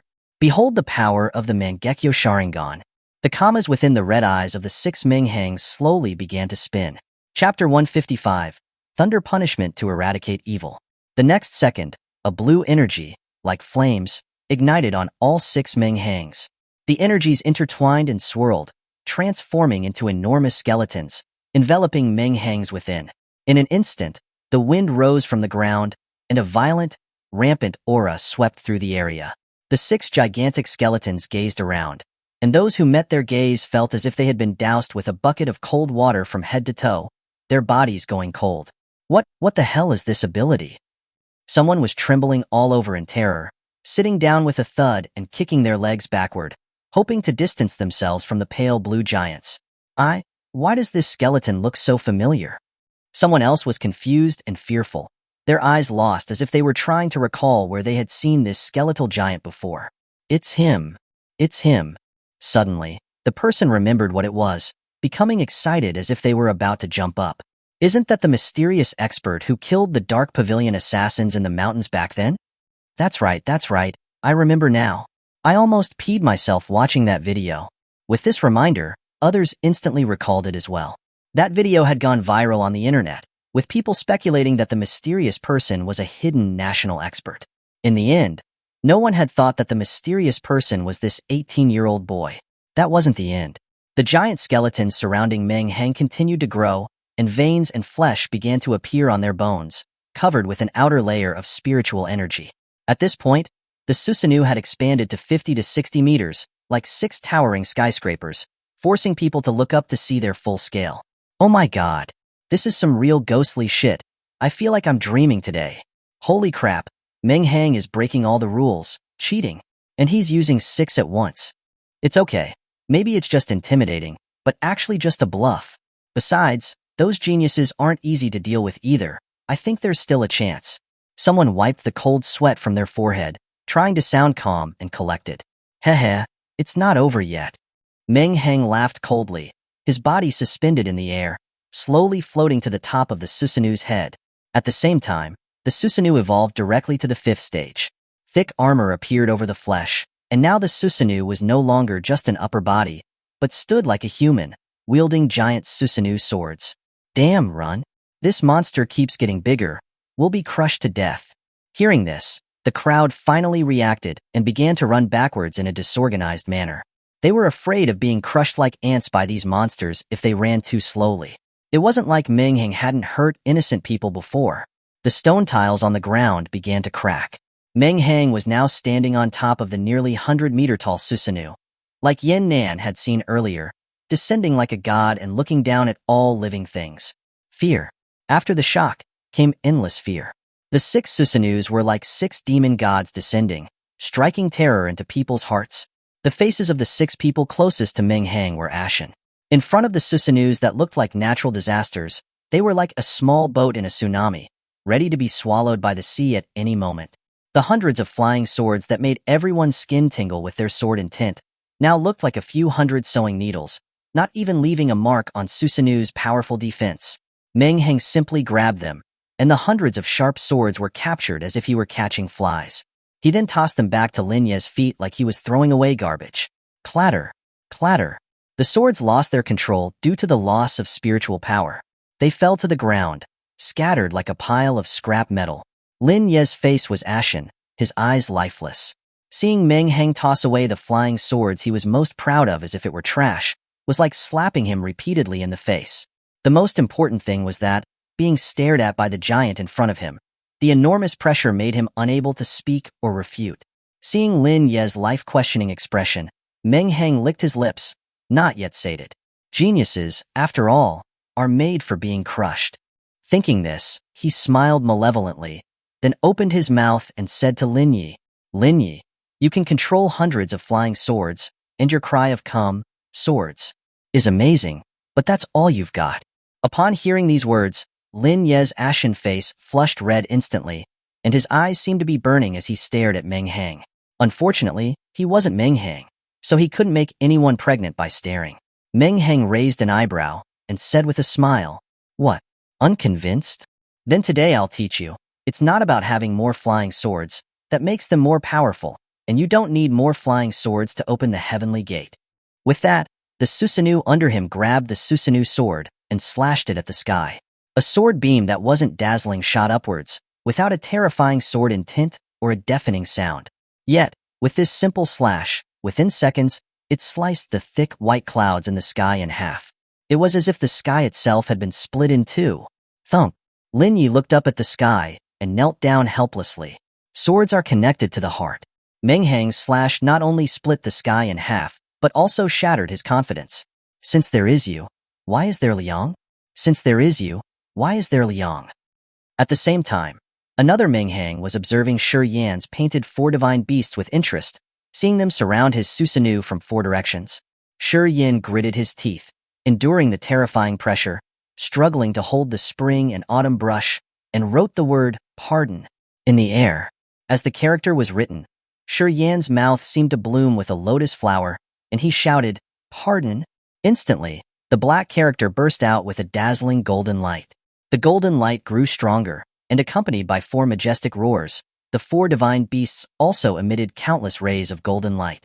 The golden light shot into the sky, enveloping the nearly 100-meter-tall Susanoo. 4 symbols divine punishment array. The array was filled with murderous intent, and the clear sky began to cloud over with dark clouds, and countless lightning snakes writhed within. Holy crap! Yin can directly summon heavenly lightning? The crowd, who were still fleeing desperately, couldn't help but look back upon hearing the thunder, and witnessed this scene that looked like a divine punishment. Yin gritted his teeth and waved his brush again, rapidly painting in the air, while mumbling to himself, "Shake the heavenly power, let evil retreat. Thunder punishment, descend." Instantly, a thunderbolt of ink-black, godlike lightning, as thick as a water bucket, shot from the tip of the brush. The divine lightning, created by the painting, wandered through the dark clouds and then shed its ink-like color and turned a true azure blue. Boom! A sound like the sky collapsing boomed, and everyone's minds, which had been terrified by Meng Hang's Susanu's, instantly cleared. Heavenly punishment has come, to deter evil. Chapter 156, Crushing Defeat. A bolt of azure lightning, thick as a water bucket, transformed into a thunder dragon and struck directly towards Meng Hang on the ground, as if it wouldn't rest until he was completely annihilated. Meng Hang looked up at the divine lightning and couldn't help but reveal a hint of excitement. Good stuff. I never thought I would ever get to experience the legendary thunder punishment. I wonder if Susanoo is a good conductor. Just as Meng Hang was thinking this, the thunder punishment had already descended. The thunder punishment, as thick as a water bucket, with its terrifying power, looked like a tiny dragon in front of the nearly 100-meter-tall Susanoo. He overestimated it. Compared to Susanoo, the thunder punishment was as thin as silk. The lightning bug struck the Susanoo and instantly transformed into thousands of electric arcs that scattered and crackled, shining brightly. After a long while, the lightning faded and the light dimmed. The crowd rushed anxiously into the sky. The drones, which had been temporarily out of control due to the lightning, came back to life and flew towards the sky, wanting to give Meng Hang a close-up. Meng Hang stood unharmed in the Susanoo, impatiently picking at his ear and looking at Yin below, issuing a soul-searching question. "Is that all?" Yin, who had still been hopeful, turned pale and spat out a mouthful of blood.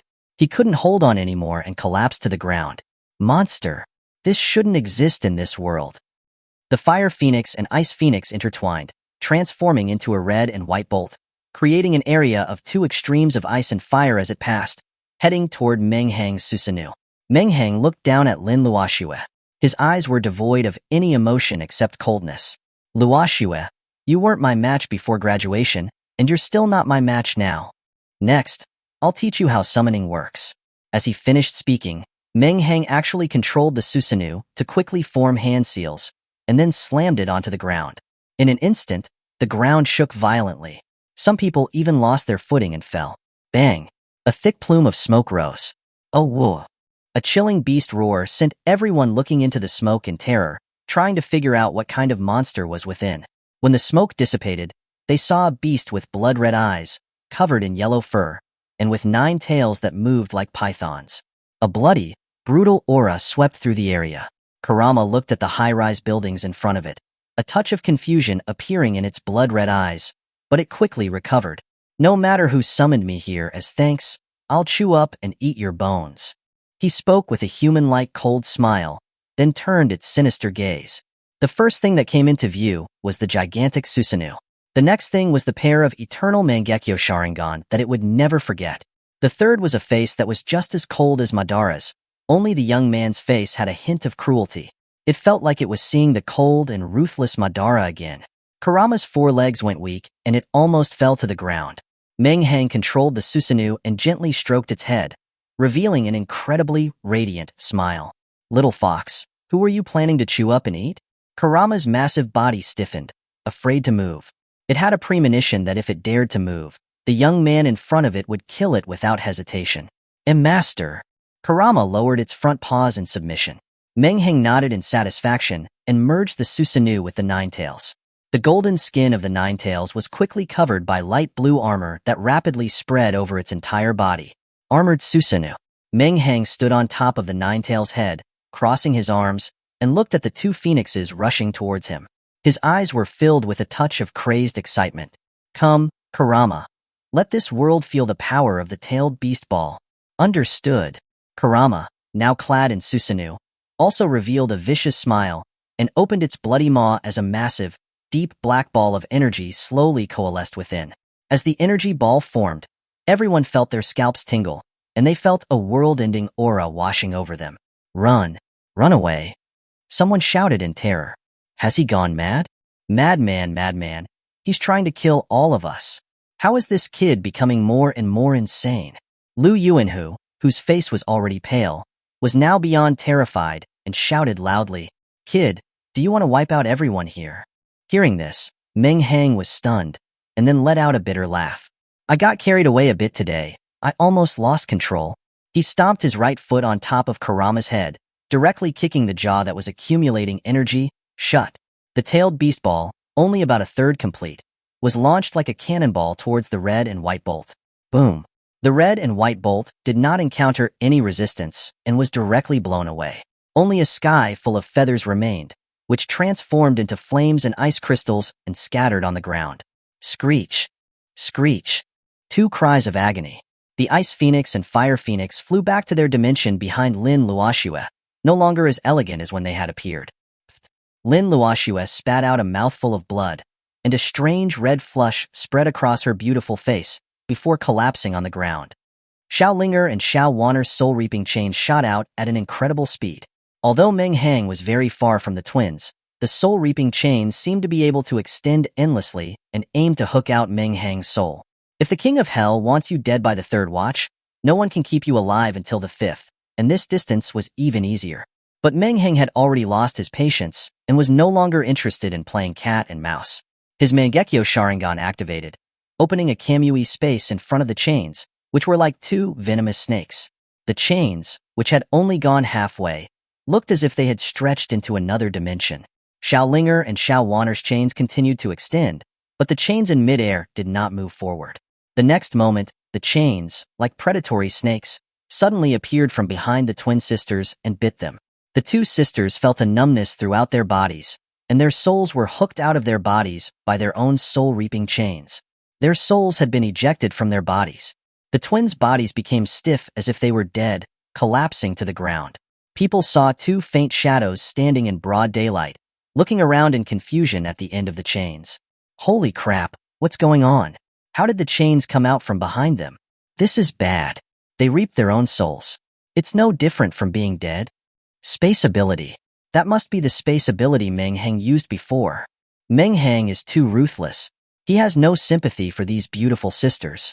After being confused for a while, Xiaolinger and Xiao Wanner finally understood their situation, and their faces changed drastically. The two illusory figures formed hand seals at the same time, chanting in their mouths. Just as they were forming the hand seals, the phantoms of black and white impermanence behind them moved. Black and white impermanence opened their mouths and gently exhaled, and a visible cold air came out. The twin sister souls were swept by this cold air and slowly floated back into their bodies. After only a few moments, Xiaolinger and Xiao Wanner slowly opened their eyes at the same time and struggled to sit up. From their pale faces, everyone could see that their vitality had been greatly depleted, and they were no longer able to fight. At this point, except for Yifan, the top students from the 4 major academies of the Dragon Nation, and the most outstanding group in history, were completely defeated by Meng Hang in a one-on-many battle. Chapter 157. Sinister. The battle came and went quickly. A gentle breeze brushed over everyone's faces, which should have felt refreshing, but instead, it sent a chill through them, and they shivered. It was as if the entire Dragon Nation had been put on pause. The front of the Imperial Capital University was now a mess. The entire scene deathly silent. The geniuses, who had been so full of energy, had been completely humiliated by Meng Hang. The more stylish they had been when getting out of the car, the more pathetic they looked now. Wu Yong lay on the ground, mangled by Meng Hang. His body was enveloped in a pale green light, slowly repairing his wounds. Not a single part of him had been left unmarked, especially the gash at the corner of his mouth that stretched all the way to his ear. Even though he was unconscious, he seemed to be smiling. Lin Yi was kneeling on the ground, his eyes lifeless and filled with despair. He was completely indifferent to the outside world, and his mouth kept mumbling, "Since there is you, why is there Liang?" The others were kneeling with pale faces, their confidence shattered. Those on the scene didn't understand, nor did those watching on TV. Just minutes ago, these geniuses had been shining brightly, their skills powerful enough to make the Imperial Capital University look like a scene from a mythical world. How did the situation change so drastically in such a short time? Meng Hang stood on top of the sixth Susanoo, coldly gazing down at everyone. No one dared to meet his gaze again. The seven geniuses had been like seven confident warriors about to slay a dragon, but they had just been crushed by the dragon instead. Liu Yuanhu and the representatives of the other three academies looked beyond upset. Their faces were filled with a mixture of despair and helplessness. These seven were handpicked by their schools, with a huge amount of resources invested into them. Each of them would have been a top contender in previous classes, but they had been easily defeated by a single person. Without having to blockade the entrance, it was like they had already been blocked out. The four major academies had been completely defeated. Liu Yuanhu's once perfectly pressed suit was now crumpled. His despairing eyes suddenly lit up with a never-before-seen light as he glanced at one person. We haven't lost. The Imperial Capital University hasn't lost yet. Upon hearing this, everyone, including the cameras, turned to look at where his eyes were focused. Amidst the chaotic scene, two people were standing calmly, looking at each other. Yifan stood with his hands behind his back, and his expression did not change in the slightest due to the defeat of the others. A very powerful ability. No wonder you dare to come and blockade the gates of the Imperial Capital University. Seeing that he was so calm, Meng Hang's blood-red eyes revealed a hint of surprise, and he raised an eyebrow. After witnessing my strength, you're still so confident? Heh, no matter how strong you are, you're just an ant in front of me. Heh, I'll be waiting to see. Meng Hang let out a strange laugh, and the blue energy on his body began to burn intensely, ready to use the Susanoo again. Do you think the same trick will work on me? Yifan smiled disdainfully, his body straightened, and he instantly became solemn and majestic, as if he had become the Emperor of Heaven who controlled everything. In front of me, everyone is an ant. The use of any abilities here is prohibited. His voice was like a booming bell, shaking the minds of everyone present. He was like the God in the Bible, saying, "Let there be light," and there was light. As soon as he said this, the chakra surrounding Meng Hang was extinguished like a bucket of water had been thrown on it. The Mangekyo Sharingan, which had been radiating a dazzling red light, disappeared, and his pupils returned to their original brown color. Meng Hang's expression changed slightly. He tried to mobilize his spiritual power again, but no matter how hard he tried, the spiritual energy in his mind was as still as a stagnant pool, showing no reaction. Heh, I said, in front of me, everyone is just an ant. Even the laws of this world have to obey my command. Actually, Yifan was exaggerating a bit. There was an upper limit to how much his word magic affected other ability users. The stronger the ability user, the less effective his word magic was. If he tried to use this on a dry-ranked ability user, he would be taught a lesson in minutes. But it was enough to deal with Meng Hang at this moment.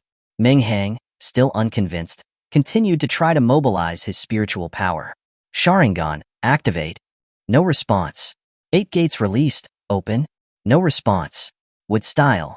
Would human technique? After several attempts, he finally accepted the fact that he could not use his abilities. Without my abilities, I can still beat you to death with my bare hands. Meng Hang's face was grim. He took a step forward, ready to fight Yifan in close combat. Heh, an ant is still an ant. 10 times the gravity here. As soon as he said that, Meng Hang's body bent, as if he was walking in a swamp, every step being extremely difficult. Yifan couldn't help but be startled that Meng Hang was still able to walk. I underestimated you. Without your abilities, you can still stand under 10 times the gravity.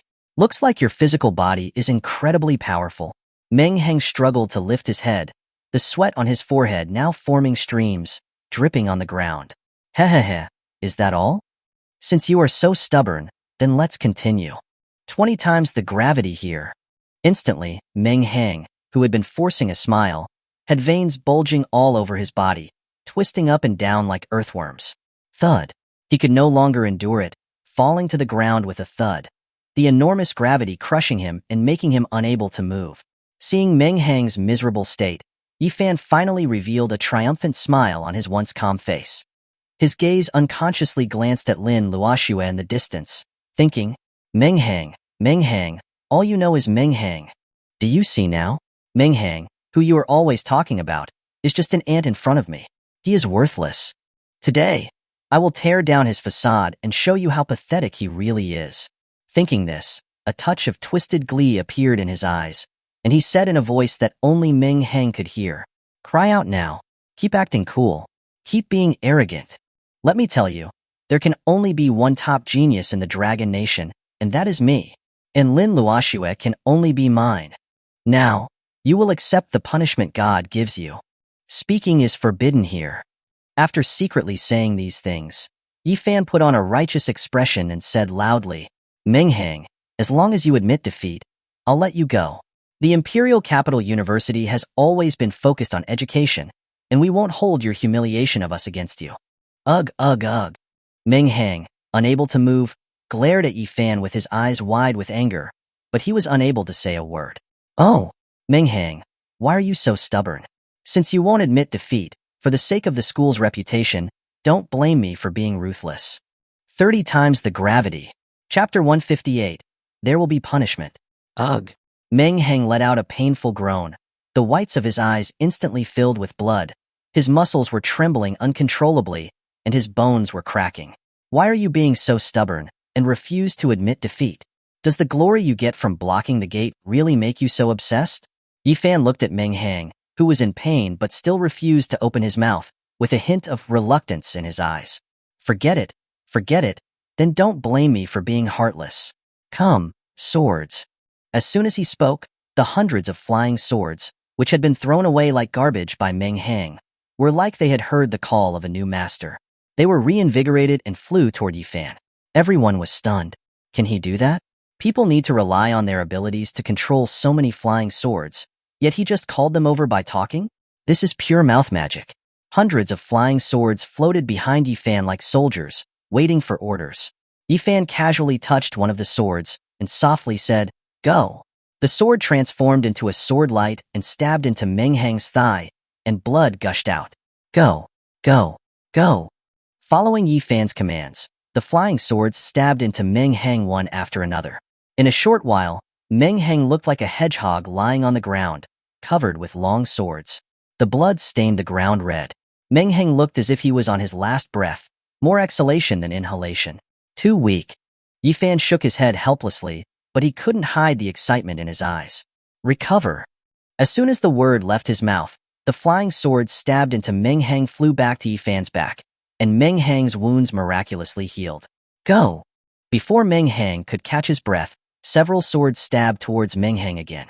After an unknown amount of time, Yifan shivered all over, feeling extremely comfortable, entering sage mode and pretending to say, "Meng Hang, for your stubborn will, let's stop here for today." Then, without paying attention to Meng Hang's eyes that were almost burning with fire, he turned to look at Lu Yuanhu. "Principal, I can't bear to attack anymore. Just announce that he is lost." He was stunned before he finished speaking. He realized that Lu Yuanhu's pupils were blood red, and his eyes were emitting an eerie red glow. If Huaqiu was still alive and saw this scene, he would say, "I know this trick." Lu Yuanhu looked at Yifan with a sinister look, his mouth stretching to his ears, and he asked mockingly, "Is it fun?" Yifan frowned and subconsciously took a few steps backward, and then looked at Lin Luoxue. Lin Luoxue had already stood up from the ground, and also asked in an eerie tone, "Was it fun just now?" The once bright sky suddenly darkened, and the dazzling sun turned into a blood-red round moon. The hundreds of people in front of the Imperial Capital University had all turned into Meng Hang, their eyes emitting a ghostly red light. "Hehehe, is it fun?" At this moment, a cold voice came from behind him. Yifan's forehead was instantly covered in cold sweat, and he hurriedly turned around. Meng Hang, who had been unable to move under the 30 times gravity, had somehow stood up. His eyes were shining with blood. The corners of his mouth stretched to his ears, revealing a mouthful of white teeth. He was looking at Yifan like a snake staring at its prey. "What are those two doing?" Someone picked their nose, saying impatiently, "Could they be seeing eye to eye, and are getting sparks?" "TSK, TSK, TSK. What is this called?" "This is called man on man, force man on man." Ever since Lu Yuanhu had looked at Yifan like he had grabbed a lifeline, everyone thought they were about to see an epic final battle. Who would have known that 5 minutes had passed, and these two were just standing there, staring at each other. Suddenly, Yifan, who had been calm, actually took 2 steps back in panic. Meng Hang, who had been immobile, finally spoke. "Boy, you look pretty decent. but I didn't expect you to be so twisted. Meng Hang narrowed his eyes filled with a ghostly chill. Meng Hang naturally knew what was happening in the illusion he created. He had already suffered from Yifan's word magic, so it was impossible for him to let Yifan speak. So from the beginning, Meng Hang had used an illusion on him. He had just wanted to kick Yifan a few times to get back at him when he was off guard. Who knew that this kid was so twisted? Pretending to be righteous, persuading me to admit defeat, and then sealing my mouth so I couldn't speak? Stabbing me with swords like a hedgehog, then healing me, and then torturing me. Only stopping when you were satisfied? If I didn't have illusions, would these scenes actually have happened? Damn, a kindred spirit. It's not lonely having you on the twisted path. Thinking of this, Meng Hang's expression gradually became twisted. Young Master Yi, was it fun torturing me? Now it's your turn. Tsukuyami. Yifan had just come out of the illusion. He knew that he had been played by Meng Hang, and his face flushed. So all the cool stuff I just did was fake? He was Yi family's young master, an ability user with word magic. When had he ever been humiliated like this? The angrier he got, the more he could feel a chilling, killing intent begin to seep from his eyes. What if I kill you in front of everyone? Who dares to criticize my Yi family? Yifan no longer hesitated and shouted sharply, "You!" Before he could say the word, "die," Yifan felt a blur in front of his eyes, and the surrounding environment changed instantly. Countless white clouds flew quickly in the sky, as if the flow of time in this world was faster than the outside world. The blood moon hanging in the sky emitted an ominous light, dyeing the sky red. Yifan, who had returned to his senses, looked at everything around him, was first stunned, and then smiled coldly. He wiggled his body and found that he was tied to a huge cross. He wasn't flustered at all. Instead, he looked around with interest. Heh, Meng Hang, you are surprising me more and more. I didn't expect you to be able to use illusions to this extent. How about it? Are you interested in joining our Yi family? The Yi family will give you the same resources that I have. Meng Hang raised an eyebrow in surprise and said, Young Master Yi, you are really confident. You've already become someone else's prey, and you're still recruiting me? Yifan smiled and shook his head. Your illusions are indeed powerful, but in front of me, all ability users are nothing more than ants. After saying this, his expression turned stern, and he seemed to once again become the Emperor of Heaven, who could command the world with his words. The use of abilities is prohibited. Wait. Meng Hang quickly interrupted him.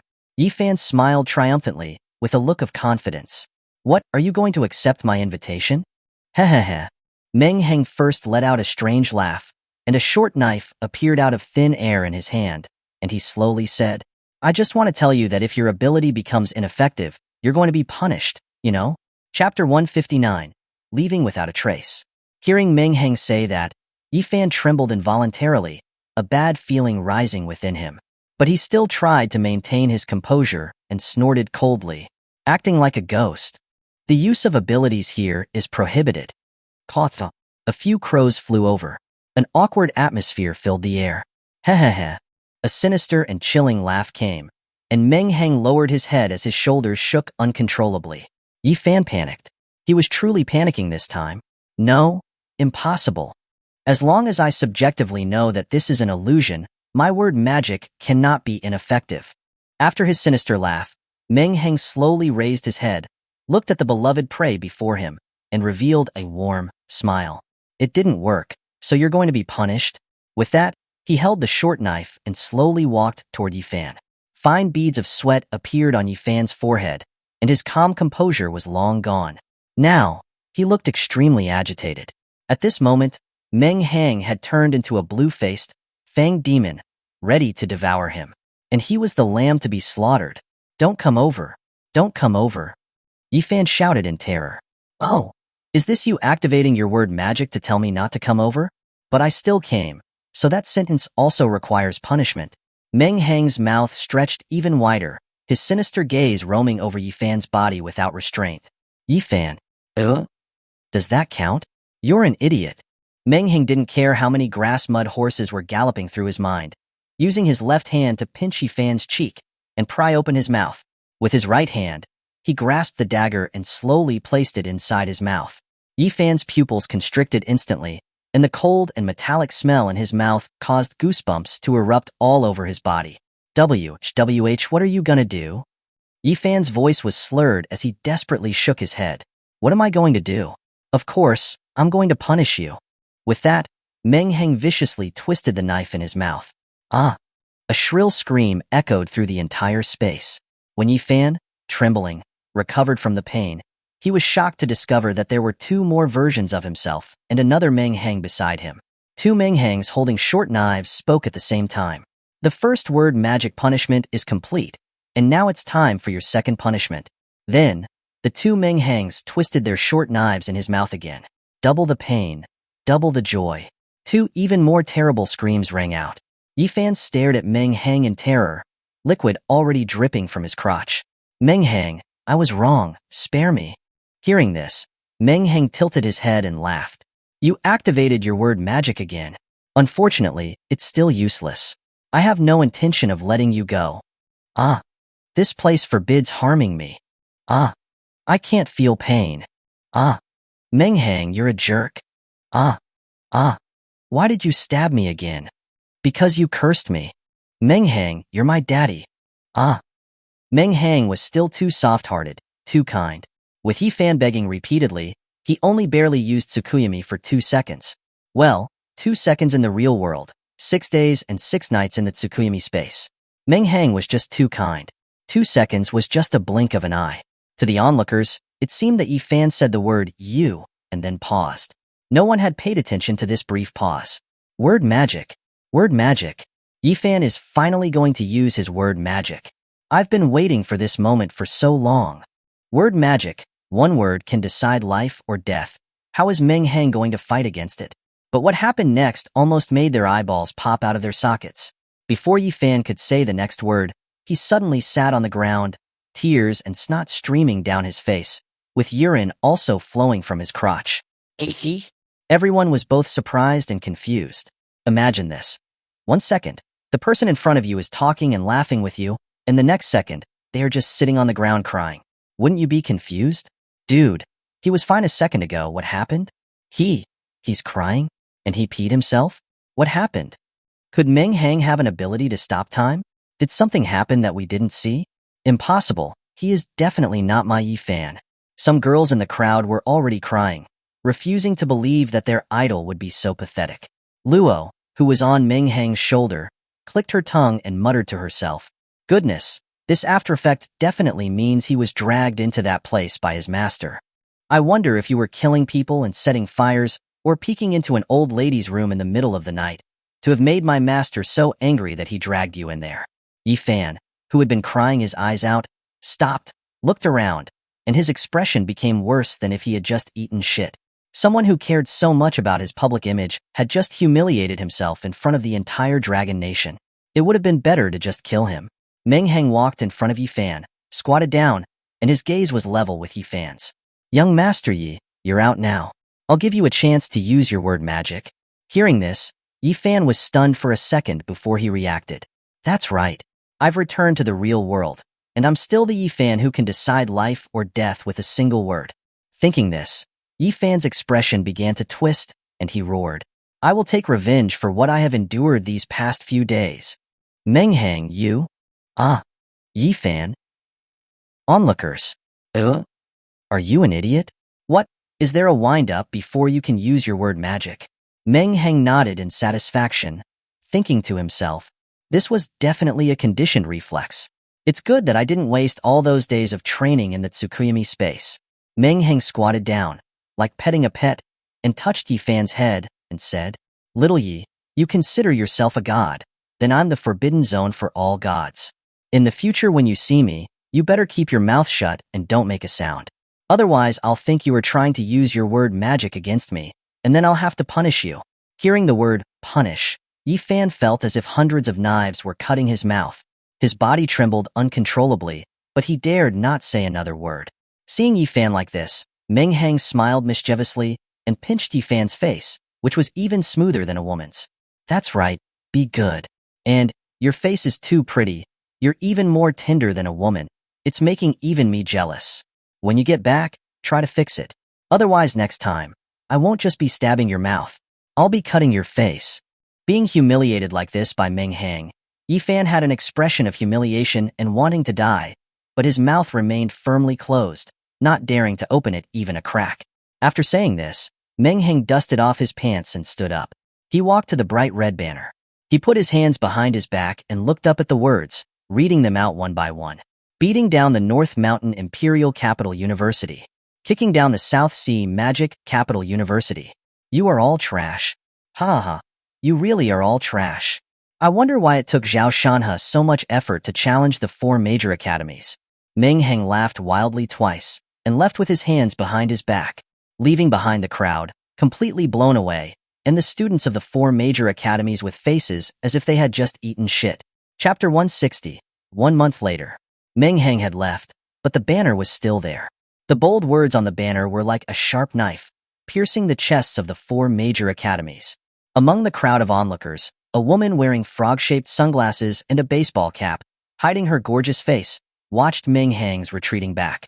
Her snake-like tongue licked her scarlet lips as she muttered to herself, Meng Hang, you are born to be one of our cult members. What do I do?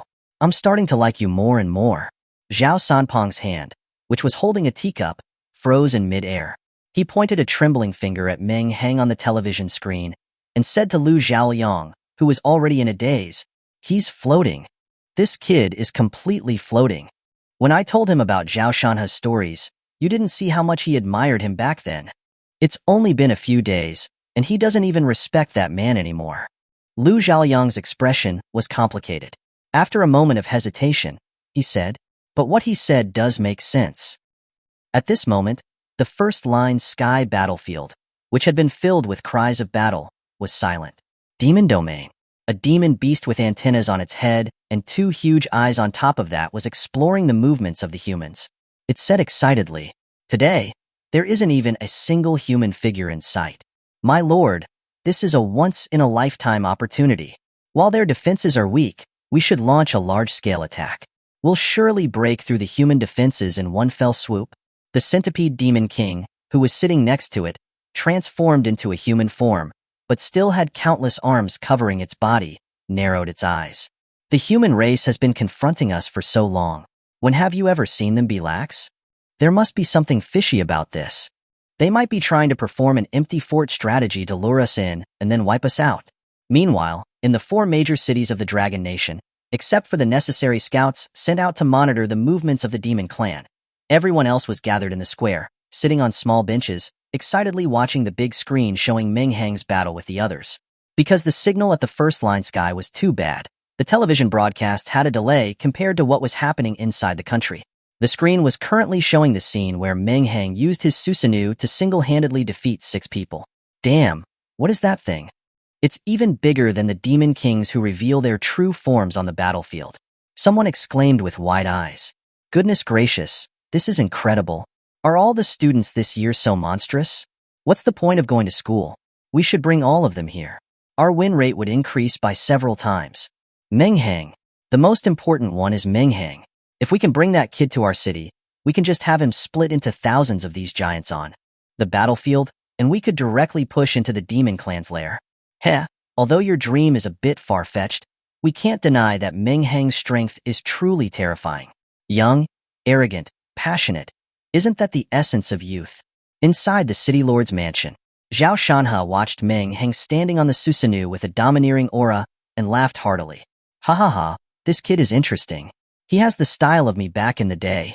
I'm really starting to like him more and more. Then he heard Meng Hang say in the video, I don't understand why it took Zhao Shanhe so much effort to defeat the 4 academies back then. An awkward atmosphere filled the room. Zhao Shanhe's face, which had been so excited, froze in place, and the corners of his mouth twitched uncontrollably. He roared at the bodyguard next to him. Gunny sacks, urea bags, any kind of sack will do. Go and bring that kid back here. I'll personally teach that kid what it means to be humble. Meng Hang became famous. Countless families inquired about where Meng Hang lived and went to his door to try and recruit him. They had almost broken down the doorstep of Fatty's villa these past few days. Only one family was an exception. The Yi family of Imperial Capital. The family head, Yi Weiwu, sat on the sofa with a sinister look on his face. Dad, I want that kid to die. Yi Fan sat next to him, saying to his father with a venomous look, he must die, but not now. Meng Hang is currently in the spotlight, and all eyes are on him. If we kill him now, it will only attract attention. We'll wait for the hype to die down and then find a way to deal with him. 1 month later, a man wearing a black hoodie, a baseball cap, and looking disheveled, arrived at the Yi family villa. The two bodyguards in black uniforms standing at the villa entrance saw the man walking toward them and sneered. One of the bodyguards took a step forward and kicked the man in the stomach, sending him flying several meters away. "Kid, open your dog eyes and see where you are. Did you come to the Yi family to beg for food?" The hooded man slowly stood up from the ground, a deep killing intent flashing in his eyes, but he managed to suppress it. "I am from the Hua family of Imperial Capital. I want to see Yi fan." "The Hua family of Imperial Capital?" The bodyguard was stunned for a moment, and then he burst out laughing. "Haha, kid, you don't even know how to make up lies. The Hua family was wiped out a month ago. Now, you're telling me that you're from the Hua family? Let me tell you, get lost or I'll beat you to death." The bodyguard's face changed, and he spoke fiercely. "Who told you that the entire Hua family was wiped out?" The hooded man took off his hat, revealing a face that was originally handsome but was now incredibly sinister. "My name is Huayang, the eldest son of the Hua family. As long as I'm not dead, the Hua family hasn't been completely wiped out." "It's really Huayang," the bodyguard cried out in surprise upon seeing his face. Huayang had visited the Yi mansion with Hua Hongjin before, so the bodyguard still remembered him. But in the bodyguard's memory, although Huayang's appearance wasn't particularly outstanding, he exuded an aura of confidence. He was someone you could tell at first glance was a member of an important family. But now, with his hair buzzed short to his scalp, his eyes had become incredibly sinister, and he looked like he had aged 10 years in an instant. At this time, Yifan was sunbathing on the balcony of his mansion, wearing sunglasses. Suddenly, a butler walked over and said cautiously, "Young master, Huayang from the Hua family wants to see you." Yifan was startled and blurted out, "Huayang, wasn't he missing?" Then, the corner of his mouth curled into a smile, and he said, "Let him in." The bodyguard brought Huayang in. When they saw each other, both were stunned, exclaiming simultaneously, "How did you become like this?" Huayang saw that Yifan's original pale skin had become dark from sun exposure, like a middle-aged Louis Koo. Huayang was stunned for a few seconds, then smiled bitterly. "I haven't seen you for a month. I didn't expect that, young master, you would develop a liking for tanning." Hearing this, Yifan's eyebrows twitched uncontrollably. He couldn't possibly say that the words Meng Hang had said to him before leaving had become a nightmare for him these past few days. "I'm jealous of your face, you need to fix it, otherwise the next time it won't just be stabbing your mouth, but cutting your face." These words were like a nightmare, appearing in his dreams every night, keeping him awake. Finally, he thought of this method. "Let's see who dares to call themselves a pretty boy from now on."